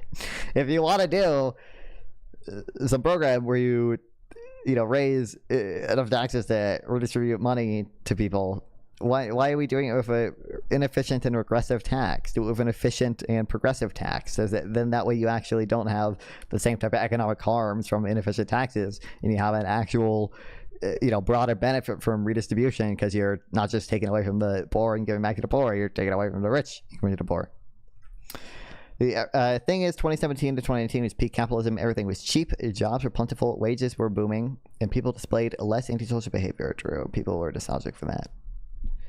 I'm going to go for my AFC and IAP, so I'm going to learn about the Gulf economy. Am I going to be a neoliv or enlightened tier? Obviously, a neoliv. Are sales tax and VAT progressive? On their own, they're regressive. Now you can do subsidies to offset it. So, like, you can make the net, like, you can have a VAT and still have a net progressive tax system, as most European countries do, or a sales tax, as U.S. states do. But yeah. His successful tariff agenda. And so here's the deal. While there was going to be some slight discomfort with this new policy, as there is with every new policy, this is actually a policy that in the long term is going to be good for American producers. True. Let's just shift to the long term. Long term. It's at 40 chests. Long term. We're gonna do it. We're gonna have so much manufacturing. It's gonna be so great. Probably young men are gonna be so fulfilled. We're gonna be making so many sex toys. It's gonna be so great. Everyone's gonna clock into their 8-hour shift at the sex doll factory. We're gonna be manufacturing all of them. We're gonna be taking all the jobs from China. And American consumers. It's seldom in between. True. Don't look at my sources. Don't look at my sources. Don't look at. Oh my God! Don't think about any of the evidence for that. You get an economic policy that works for both of those groups of people, and so I'm proud to see that. You're seeing a president who has forced countries like China and Argentina to start buying American farm goods. That's a win for American farmers. From the That's what I mean. Like, the sale of like soybeans and stuff has been lower to China so far. Not fun modeling at this black guy because he's black. Super racist. That's true. Leadership on that. But let's also talk about making life easier for everyday working class Americans in this country, because I think that's fundamentally important. The big beautiful bill President Trump passed, no tax on tips, which Democrats could have done. Oh my God! That affects like 3% of the workforce. It is not even good. It's just a stupid distortion to the tax code that just is unfair, because there are some states that already like mandate a living wage for restaurant workers. So like now you're just going to have random restaurant workers in California being taxed more because California has a living wage for the food service workers, unless it's Panera Bread because they pay Gavin Newsom a ton of money. Versus someone in my state, North Carolina, where the tipped wage is still, minimum wage is still a lot lower than the regular minimum wage. They're going to face a lower tax burden. That's just silly. You know, two people doing the same type of work, getting roughly the same type of compensation, yet one of them, because of the different type, you know, is taxed at a lower rate. And secondly, it's just a needless complexity and a needless distortion. There's no reason to be, like, why are we having another random as deduction to add to the tax code for all these IRS agents that we just hired to fucking compute? Okay. And, like, why are we distorting the choice on the margin to work or not work based on whether or not you get tips at, you know, whatever job? Like, oh my God. Never did. He also passed no tax on overtime because he believed that hardworking hourly employees who punch the clock every single day deserve to have support and shouldn't be penalized for working harder and doing all they can to put food on the table. He did that. This president did it because he is a working class president for working class. Democrats also voted for the no tax and tips things, bro. Families. And so, as I see, you know, of course, Democrats love to try to play the game that they are the affordability party. I don't see that. Socialism is not going to solve the affordability crisis in this country. So I look forward to seeing what they do in New York City, because apparently that's the future of this party's economic agenda. And if it's the future of this party's economic agenda, the future looks a lot more like Venezuela than it does the United States that I know. So inflation under the Biden-Harris administration, that wasn't caused by the Biden-Harris administration. That was specifically global inflation that impacted the entire world. I think it's disingenuous for you to point to inflation that happened under the Biden term and be like, oh, it's Biden's fault just because it happened. It's actually something called the correlation causation fallacy. Just because two things are associated does not mean one caused the other. For example, during the summertime, there's an increase in the rate of ice cream consumption. There's also an increase in the rate of violent crime. Just because there's an increase in the rate of ice cream consumption and an increase in the rate of violent crime, does that mean people eating ice cream are causing violent crime? No. It's obviously a correlation causation fallacy in that respect. Also, we can give to a specific example. 14.8% unemployment under Trump's first term. Was that caused by him? No. That was due to the pandemic, right? That was due to COVID. It had nothing to do with Trump in that circumstance. So I'm willing to acknowledge that from that perspective and not necessarily. Can I do B? Can I do like A times 100 on Fred? Like, can I, because this is in millions of dollars, this is in billions of dollars. So if, like, to make this billions, can I do like A over, or A like times 1,000? Am I able to do that in Fred? I think I can do that, right?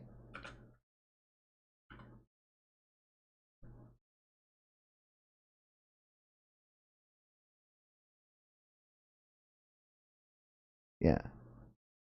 Necessarily blame him just because it happened under his term. I really wonder why Republicans wouldn't do the same thing for Democrats when Biden was in office. Because, again, like I brought up earlier, we should mention policies that caused inflation instead of just blaming Biden. And a lot of times people say spending, but Trump signed off on over $4 trillion more debt-related spending, according to the Committee for Responsible Federal Budget, compared to the Biden-Harris administration. $8.4 trillion overall from Trump, $4.8 trillion non-COVID related, $4.3 trillion overall from Biden, $2.2 trillion non-COVID related. So I give specific examples how Trump caused more debt-related spending. Well, I think to go back to your point, I think you actually kind of just point out a key difference between Joe Biden and Donald Trump and their respective administrations. When Joe Biden had a problem, he couldn't solve it. Inflation maybe was happening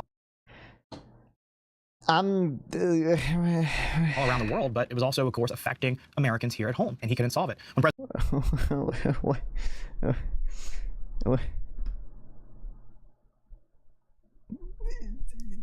don't understand what there's also an epic face Parker's making. I feel it, okay, at least partly, but like I don't understand what goes on in people's brains where they think for the president would have that amount of meaningful control if you buy into the, you know, idea that most of the inflation was caused by just supply shocks. There were some things Biden could do to address that, I guess, but it would not be very fast or very big. The Federal Reserve, even if it's a supply shock, still has limited tools there as well. And if it's a demand shock, Biden might have more tools, but still what the Federal Reserve does is going to matter way more.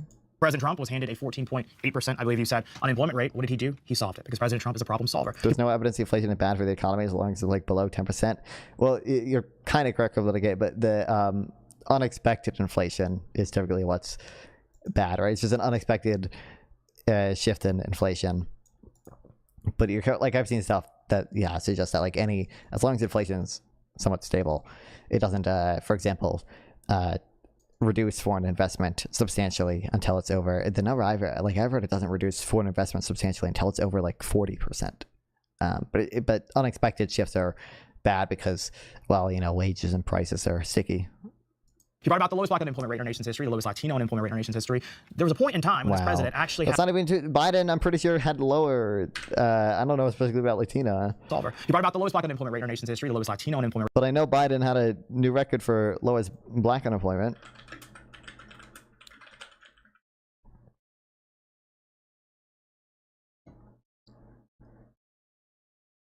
Like 5.3 under Trump, This is 2023 when Biden was president. It got to 4.8. It was never 4.8 under Trump. It's just not so. History. There was a point in time when this president actually had more jobs available than there were people available to fill them. Because this president, of course, as I said, is a problem solver. That was true for a lot of the Biden administration too. More jobs in our nation's history, the lowest Latino unemployment rate in our nation's history. There was a point in time when this president actually had more jobs available than there were people available to fill them. That, like, does Fred have a series on that? I could just make it myself, but I think they might have it as well. Job openings.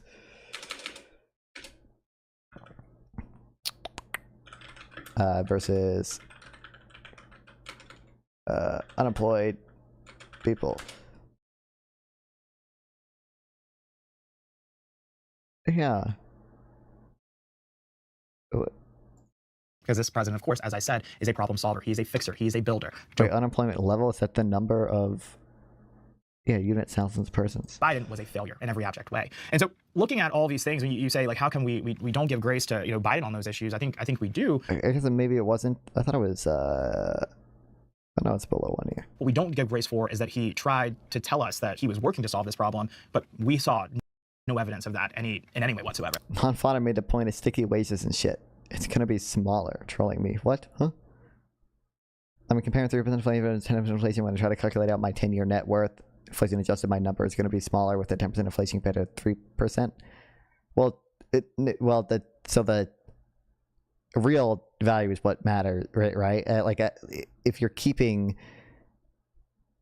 I'm confused at what you're doing there.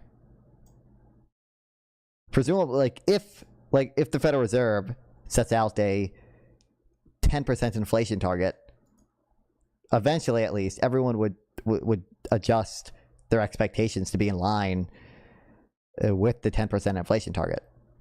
So contracts for, the same way that many contracts are, long-term contracts are inflation adjusted, people get raises roughly in line with inflation at some jobs at least. They would just adjust that to be in line with the new 10% inflation target. The argument is about whether we could have produced some lower level of inflation. We trivially could. It's about whether it would have been some unacceptable output / job costs associated with that. I agree. At any point in time. Yeah, so there's a few things here. There was actually a lower level of black unemployment under the Biden-Harris administration, and overall unemployment. It hit 3.5 for overall unemployment at 2019 under Trump, and it hit 3.4 two separate times under the Biden-Harris administration. This guy's gonna pivot to some bullshit about how he thinks the numbers are fake. I can't wait. Oh my god, he's gonna accept the numbers for black unemployment because it supports his narrative, even though he doesn't. He's seemingly not aware of the fact that it actually reached a lower rate under Biden. I guarantee. I don't want to guarantee. Okay. I would bet that he brings up how the numbers are fake or something. Can't wait. And by the way, for that number, it's a 50-year low. How'd you respond to someone who accused you of preparing the ground for socialists when you support high taxes in the name of redistribution and reducing inequality? Well, for one, I don't think the goal of reducing inequality is good in and of itself. I just think they're instrumental gains to redistribution.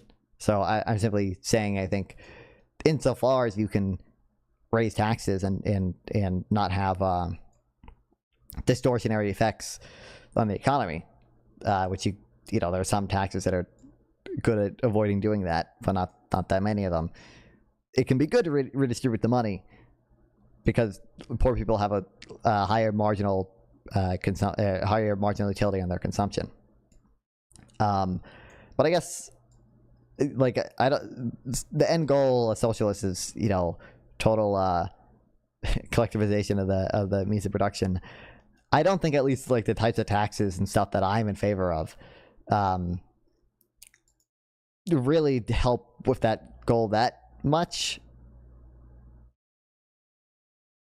So it's, the link there is just not, I don't know, it's just not that clear to me. There have been points in history where it's been even lower than that. Or maybe not the slippery slope there. I don't really understand how we would fall down that slippery slope by just having those higher taxes, at least the type that I support, and not, but somehow avoid it if we just had lower taxes overall. Even lower than what it was under Biden at 3.4%. So I do think that that's a misnomer. That's not actually true. And it's also, again, a correlation causation fallacy, not really demonstrating what policies he passed to cause this, but something that just happened under his administration that you're applying to him. And then in terms of the overall acknowledgments in terms of affordability, I do not think that Donald Trump is the affordability president. I mean, he didn't have a plan for housing. He didn't have a plan specifically to make it more affordable for Americans. All he did was say that he was going to reduce prices. We get into office, he doesn't reduce prices. He actually ran on policies to increase prices. Tariffs do increase prices. The way in which, under your view, they would increase domestic manufacturing is by increasing the cost of goods coming from countries around the world for the American consumers, getting them to then prefer American-made goods rather than the goods from other countries. By the way, trade deficits aren't like a bad thing, right? If I decide to buy something from a different country, but they don't necessarily want to necessarily buy products that we've made in our country. This isn't even like Parker's doing a good job rhetorically here, but like it's not even just like a trade deficits don't necessarily reflect a bad thing. It's just like you clearly are just like repeating some bullshit you heard online, and like you have never opened an economics textbook and like read about trade deficits. Like if I asked this dude, I'm gonna reach out to this dude and I'm gonna ask him this question. I'm gonna hope he doesn't watch this live stream VOD before answering this question. I'm gonna ask him just real quick. We're also running a financial account deficit. Do you think like that's a problem too?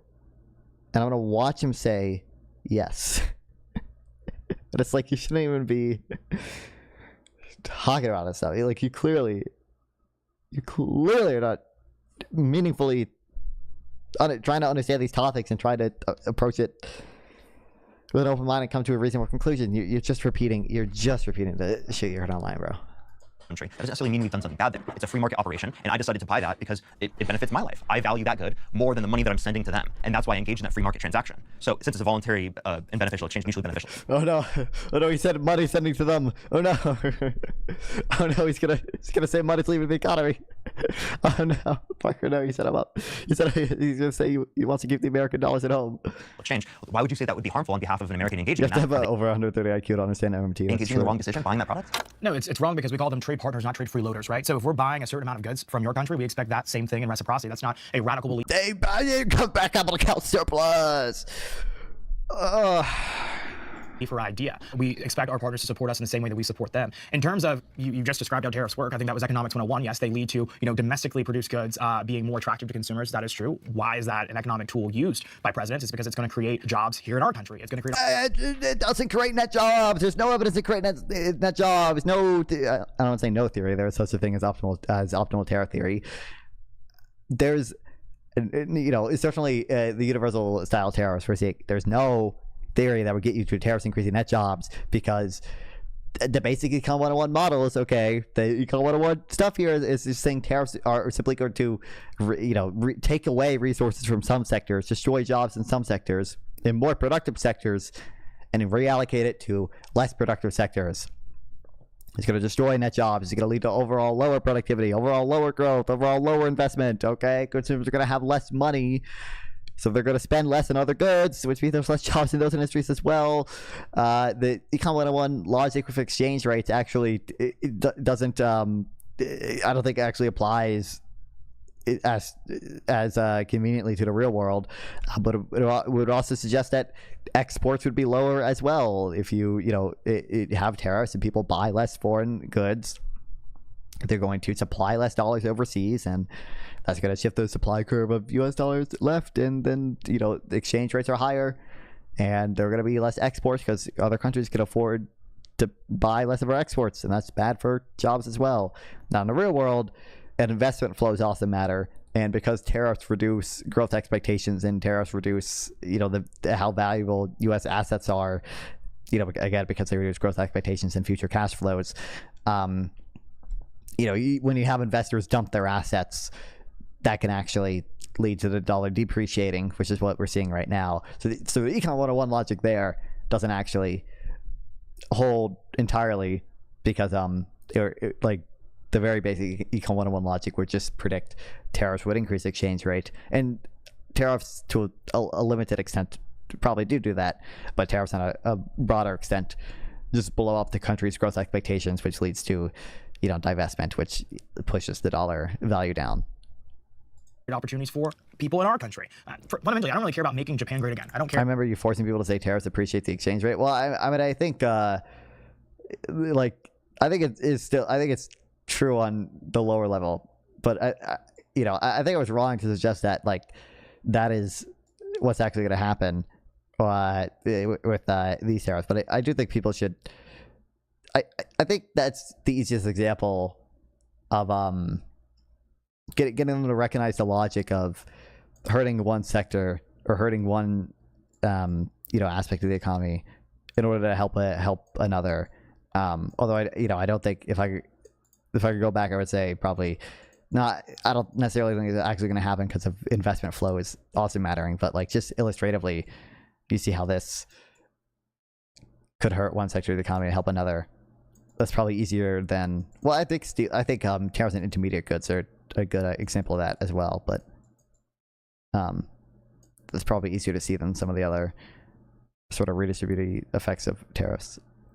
Care about making Argentina great again. I don't care about making any other country but the United States of America great again. And so if we're creating jobs here at home, if we're revitalizing American manufacturing, we're creating opportunities for our children, our sons, our daughters, that is what I care about, fundamentally.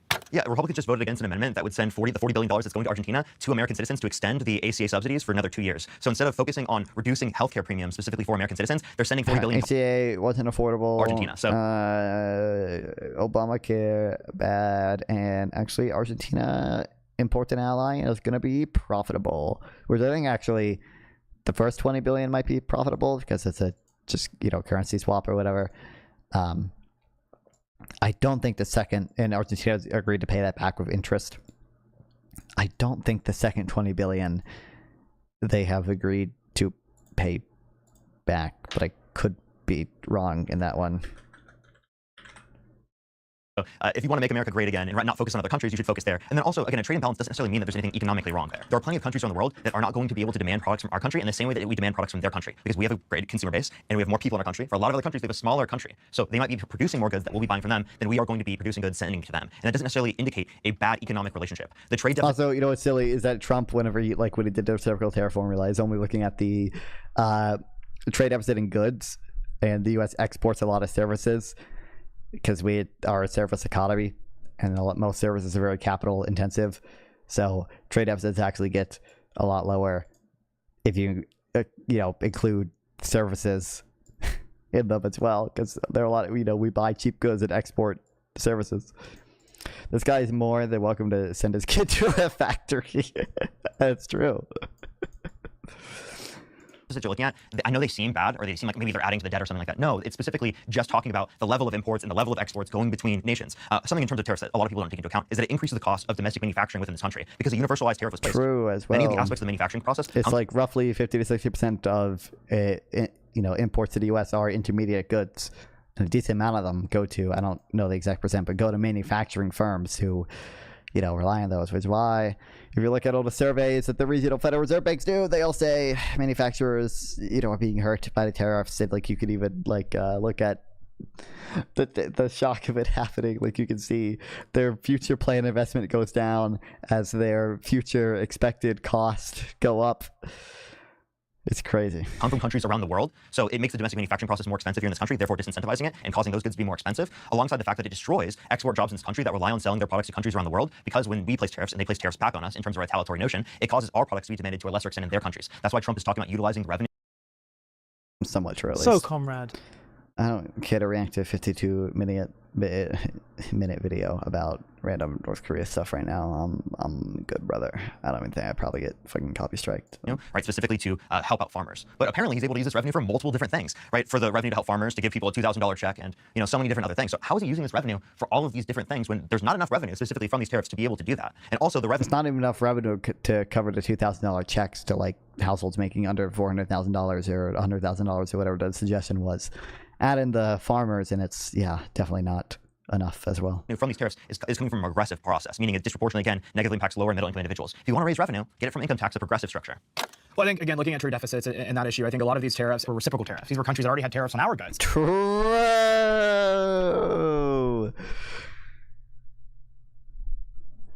Which is actually more of a problem to me, right? You're saying that we're partners, you're saying that we're friends, you're saying that we're allies in all of this, but yet you're having, a certain percentage of tariffs on our country, but yet we're not matching that same energy. It just doesn't sound fair to me. And that's deficits aside, right? Because this guy's very intense. That's not that's the dude. I'm gonna lose my mind. Deficits aside, these countries are imposing tariffs than us, when the formula for how they calculated those tariffs was literally the trade deficit in goods divided by imports. I was like, how stupid are you? How do you not know this? This is literally going to be Rickroll, right, Vegan? Oh my god, no, it's a stupid fucking train video again. As you said, consumer bases are different, productions are different, all of those things. But fundamentally, there is no reason that a country should have an X amount of tariff on us and we don't match them where they are. And so I'm glad to see President... Why? Yes, there is! Why isn't it a benefit? It's not necessarily a net benefit to tariff a country just because they have tariffs on you. Insofar as it could like lead to some negotiation to lead to free trade, maybe, but there's no there's no reason necessarily why imposing a tariff on another country, even if they have tariffs on you, would actually be a net benefit from your economy. Unilateral free trade can be good still. Like there's a quote from some old economist or whatever. It's like, like imposing reciprocal tariffs is like dumping rocks into your ports because other countries have rocky ports. Okay, it's not a good thing. It's not a good thing. They're hurting themselves. They are hurting the country they're imposing them on as well, and how much the incidence weighs there is going to depend on the size of the countries and what exactly the market share of the products being tariffed in each country is. But like, it's not a good thing. Unilateral free trade is still be good. It's still actually like in the perfect world, it's like optimal. In the real world, there are like geopolitical considerations you have to make, but. And Trump saying, no, we were not going to get dirt around the world stage anymore. In terms of other... How much would the U.S. save by acting subsidies for industrial meat farms, so farmers? I have no clue. Other issues and the distribution of these tariffs, I think that you acknowledge, again, an issue that I acknowledged, which is that there is going to be a slight discomfort with any type of new policy like this. And the president realizes that, which is why he's slight discomfort, true. This direct cash assistance to everyday Americans in the form of the savings that we have been able to recoup as a result of this. It's not even enough to fund that. It's not even enough to fund that. Tax, foundation, tariff, rebate, checks.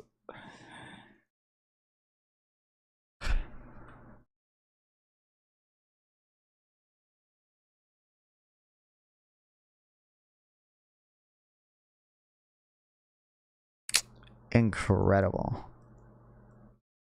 Oh, here we go. President Trump said that the $2,000 checks would be given only to low and middle income citizens. There are roughly 150 Americans earning $100,000 a year, meaning minimalist policy will cost $300 billion, nearly $90 billion off from what we need to cover the cost. But Trump is not just promising the trade war will lead to payments for some workers. He's also claiming there will be money left over to substantially pay down our national debt. And again, the farmers as well. I don't know when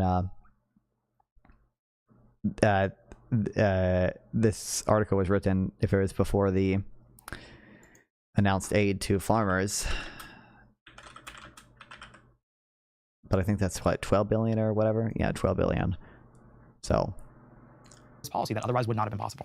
So I understand the idea of reciprocal tariffs. I just don't think any of these were actually reciprocal. If you look at the percentages that we placed on them, we placed them to a higher percent, and on like. Parker needs to be meaner. Be meaner. Call this dude a retard. Call this dude a retard. Call this dude a retard. He literally said, trade deficits aside, we're placing reciprocal tariffs on these countries, when they literally just use the trade deficit to calculate their reciprocal tariffs. Practically every industry. Whereas and they didn't even do it correctly. They literally cited the wrong number in their own fucking stupid ass formula. Probably because they use fucking ChatGPT to do it. They literally use like the I think it was they used like the pass-through rate to retail prices when they should have just used the overall pass-through rate to any U.S. importer, and doing that, gave them like a 25%. Gave them like a huge increase in the announced tariff rates. Like this is Lesotho. The announced rate were 50%. If they had used the correct number from their own fucking study they cited, it would only be 13%. Most countries get like the minimum 10% instead of, the 30 to 50% or whatever that he announced. The Trump administration assumes an elasticity of import demand with respect to import prices of 4 and an elasticity of import prices with respect to tariffs of 0.25, the product of which is one in the reason they cancel out in the administration's formula. However, the elasticity of import prices with respect to tariffs should be about One actually 0.94. 0.945, can't speak. Not 0.25 as the administration states. Their mistake is that they base the elasticity on the response of retail prices to tariffs as opposed to import prices as they should have done. The article they cite by Alberto Cavallo and its co-authors makes this distinction clear. The authors state that tariffs are passed through almost fully to U.S. import prices while finding more mixed evidence regarding retail price increases.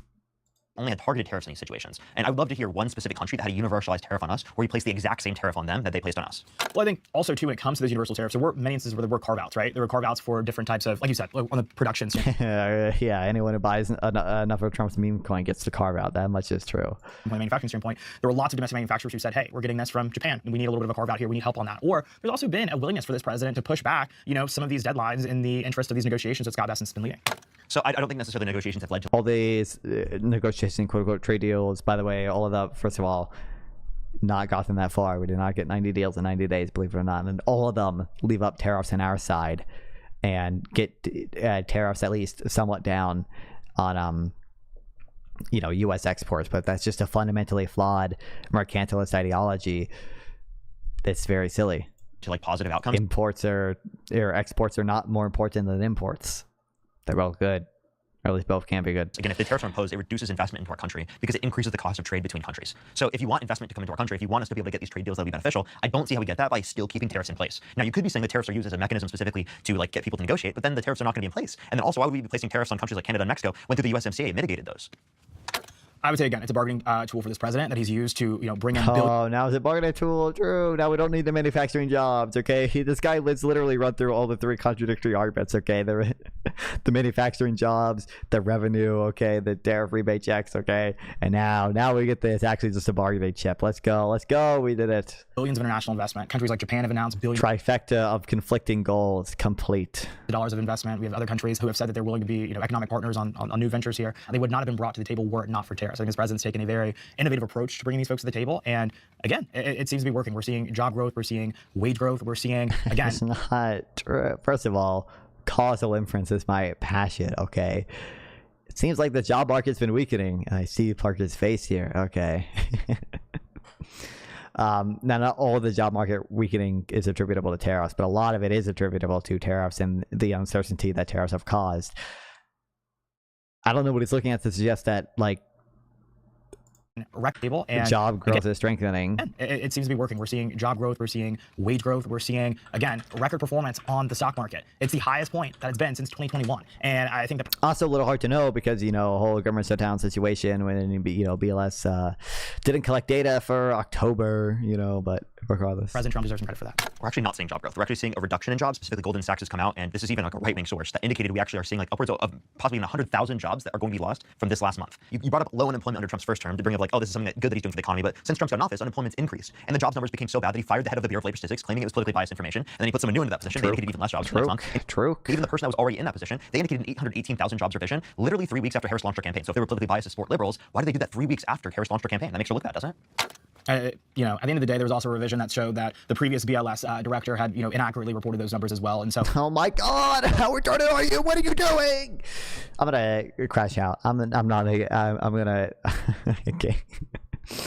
They don't see the numbers until 2 days before it's released. The BLS commissioner doesn't even have a mechanism for distorting the data in any way because they literally receive them 2 days before they're released. They would have to actually delay the data. It's not that they were inaccurately reporting it. Secondly, the reasons for this have been known.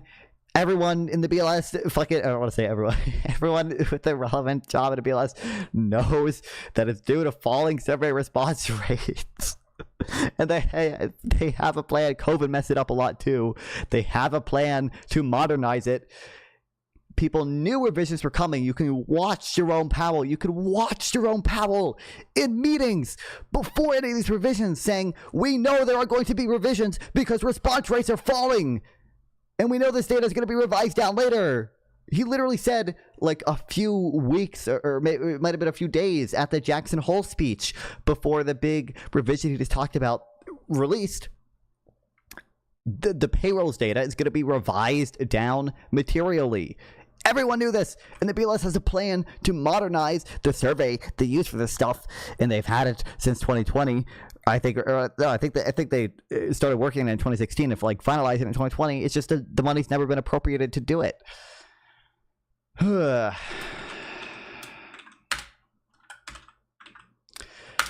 This guy just eats his own shit. He's that dumb. Apparently, I don't. I think I have the quotes here probably, but.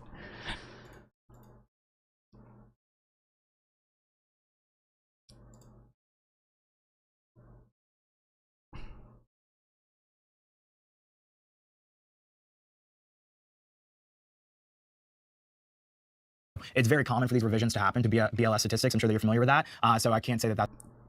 Yes, because they literally do them 5 times, or every set of release they release the first numbers, and in the next 2 months they revise them because more people answer the survey. They're required to do that. That's how it's worked since 1979. And then like once they get preliminary tax data in, they do the preliminary benchmark revision.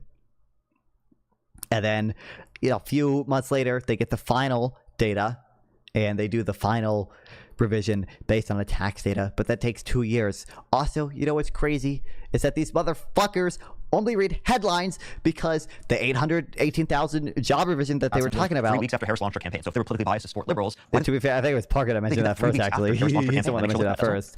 At the end of the day, there was also a revision that showed that But that was a preliminary revision, preliminary benchmark revision that got revised down later with the final tax data to 549,000 jobs and not 818,000. Oh my God. I feel like I had better notes on this. Previous BLS director had inaccurately reported. Like from months ago. And that Trump's calling it politically biased is definitely not considering it normal. It's definitely considering it like, oh, this is attacking me, because he thinks the job numbers are so bad. So even Trump believes the job numbers are so bad that he can't even believe that they're actually real. I think month over month we're continuing to see growth across the economy. We're seeing the cost of goods coming down, which is important, and I think that's just not true. You don't even see the rate of inflation, which is the rate at which they're going up, like decreasing. Exactly what the American people voted for. And you can shake your head and be upset about that, but the American people, they're actually going to grocery stores every single day. They're not upset about that. They're grateful for it. They're grateful for a president who cares about them, who is enacting an economic agenda that doesn't just work, for a certain tier or class of Americans in blue states. Also, wait, hold on. I do have this saved. January 14th, 2025. Mayday data revisions are coming. What? It's in their cosmopolitan, cities. That's making it easier for them to get their Erewhon smoothies, but they care about the folks in Middle America and the Rust Belt, blue states even, so that they can actually afford to survive. I think that we would be remiss though if we didn't talk about if Trump is bad for the economy. What's bad for the economy? A government shutdown, which is exactly what we're in. True. Yeah. Great pivot. Yeah. Let's talk about the shutdown now. Yay. Yay. Right now, because of the Democrats refusing to reopen the government. They're holding hostage our nation. They're holding hostage the paychecks of the brave men and women who wear our country's uniform. They're holding hostage EBT benefits from everyday Americans, which I thought you guys were the party of hardworking, working class Americans, but yet apparently not when it comes to making sure they're able to put food on the table. How do you explain that, rationalize that, holding the lives of these people hostage just to support people?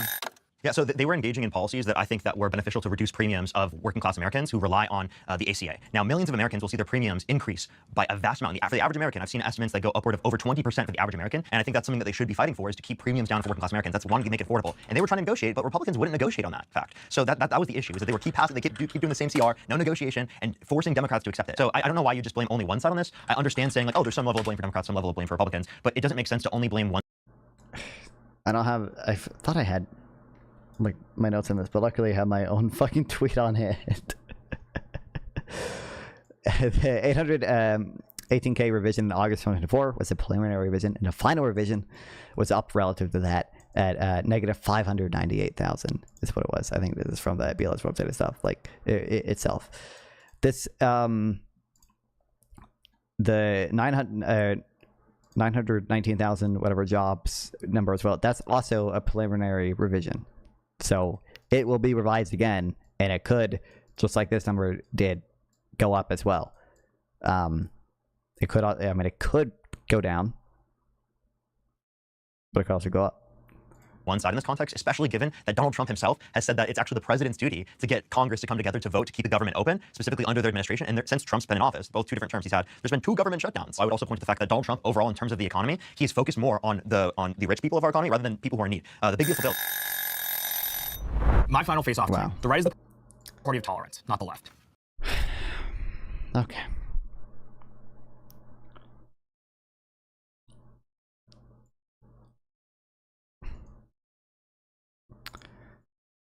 I've seen this dude before. Oh my god, 316k followers. Okay, wait, maybe he's not coming on the non-fly show, guys. I got some bad news. Uh-oh. 30k subscribers. Oh, it's over. Oh, he only gets like 200. I get like this amount of views, though. Okay, so, you know, maybe. He's not like a full ass. The only thing that would be worse is if you had Bill Clinton out there, you know, pushing around his ventilator or whatever the hell he's got. Bill Clinton is not on a ventilator. I don't know what I saw in that picture. That picture, we gotta.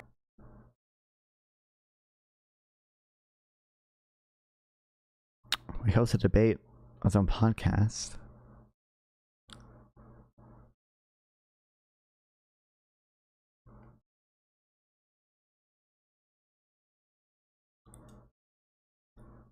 I don't know. His DMs are open. I'll see what I can do. I just don't put much faith in it.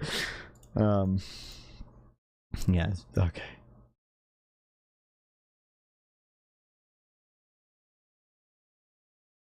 This bar is fucked up. I might just disable the green part of the bar. The right is very tolerant until they see an Indian dude. This is true. Twink Destroyer, what's up? Hello. But I'm about to head to bed here. I might play a little bit with my fucking fuck-ass broke computer and fail to fix it. I can go to bed. But yeah, I'm like done with school now.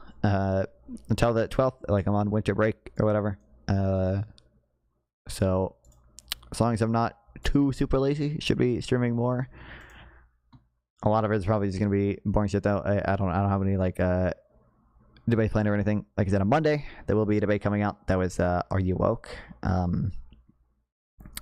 Not especially woke, but probably above median amount of woke, I would say. The neoliberalism debate will be coming out on my YouTube channel, so make sure to subscribe to the YouTube channel. Love streaming. Love you guys watch me stream. Get more woke. I could work on it. Head over to on Twitch if it even lets me. I think my Twitter is left, but head over to Dan Malik, dude, and then on YouTube.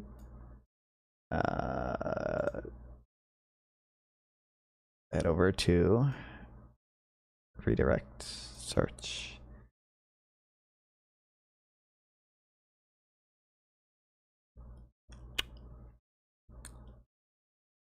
Head over to, is tomfoolery playing video games or is tomfoolery doing politics? If tomfoolery is doing politics, I'll send it over to him. But sometimes he's playing video games, and who cares about video games? Is not he's doing politics. Okay, head over to tomfoolery. All right, love you guys. Love streaming. Really cool that I'm able to do this. Have a lot of fun doing it. Make some money to get a new computer. Okay, that's nice as well. So subscribe to the YouTube channel. Got some content coming up. I think I'll have a little bit more pre-recorded content coming up as well outside of the pre-recorded debate that we did. I think I was gonna make some like more refined reaction content to like the Brian Kaplan Matt Bruneck debate for instance. I think where it's just like I have some bullet points and like data prepared to talk about the things that stand out to me most rather than just uploading a 2-hour video of the initial reaction. We're distracted by chat half the time as well. So subscribe to the YouTube channel for stuff like that. Follow Twitch, Kick. Glad to have you back. I mean, I was only gone for like 9 days or whatever, but yeah, I appreciate you being here. I appreciate everyone who came back immediately. Okay, and is happy to see me back. All right, see you guys probably tomorrow.